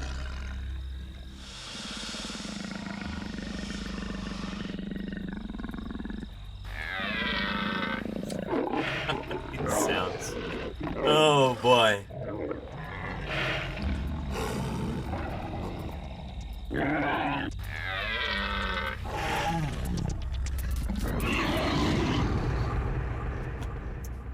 At the Indianapolis Children's Museum, the remains of a Triceratops may give us a glimpse as to how Jane hunted. Huh.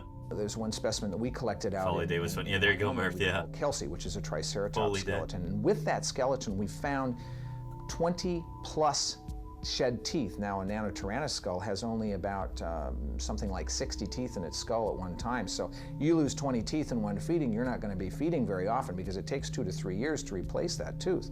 But the problem is behavior It probably takes about a year to replace the fossilizes. Yeah. We can't see exactly how this Triceratops died. Was it run down, hunted, and killed by a pack, a single individual? Did it die of old age, and did someone else come along, a Nanotyranus, and feed on it? How this occurred, how this animal died, we can't say. Jane was equipped with the right tools for hunting. With forward-facing eyes, it's probable she had binocular vision and acute depth perception. In addition, features in her skull indicate she possessed a keen sense of smell. And of course, there's the teeth. This is going to cut, this is going to fillet you. If you're a dead dinosaur, Jane would come by and neatly, precisely cut meat off the bones. Whereas a T-Rex will come by and just smash the bones to bits.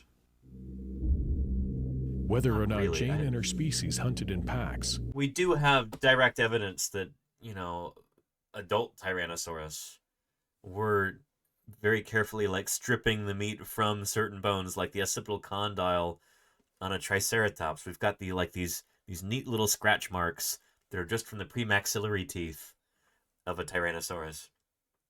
This idea that, oh, they're just completely pulverizing all the bones. Nonsense. That's not what they were doing. They were formidable killing machines. Yeah, that's Bacher there. Right, Sergeant Raccoon, yep. As in most predatory groups, there is dominance hierarchy, or a pecking order, when it comes to feeding.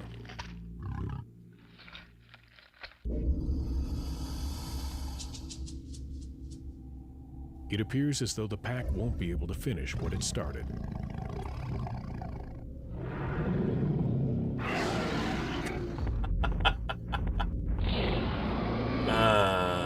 CGI. It's charming. I'll give it that.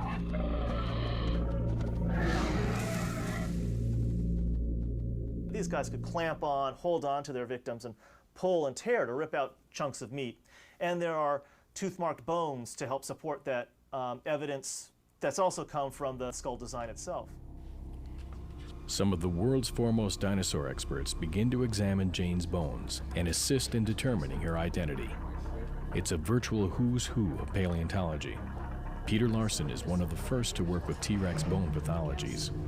Robert Bacher helped reshape modern theories about dinosaurs. Jack Horner is one of the best-known paleontologists in America. My old boss. Paul Sereno has discovered dinosaurs on 5 continents. Tom Holtz and Pete Makovicki specialize in the evolution of theropod dinosaurs. Phil Currie is one of the world's most influential Tyrannosaur experts. Thomas Carr is one of the most cautious skeptics of the Nanotyrannus theory. Rather than solidifying their opinion regarding Jane's identity, there's even more division among these experts. You guys at the Burpee Museum. And Mikey Like says, Danny, isn't the current line of thought that dinosaurs had lips, that their teeth weren't exposed and the mouth was closed? There's still ongoing debate about that, Mikey Likes, but the general consensus does seem to be moving in that direction. That dinosaurs like Tyrannosaurus and other theropods would have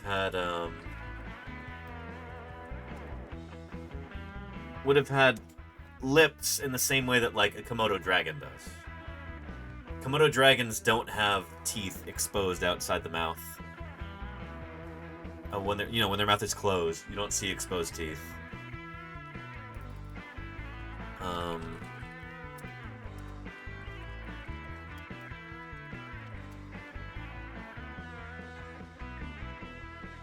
And for that reason, you'll see reconstructions like from Prehistoric Planet that showed Tyrannosaurus with a similar kind of deal, kind of lizardy lips like that, you know? Yeah. And Ungoy looks like is trapped behind an ad right now, or else I would answer their question.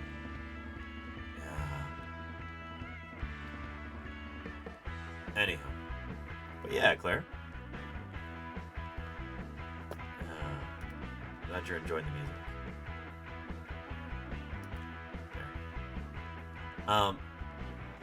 And Salamander, thank you for gifting Ungoy there. I appreciate that. They have given 106 Ungoy will have to refresh in order for the ads to... for this ad to disappear currently. We'll just wait 15 seconds. But yeah.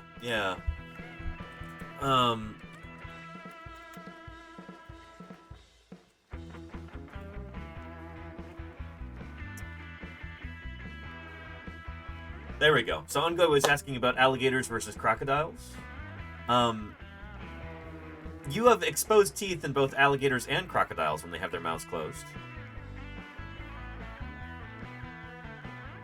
They just have a different snout shape. Alligators, I think maybe you only see the upper teeth when they close their jaws. With crocodiles, you can see both. Like with the saltwater crocodile, you know. Yeah. Alligators and crocodiles. There you go. But yeah.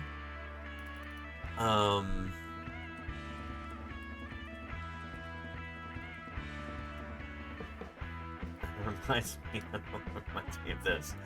What's the difference between an alligator and a crocodile? The difference is in the shape of their jaws. Alligators eat babies in an A shape. Crocodiles eat babies in a C shape. Not true. Not true. The classic C jaw. There you go, Casey. Yep. Anyhow, let's continue with our Tyrannosaur controversy here. Even more division among these experts. You guys at the Burpee Museum have the only good specimen ever found of Nanotyrannus. I think most people pretty much come to the conclusion that it was a juvenile Tyrannosaurus. So you might want to call this ultimately Tyrannosaurus lancensis. Well, at least we're all sure she's a dinosaur. If Jane's skeleton is that of a young T-Rex, she will be the only specimen in existence and will help answer questions regarding the growth and development of the Tyrannosaur family. But if she's something else, she will help to shed light on the still murky dinosaur hierarchy of the Cretaceous period. Mike and Scott try to pin down Jane's identity. And any other Tyrannosaurid except the Cleveland skull. Namely, it's this large opening here, this foramen. And the only other place I've ever seen it is on this Cleveland skull here. You can see right there the hole is almost an identical spot. I know people. Yeah. Foramen right here. Let's see. You talking about that in the lacrimal? What are we talking about here? Let's see. No, in the back. Okay. This right here is what he's talking about. Which is a lot smaller in this one than in Jane, and that might be consistent with it being ontogenetic variation. Might be the more immature you are, the bigger that hole is, and the more pronounced it is. I thought that might be some kind of a bite mark. And we do have good histo on Jane, Claire. Yeah, we can talk about that in a bit. I just didn't want to spoil it. Obviously, Jane has it too. And it's not a bite mark in Jane, not from the way it looks to me anyway. And Salamander says, can you show the maxillary fenestra and the premaxillary fenestra? You bet. Yeah. So, maxillary fenestra right there. And then this might be the premaxillary fenestra right here, but it might also be closed up. I'm not sure. Well, this is the maxillary bone right here. Those tooth-bearing bones, and here's the premax right here. Those teeth in the front. Yeah. Anyway, that is not necessarily the most accurate scan that I had when I was printing this either. The teeth, for instance, have all these weird pockmarks on them that are not in the original. So there's some weird scanning artifacts in that file. And it's going to be a lot of work for me to fix a lot of those if I want to make sure that it's closer to perfect. But, yeah. Anyway. Well, you know, that's one of the things that they first talked about was that it could be a pathology. And I think I agree with you that there's just no way, the chances of both of these being a pathology in the same spot is very, very unlikely. The scapular blade, the shoulder blade that extends up the back. Again, immediately, it didn't look anything like a Tyrannosaurus Rex. It was much broader. So for us to go from 17 teeth in the lower jaw of this animal to an adult-sized Tyrannosaurus Rex, which only has 13 teeth or less in the jaw, it doesn't make sense to me. We do have this in some other theropod dinosaurs now. I wonder what Phil Curry would say today.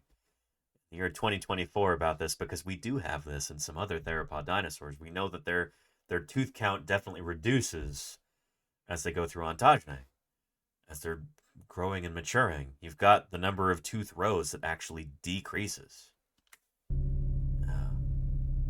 We know this is T-Rex. What is this?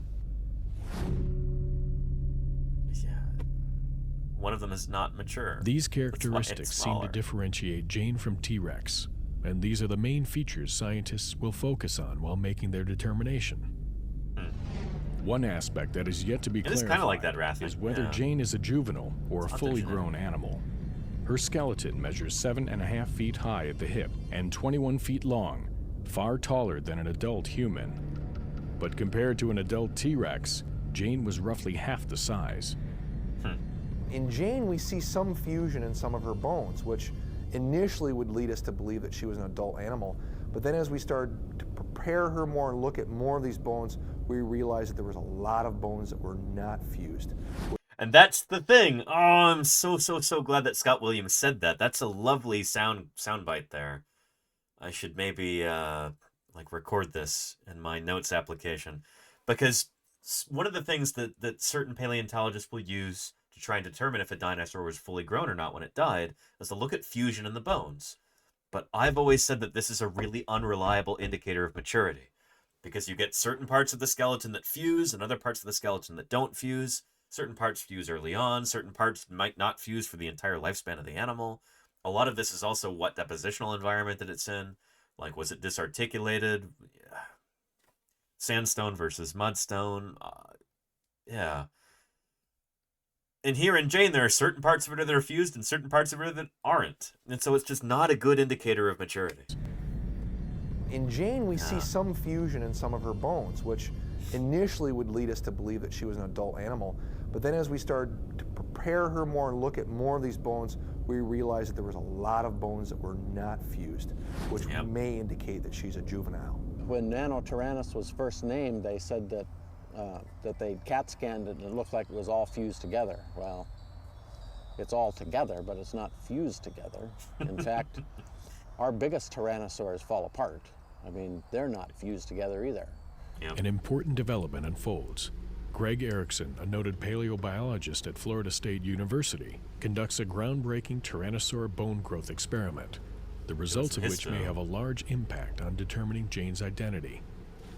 So what we do is we utilize growth rings that we find in the skeletons of dinosaurs. These animals, very much like living reptiles today, Basically, Claire, laid down annual growth lines in their skeletons. In other words, their growth slowed down for part of the year. Mini Pie. And this left a distinctive mark in their skeletons. It's very much like counting tree rings is the way it works. You can count up those rings and figure out how old an animal was at the time of death, just as you can do the same with a tree.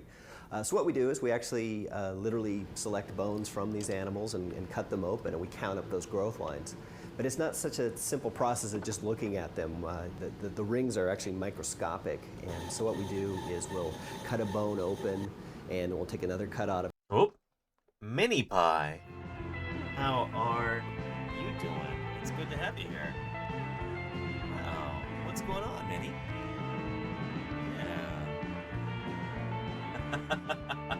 That's 2 out of 3 so far on camera today. Mini Pie also enjoys pushing the camera around, don't you?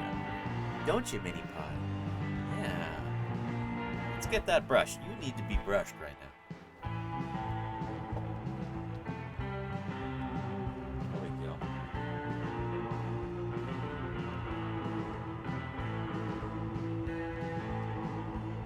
What are you doing? What are you doing, Minnie? What are you doing?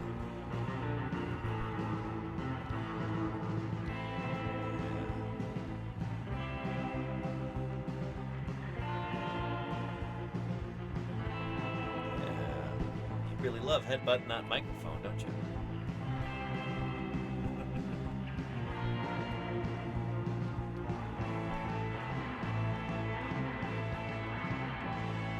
Good stuff.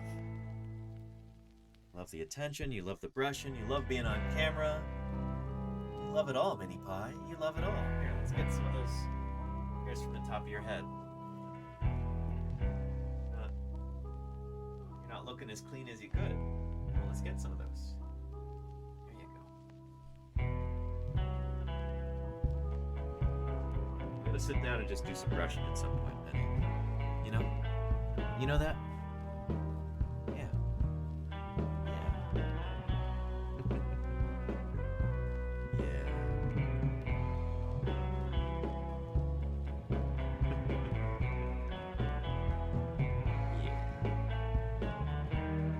Some of that. You have an opinion on the Nanotyrannus controversy, Mini Pie? It's like, I just want treats. Don't ask me about this. Mini Pie's like, I'm a jock. That's nerd stuff.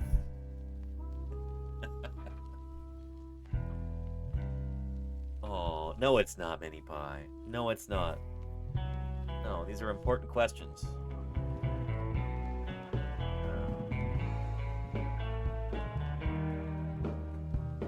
Here we go. Let's get some of those treats for you.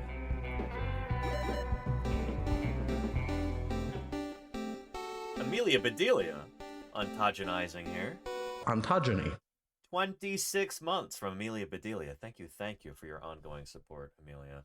That means a lot to me. And it means a lot to Mini Pie as well. Yeah, more of these treats. More of these treats for Mini.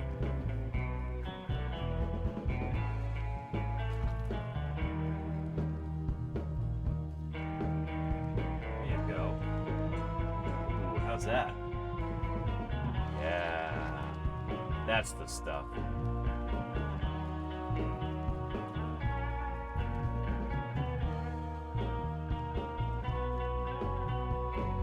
I gotta wash my hands because they're. Oh my god. Ugh. Cat treat grease all over them. Be right back.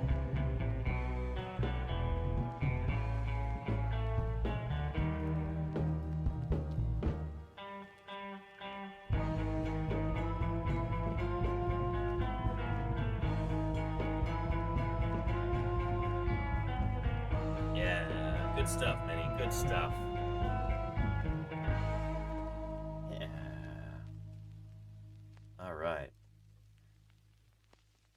Oh, there's even more. I have so many for you there, Mini Pie. So many. So many. More.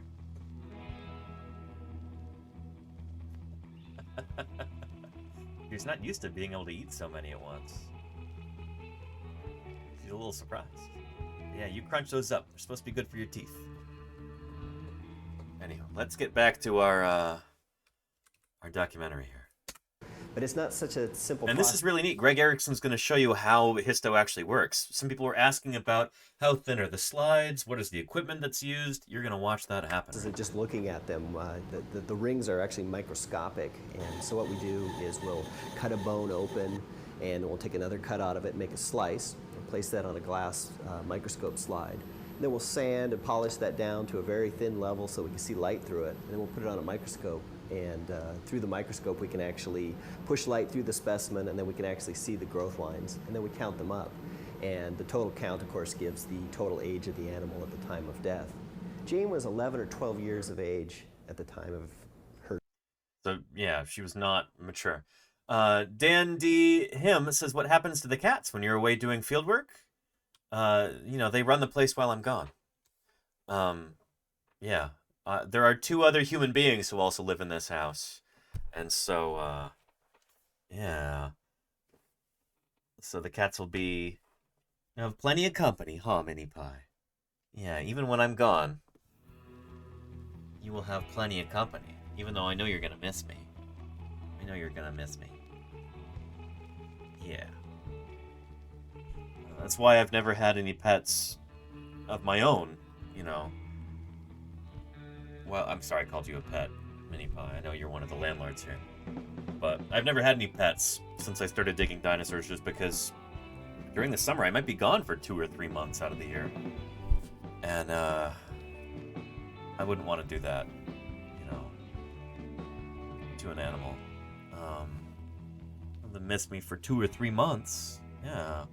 Unless I were to get a dog who could join me in the field, but that's I don't know. That requires a lot of planning, and trying to stay in a hotel with a dog can be difficult, all that stuff. Yeah. And Casey Snort says, is histo prohibitively expensive? It's not, no. It's just, there are some paleontologists who have almost a philosophical objection to the idea of doing histo. Because you're, you know, it is an invasive kind of sampling, you know? Yeah. Many pie's like, invasive, who cares? You know, I'll invade and never think twice about it. Aw, mini pie. Aw, mini pie. Yeah. I'll invade the stream. Just do whatever you please, Minnie. No one ever tells you no. Well, people tell you no, but you don't listen. Aw, mini pie. No. No, never. Never. No. Little histo could only help, right? That's my idea, Casey Snower. Yeah, absolutely. My sentiments exactly. Even if it's a holotype, cut that thing open. The reason we collect fossils is to gather data, to learn about the biology of these critters. You know, and if histo helps you do that, then let's do some histo. Oh yeah. Her death. If we look at the size, here we go.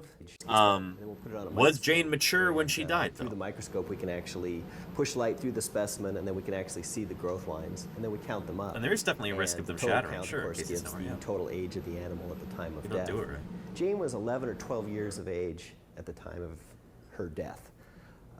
If we look at the size of Jane relative to that age, this animal plots right on the Tyrannosaurus rex growth Glue curve. is cheap. Now that doesn't necessarily mean that Jane was a Tyrannosaurus rex. It just means it's consistent She was with its not mature. developmental size with Tyrannosaurus rex. According to Dr. Erickson's research, Jane is a juvenile. This means that if Jane and the Cleveland skull are the same animal, Nanotyrannus is not the adult species it was originally described as. Yep. At 11 or 12 years old, Jane is still growing at the time of her death. Does this make her a juvenile T-Rex? Or do her bones tell us she's a different kind of animal altogether? I mean, that's the thing, too, is that, like, at the time, nobody had really found a juvenile T-Rex except for Jane and for the Cleveland skull. And so anytime anybody found anything that looked like a juvenile T-Rex, other paleontologists were saying, well, no, it's definitely a different species. Look, it's smaller than T-Rex. It's got to be different. It looks subtly different. It's got to be a different genus. It's like, well, where are all the juvenile T-Rexes then? You know? Where are they, Mini Pie? Where are they? I had a conversation with, actually multiple conversations about this with Nick Longrich over the summer, and it seems nobody can really agree on. Among the proponents of Nanotyrannus, there's a lot of disagreement about, like, oh, well, Jane is a juvenile Tyrannosaurus, but the Cleveland skull isn't, or the dueling dinosaurs Tyrannosaur is a Nanotyrannus, even if all of these other ones are not. Yeah, it's...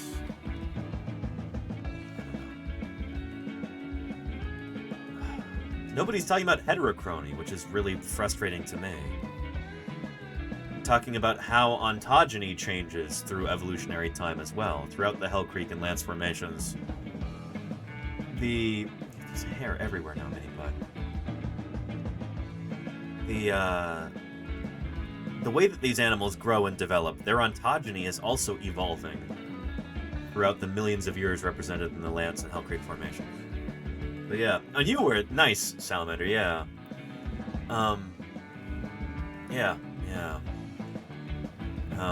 Here, space as it turns out, Yoshi's Strike is actually a Nanotyrannus. There you go. Yeah.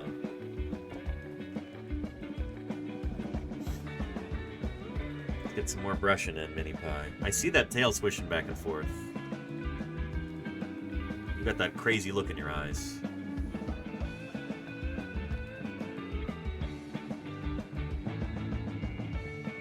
Thanks for holding still for right now, at least. Good to get this fur. Good to get that. You gotta remember to pick that up so Sweetie Pie doesn't try and eat it. Sweetie Pie's a little bit obsessed with Mini Pie. She definitely looks up to her. And tries to eat her hair when it's on the ground. because it goes everywhere, including my nose. Mini pie. Yeah. Maybe we need to stream on heterochrony? Well, it's not yet well studied enough, Salamander. Nobody really talks about it yet, but I'm sure Denver's talked your ears off about that. Yeah. Anyway, let's continue. The time has come to get some answers. Answers, Mini Pie. We need answers. Through research and data, the scientists have constructed a fairly good impression of how Jane lived. But if she was a juvenile, what caused her to die so young? Citing a formation on one of Jane's toe bones, there is speculation an injury occurred that seriously altered the course of her life. So we showed Jane's toe bone to a pathologist. Plenty of invert studies on heterochrony. And based Nice, on the Ken. form of Yeah. the injury, No, I'm aware of a little bit of the literature, something called but osteochondroma. it's not something that gets discussed And enough one with of the ways dinosaurs. that would form is if a ligament or a tendon pulled away from the bone, taking a small bit of the surface with it, then you would have this weird lump grow in response to that. When that injury occurred, the tendon pulling away from the bone would have been very painful to Jane.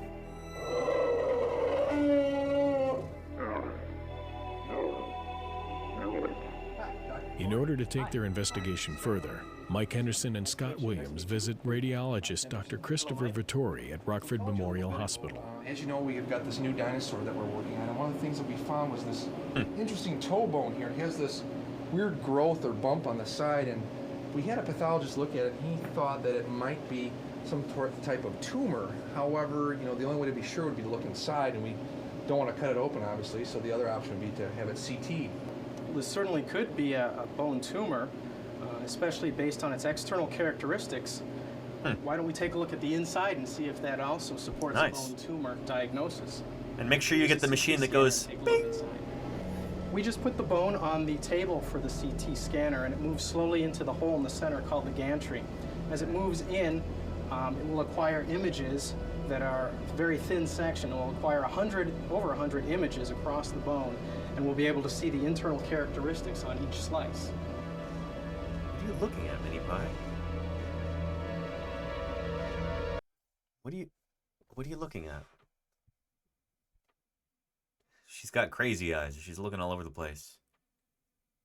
Are you hunting ghosts, Mini Pie? No, it's my stomach growling. Don't mind that. Getting hungry, Mini Pie. Yeah. What are you looking at? What are you looking at? What is it? What are you looking at?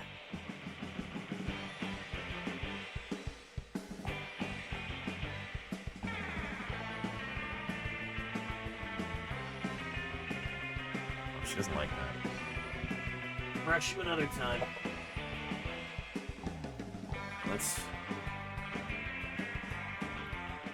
Let's continue this. Yes, this is one of the representative slices through the bump on the bone. And remember, we use hundreds of these and let the computer put them together to create this 3D model of the bone. And you can see the bump right here. So this is very abnormal. We also had the computer reconstruct That's probably a it, Claire, slice yeah. right through this area, Or smell, through this maybe. black spot, so that you can see this type of slice. And you can see here that this isn't really a bone tumor at all. This has a typical appearance for a bone infection, a subacute bone infection. There's even a few tiny bone fragments within the cavity. And it has kind of a channel configuration, which is a typical thing we see with bone infection or osteomyelitis. So this actually might be debilitating to an animal like Jane. Sure, it would probably affect the hunting abilities and the diet, probably the overall health and strength of the animal. The CT scans reveal a structure within the bone infection never before seen in a dinosaur. Dr. Vittori confirms the team's suspicion that this injury may very well have led to Jane's eventual demise. What are you looking at, Mini Pie? What are you looking at? What?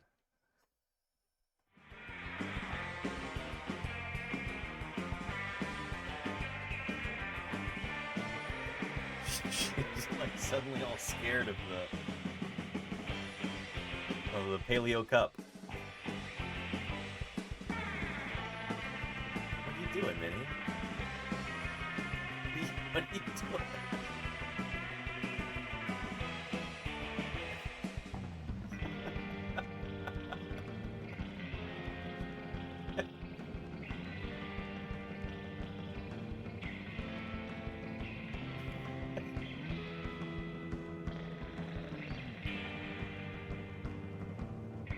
Okay.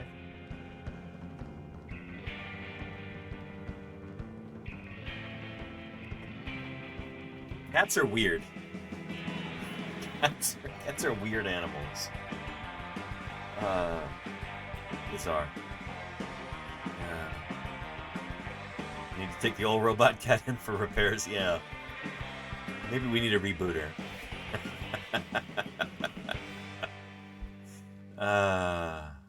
And hey, Hannies, how are you doing? Welcome, welcome.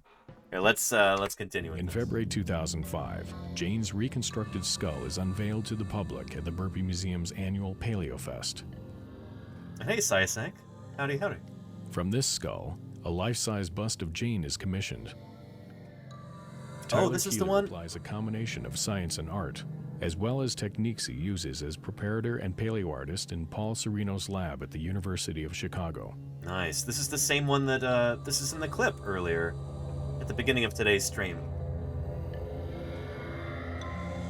Looking at that model of Jane at the Burpee Museum. Since no one really knows what dinosaurs looked like, the inspiration comes partly from modern-day animals and partly from his own imagination. Did dinosaurs have lips? What was their skin like? What kinds of markings and colors did they exhibit? For the time being, we can only guess. The construction of Jane's head finally enables us to look this creature in the face, while still uncertain of her true identity. Pretty awesome. Pretty awesome. And I really like the like bits of shed skin right here that are kind of sloughing off, like you might see on a lizard or a snake.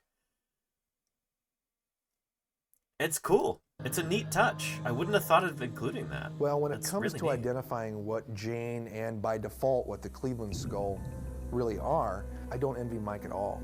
And it's like a puzzle. There you go, Ken. You've got to put all these pieces into place. And you also have to stay true to scientific theory. Because ultimately what we're looking at is we're looking for the truth, and we're trying to come up with the best possible answer for this question: what is Jane? Through their research, and with the help of scientists from around the world, Mike Henderson and his team are able to eliminate certain characteristics from the list that once appeared unique to the specimen. Yep. This is Jane's maxilla, and here we have the maxilla of an adult Tyrannosaurus rex. And the interesting thing is that the length of the T-Rex tooth row in the adult is not that much greater than the length of the tooth row in Jane. But there's a reduction in the number of teeth. Jane has 15 teeth here in her maxillae. This maxilla of an adult has 11 teeth. And what appears to be happening is if we turn this around, we can look at the teeth of the adult, and they are much more massive than the teeth of Jane. So what appears to be happening is while the jaw is increasing in length, the teeth are increasing much faster. And so there's not enough room for the 15 teeth that Jane has in the maxilla of the adult. She's got to lose some, and so the tooth number is reduced to 11. That's what I think is going on here. And we can see this take place if you just line up different Tyrannosaur jaws together. Here, let me find you that clip. I know we looked at it yesterday, but I'll just find this quick little bit here.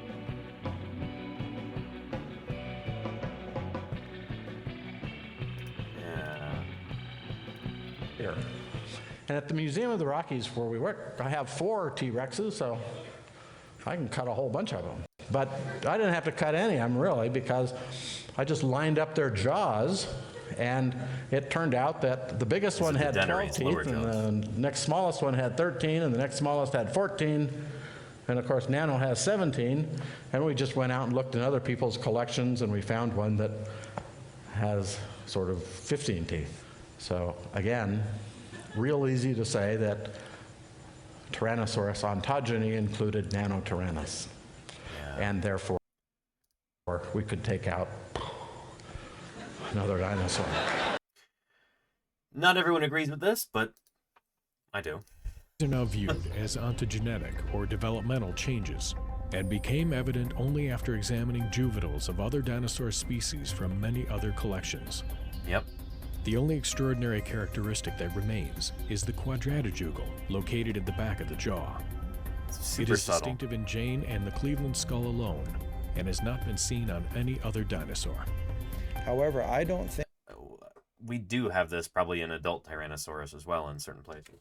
that one single feature is enough to justify calling them a separate kind of animal.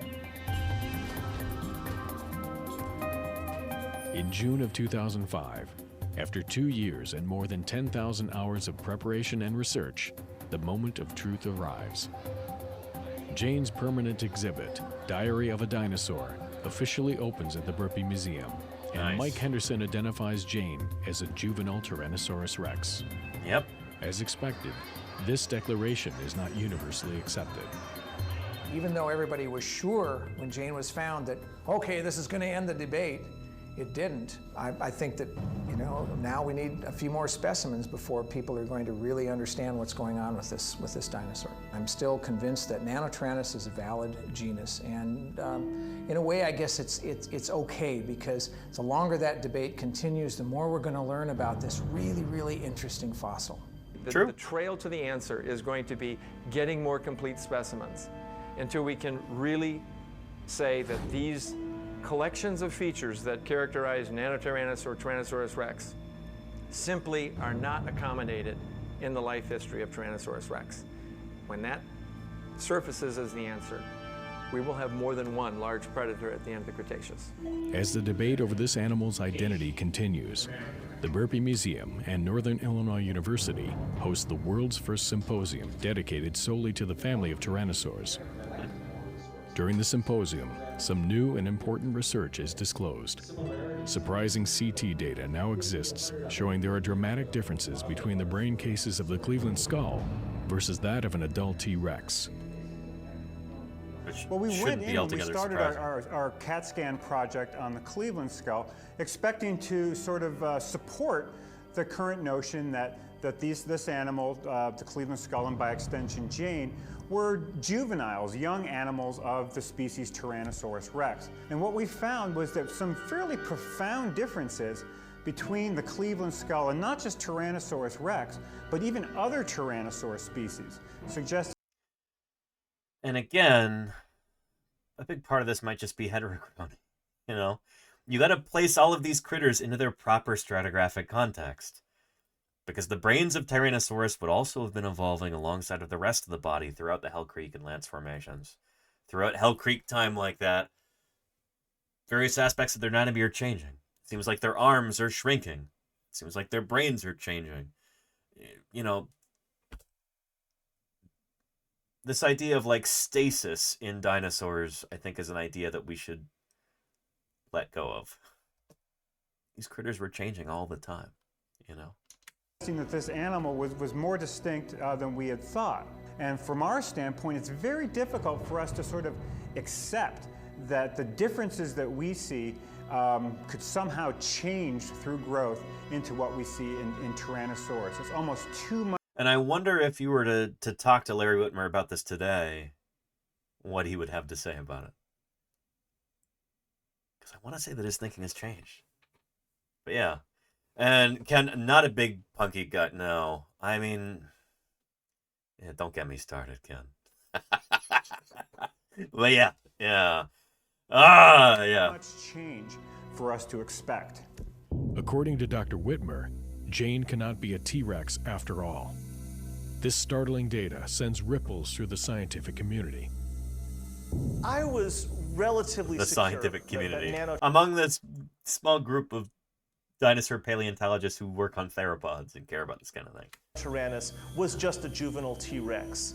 But just today, I saw some new information presented from CAT scans of the brain case and of the air sac chambers inside Nanotyrannus that show it's very different from all other T-Rexes studied so far. Just when scientists are convinced. No, and I really like Gould a lot too, but I don't necessarily think he was correct about the whole punctuated equilibrium thing, but I don't know. I've got very mixed feelings about Stephen Jay Gould when it comes to punctuated equilibrium. This is an idea that George Gaylord Simpson had back in the 1940s, and Gould, it seems like, kind of did his best to make everybody forget that.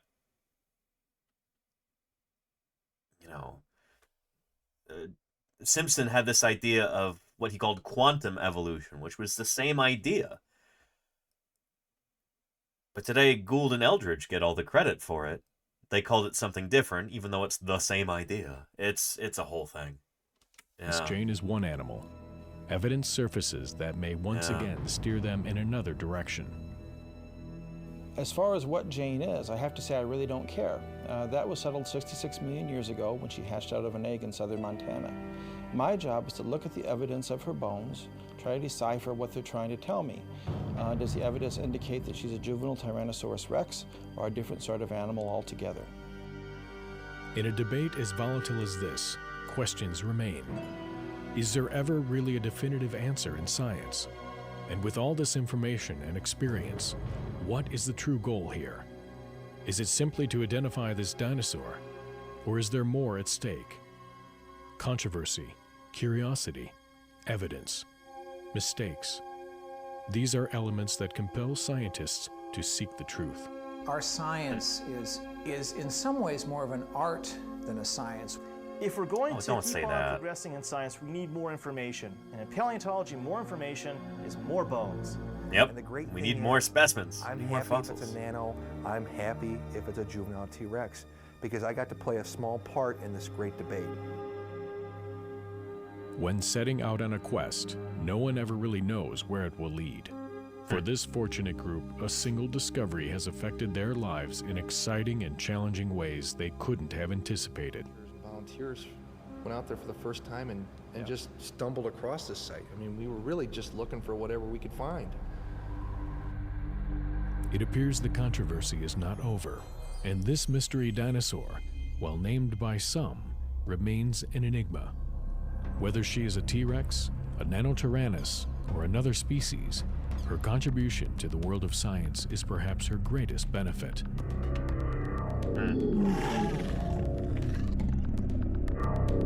And this is a controversy that extends almost Dormant 20 years for later tens of into the millions present. of years, Jane's discovery has stirred up a torrent of ideas and opinions.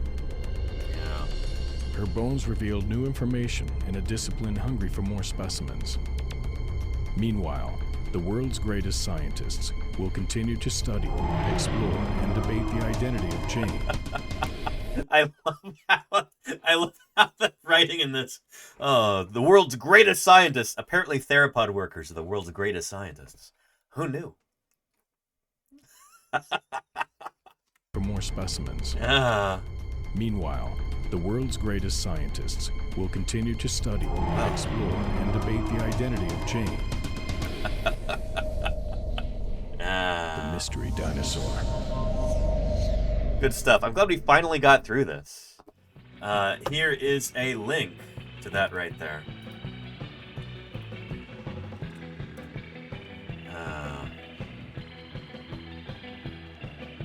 Inspector Flight, how are you doing? Welcome, welcome. Good to have you here. Now, to kind of add a coda onto this,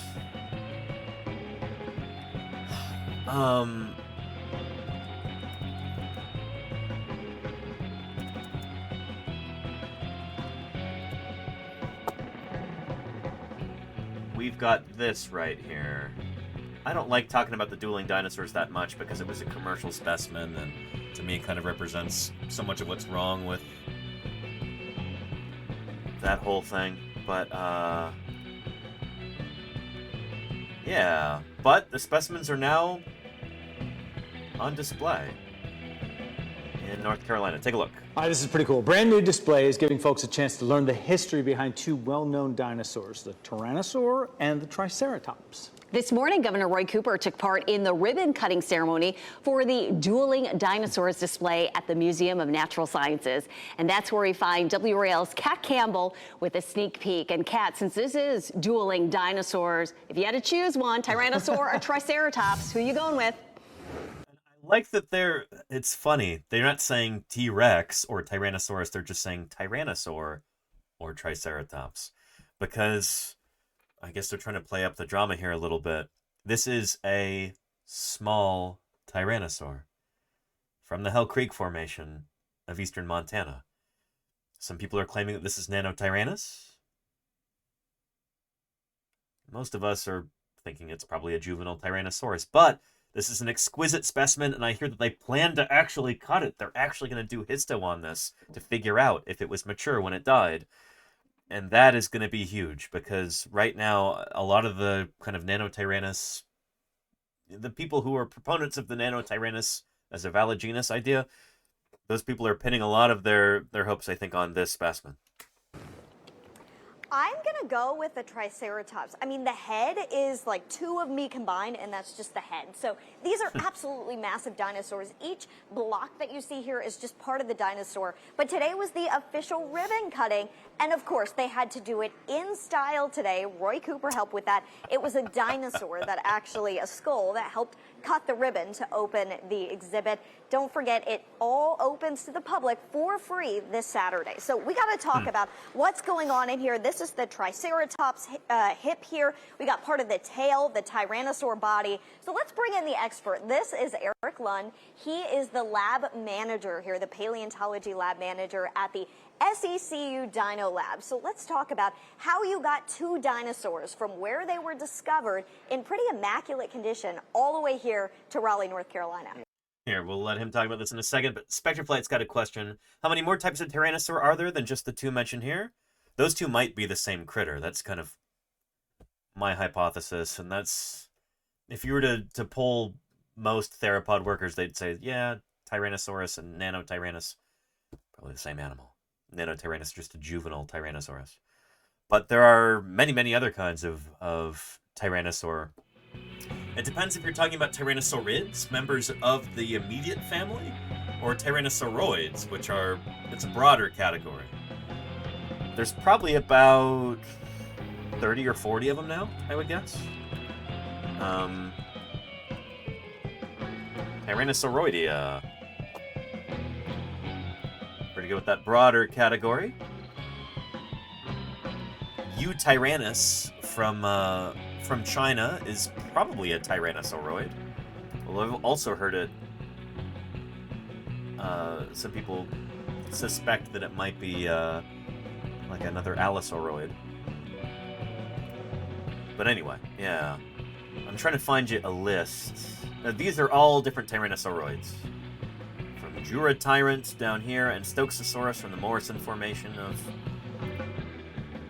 the United States, all the way through the Tyrannosaurids. So these are just early Tyrannosauroids. But then within Tyrannosauridae, you've got a whole bunch. This is Tyrannosaurus, Tarbosaurus, Daspletosaurus, Albertosaurus. Blythranax, I think, is also a Tyrannosaurid. Yeah, there's a bunch of Tyrannosaurs. All from Laurasia so far. All from either North America, Asia, or Europe. But each one of those dots is a different Tyrannosauroid. Yeah. So there's quite a few now. I'd say probably about 30 or 40.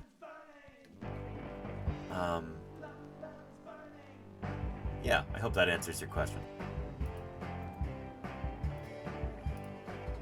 Let me scroll down. And hey, HD, how are you doing? Welcome, welcome. Yeah. Inspector Flight says inserts anything specifically that defines a Tyrannosaurid versus it being something else. Yeah, for sure. So there's a suite of different anatomical characteristics that all the Tyrannosaurids share. What actually sets them apart is they all evolved from a common ancestor. That's why they're a clade, a proper evolutionary group. They all evolved from a single common ancestor. But because they evolved from that single common ancestor, they share a number of different traits.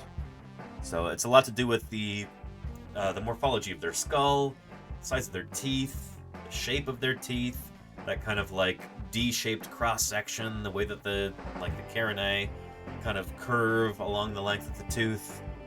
There's a bunch of stuff like that. Yeah. And you're good, Spectreflight. I'm here to answer questions, so yeah. Yeah. So yeah, the synapomorphies, exactly, Salamander. So within Tyrannosauridae, we've got a number of different synapomorphies. Yeah, history of discovery, phylogeny, taxonomy. Description. Many unique characteristics, including fused parietal bones of the prominent sagittal crest, which ran longitudinally along the sagittal suture, separated by two supratemporal fenestrae on the skull roof. Behind these fenestrae, Tyrannosaurids had a characteristically tall nuchal crest, which also arose from the parietals, but ran along a transverse plane rather than longitudinally. Nuchal crest was well developed, especially in Tyrannosaurus, Tarbosaurus, and Alioramus. Anyway, there's a number of different features. I'll give you a link if you'd like to read more about them. Yeah. But yeah. Yeah. That does answer my question mostly. Thank you. You bet, Spectreflight. You bet. Yeah, fused nasals. Classic Tyrannosaurid thing. Although, that might also be ontogenetically variable. I want to say that Chomper Rex are juvenile Tyrannosaurus, almost like baby Tyrannosaurus. I don't know if its nasals were fused. I think we have nasals from it. We've mostly got lower jaw stuff. But we might have nasals too.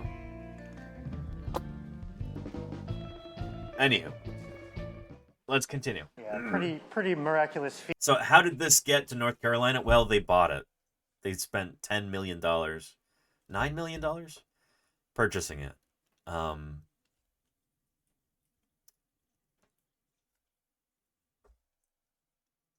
think that sets a really bad example, but you know what? It wasn't my decision to make. Who cares what I think? Let's continue. Feat to move 31,000 pounds of Montana soil and fossil on flatbed here to North Carolina, and then to get them into the space we're standing in. And we've specifically built this room to be able to take all of the weight of these fossil blocks and be able to work on them in here. It's pretty remarkable. And you have some of the equipment up here. So they actually have a crane that can lift 10 tons at the SCCU Dino Lab. This was the real crane that was used to bring in all these pieces of the fossils that you see here. One of the cool things is that you guys are working right here. You're doing your day-to-day job, and all the kids and all the adults that come through here can see you do it in real time and ask questions. How's that been? You've had a few kids come through with some questions. It's going to be pretty amazing. We are the... Penny says, how many fossils could you dig for $9 million? Essentially an infinite number. I could, with $9 million, I could establish a museum with, a financial endowment that could run more or less in perpetuity. You could fund generations of paleontological fieldwork and prep work and research and everything else. So yeah. Or you could buy 2 dinosaur skeletons. Sure, they're pretty cool, but they're not $9 million cool. They're just not.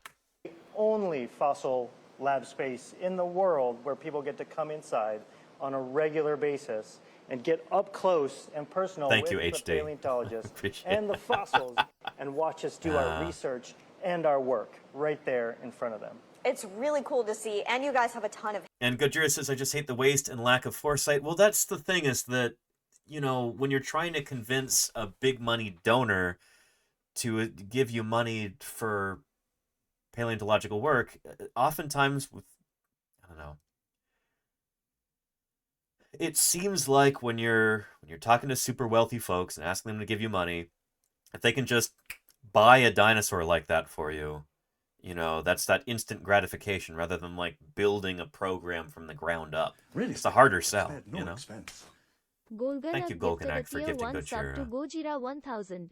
They have given 428 gift subs in the channel. Incredible, Golganak. Thank you very, very much for your generosity. I appreciate that. Yeah. So yeah. Anywho, that must have been what happened here, is they had a donor lined up who gave them $9 million to purchase this, because it's like, well, it's a done deal. There you go. You've got this famous, you know, dinosaur specimen here. I guess that's an easier sell to a big money donor than doing something that'll take years and years, like developing an entire program, you know. Hands-on exhibits for the kids so they can try their hands at it We too. do. And ask you questions. So very interactive for everybody that comes by. You know, one of the things that's so cool There you go, about Casey how Stewart. these Absolutely, yeah. dinosaurs were Yeah. found is that they were found together. And that's one of the big questions that you guys are hoping to answer, is why they were found together. So what are... That's easy. It's a fluvial sandstone they got washed in together during like a seasonal flood. Yeah. And there you go, Ken. Exactly. Ken, as usual, knows what's What are up. some of the initial hypotheses that you guys are going to explore? And there you go, Casey. Yeah, save the Right, so these dinosaurs are called the dueling dinosaurs, but we don't actually know if they were indeed fighting. They weren't. could have just They been weren't. one They of weren't them- fighting. They're in a channel sand. They weren't fighting. I think he knows this too. They're not. They just got washed together. They ended up on the same like point bar. It's a channel sandstone. Dead. And this one behind us, the Tyrannosaur, could have come to feed on the Triceratops. Or they could have been totally separate and just washed in. The only thing that we kind of know right now is that whatever brought these two animals together was one single event, be it a flood or some other catastrophic event that buried these two animals as carcasses together. It's pretty... Murph says, I think the Triceratops was feeding on the T-Rex. Yeah, like the Mark Whitten illustration.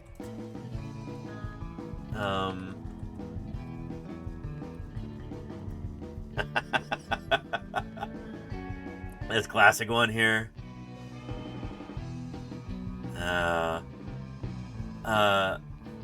Could be, you know.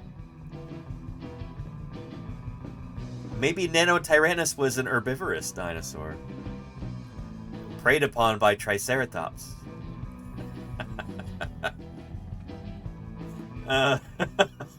Good source of calcium and protein. Yeah, part of this complete breakfast. Yep. Pretty cool stuff. You got to come out here, see it yourself. It is free. The fun kicks off this Saturday. After Saturday, you do need to reserve a time slot in advance because it's going to be packed in here. What do you say, Elizabeth? Are you going to be coming out to the North Carolina Museum of Natural Sciences this weekend? We'll never know. Good stuff. Yeah. And here's another video. You and your family can see the work paleontologists do every day. A new dueling dinosaur exhibit is coming to the North Carolina Museum of Natural Sciences. The exhibit features the remains of two dinosaurs that were buried together millions of years ago. A T-Rex and a Triceratops. Oh, two of the most famous ones we know, right? Over the next 4 to 5 years, scientists will Did he call it carefully T-Rex? unveil the I think he did. fossils, searching for clues about how those dinosaurs lived and how they died. And Salt Rock Lamp. Hey, don't herbivores sometimes eat small animals? They do. Salt Rock Lamp. They do indeed. Yeah. Everything from cows to deer to lots of other ungulates like that. Plant-eating animals don't always play by the rules. Sometimes they'll eat meat if they get the chance. Yeah. That was kind of Mark Whitten's point in doing this illustration of the Styracosaurus eating the dead Tyrannosaur. So yeah. Yeah. Nature doesn't always like to play by, doesn't always like to play by the rules that we try and set for it. Critters are going to do what they're going to do. Yeah. Ken says hippos sometimes eat large animals. I've heard this. Yeah. Like they'll eat like an antelope or something if they get the chance to. Yeah.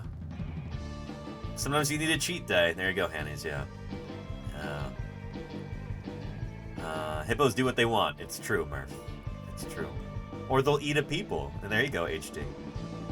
Yeah, that has, unironically, that has happened before. Hippos have killed people. I think they've also eaten people before, or eaten parts of people's bodies. Yeah. Icelandic horses eat fish? Interesting, Casey. I've never heard of that. Huh. Cool.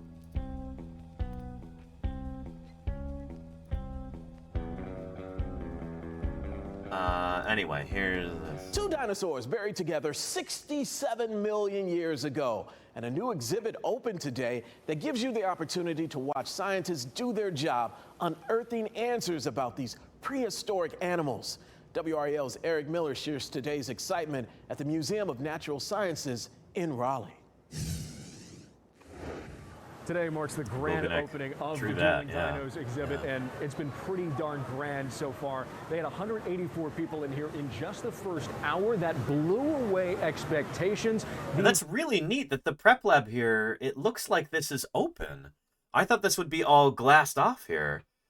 But no, it is open so that people are, you know, the visitors are breathing the same air as the preparators. You don't often see that. Usually you have like a viewing lab where it's glassed off. And sometimes you have an intercom system or a window that can open for the preparators to answer questions. But here it looks like it's just open. Which, you know what? That's pretty cool. As long as you have sufficient dust collection in here and you're not, you know, creating hazardous conditions for sensitive people to breathe. Yeah, that's 4 people in here in just the first hour. That blew away expectations. These unbelievable dinosaurs inspiring both paleontologists and pint-sized. Oh, wait, no, I can see. This is the glass here. It looks like for the grand opening, they let folks in through here. This must be like a special thing you have to, I don't know. They probably don't have this open all the time. This is probably mostly for the grand opening that they're letting folks in. Just the first hour, that blew away expectations. These unbelievable There's the glass. Inspiring both paleontologists and pint-sized dino fans. Yeah. Inside Ticketed. the That would make sense. SCU Dino Lab Saturday, It is a Triceratops horn. paleontologists are digging up more than just bones. Have we touched them? Yeah, you can touch them. I think it's really cool. There's delight That's awesome. and wonder in these rocks too. I like it. It's an exhibit worth waiting for dino fans like Bryn Merritt and Christopher Leathers. We're big dinosaur nerds. They were first in line when the good Dueling for them. Dinos opened to the general public, waiting nearly 2 hours outside the museum. I've known it was coming for years, and I'm glad it's finally here. Others, like the Stevens family, drove all the way from South Carolina. 190 miles, 3.5 hours. Yeah. The journey to this lab has been long for these bones, too. After 67 million years buried in Montana soil, they were discovered in 2006, Buried in before soil. eventually making their way to the Museum of Natural Sciences and this custom lab.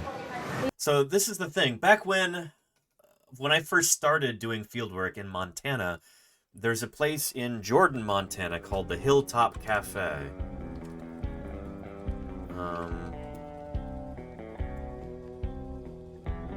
Yeah, there you go. I don't know if it's still around. It very well may have been closed down like many of the other things in Jordan, Montana.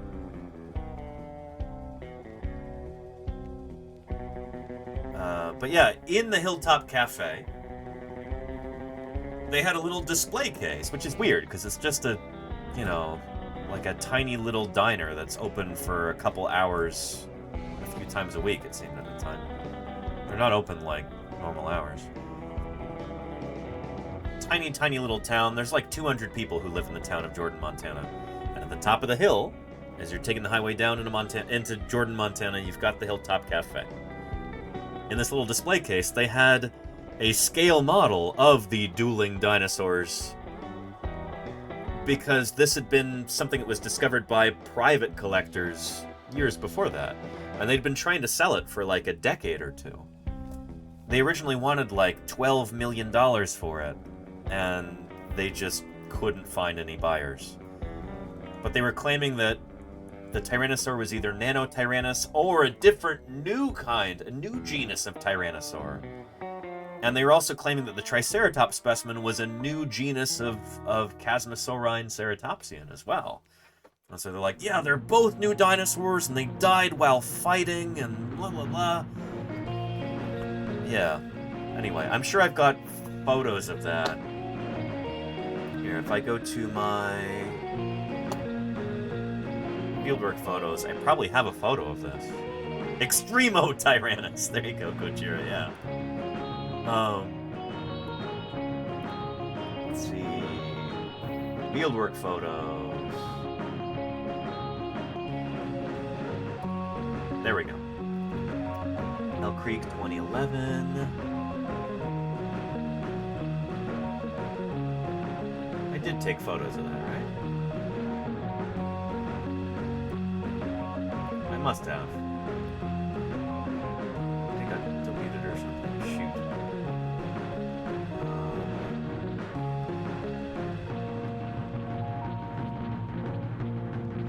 Oh, darn, I don't know if I still have it.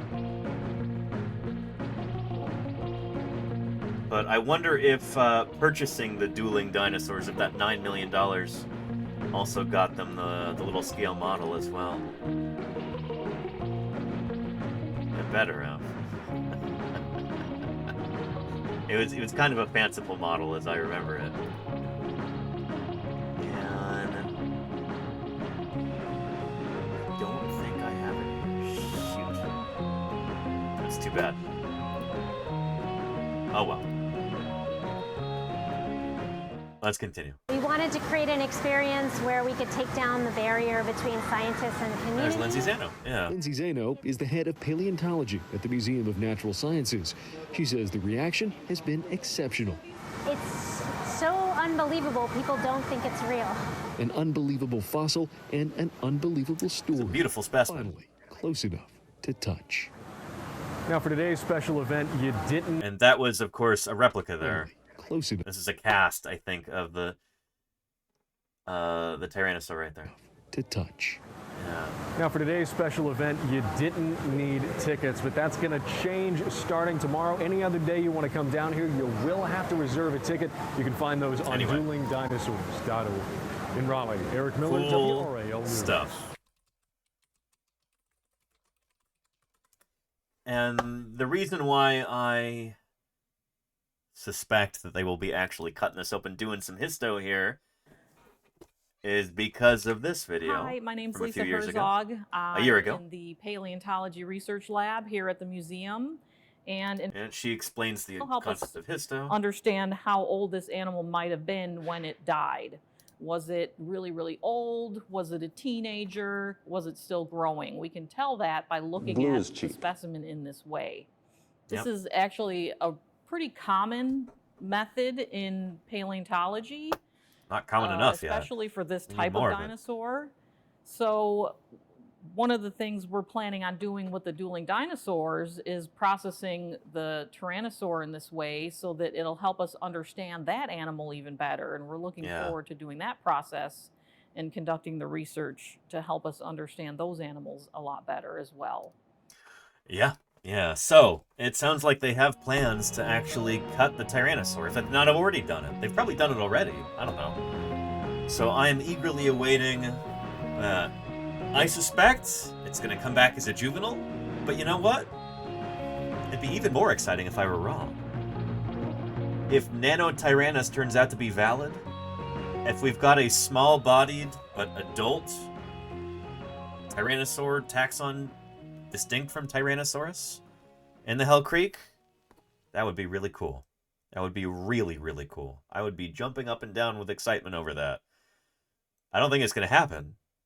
But you know what? I kind of hope I'm wrong. It would be really cool to have increased dinosaur diversity in the Hell Creek.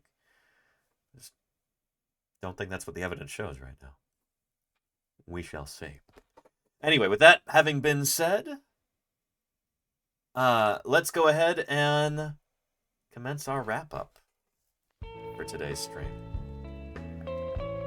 And if they do that, will it definitively give a conclusive answer on whether Nanotyrannus is a juvenile or not? No, you'll still have Nanotyrannus proponents who would say, oh, well, this isn't actually Nanotyrannus. It's just a juvenile Tyrannosaurus, but Nanotyrannus is definitely Nanotyrannus. But yeah. Yeah. Anyway. Yeah. Let's find somebody to raid here. And I am famished. I need to go get some dinner before the growling of my stomach is audible in the microphone. Thank you to everybody who has made this stream a success, either through following or rating, through cheering or gifting, through subscribing or moderating. Appreciate you. Everyone who's appearing here in the credits. Appreciate you very much.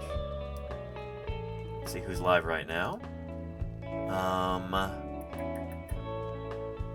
Let's go right into Astro Canuck.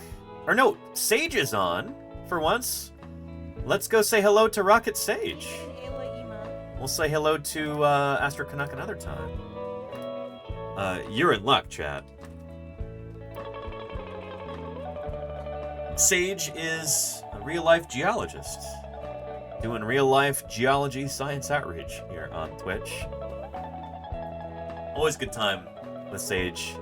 If you've got questions about the history of Earth, how rocks form, you have questions about gems or minerals or diagenesis or whatever else, you can ask Sage those questions. So let's go say hello to her. Thank you everybody for a wonderful stream. I hope you had fun today. Hope you learned something, and I will be back tomorrow with some more paleontologizing, 2 p.m. California time.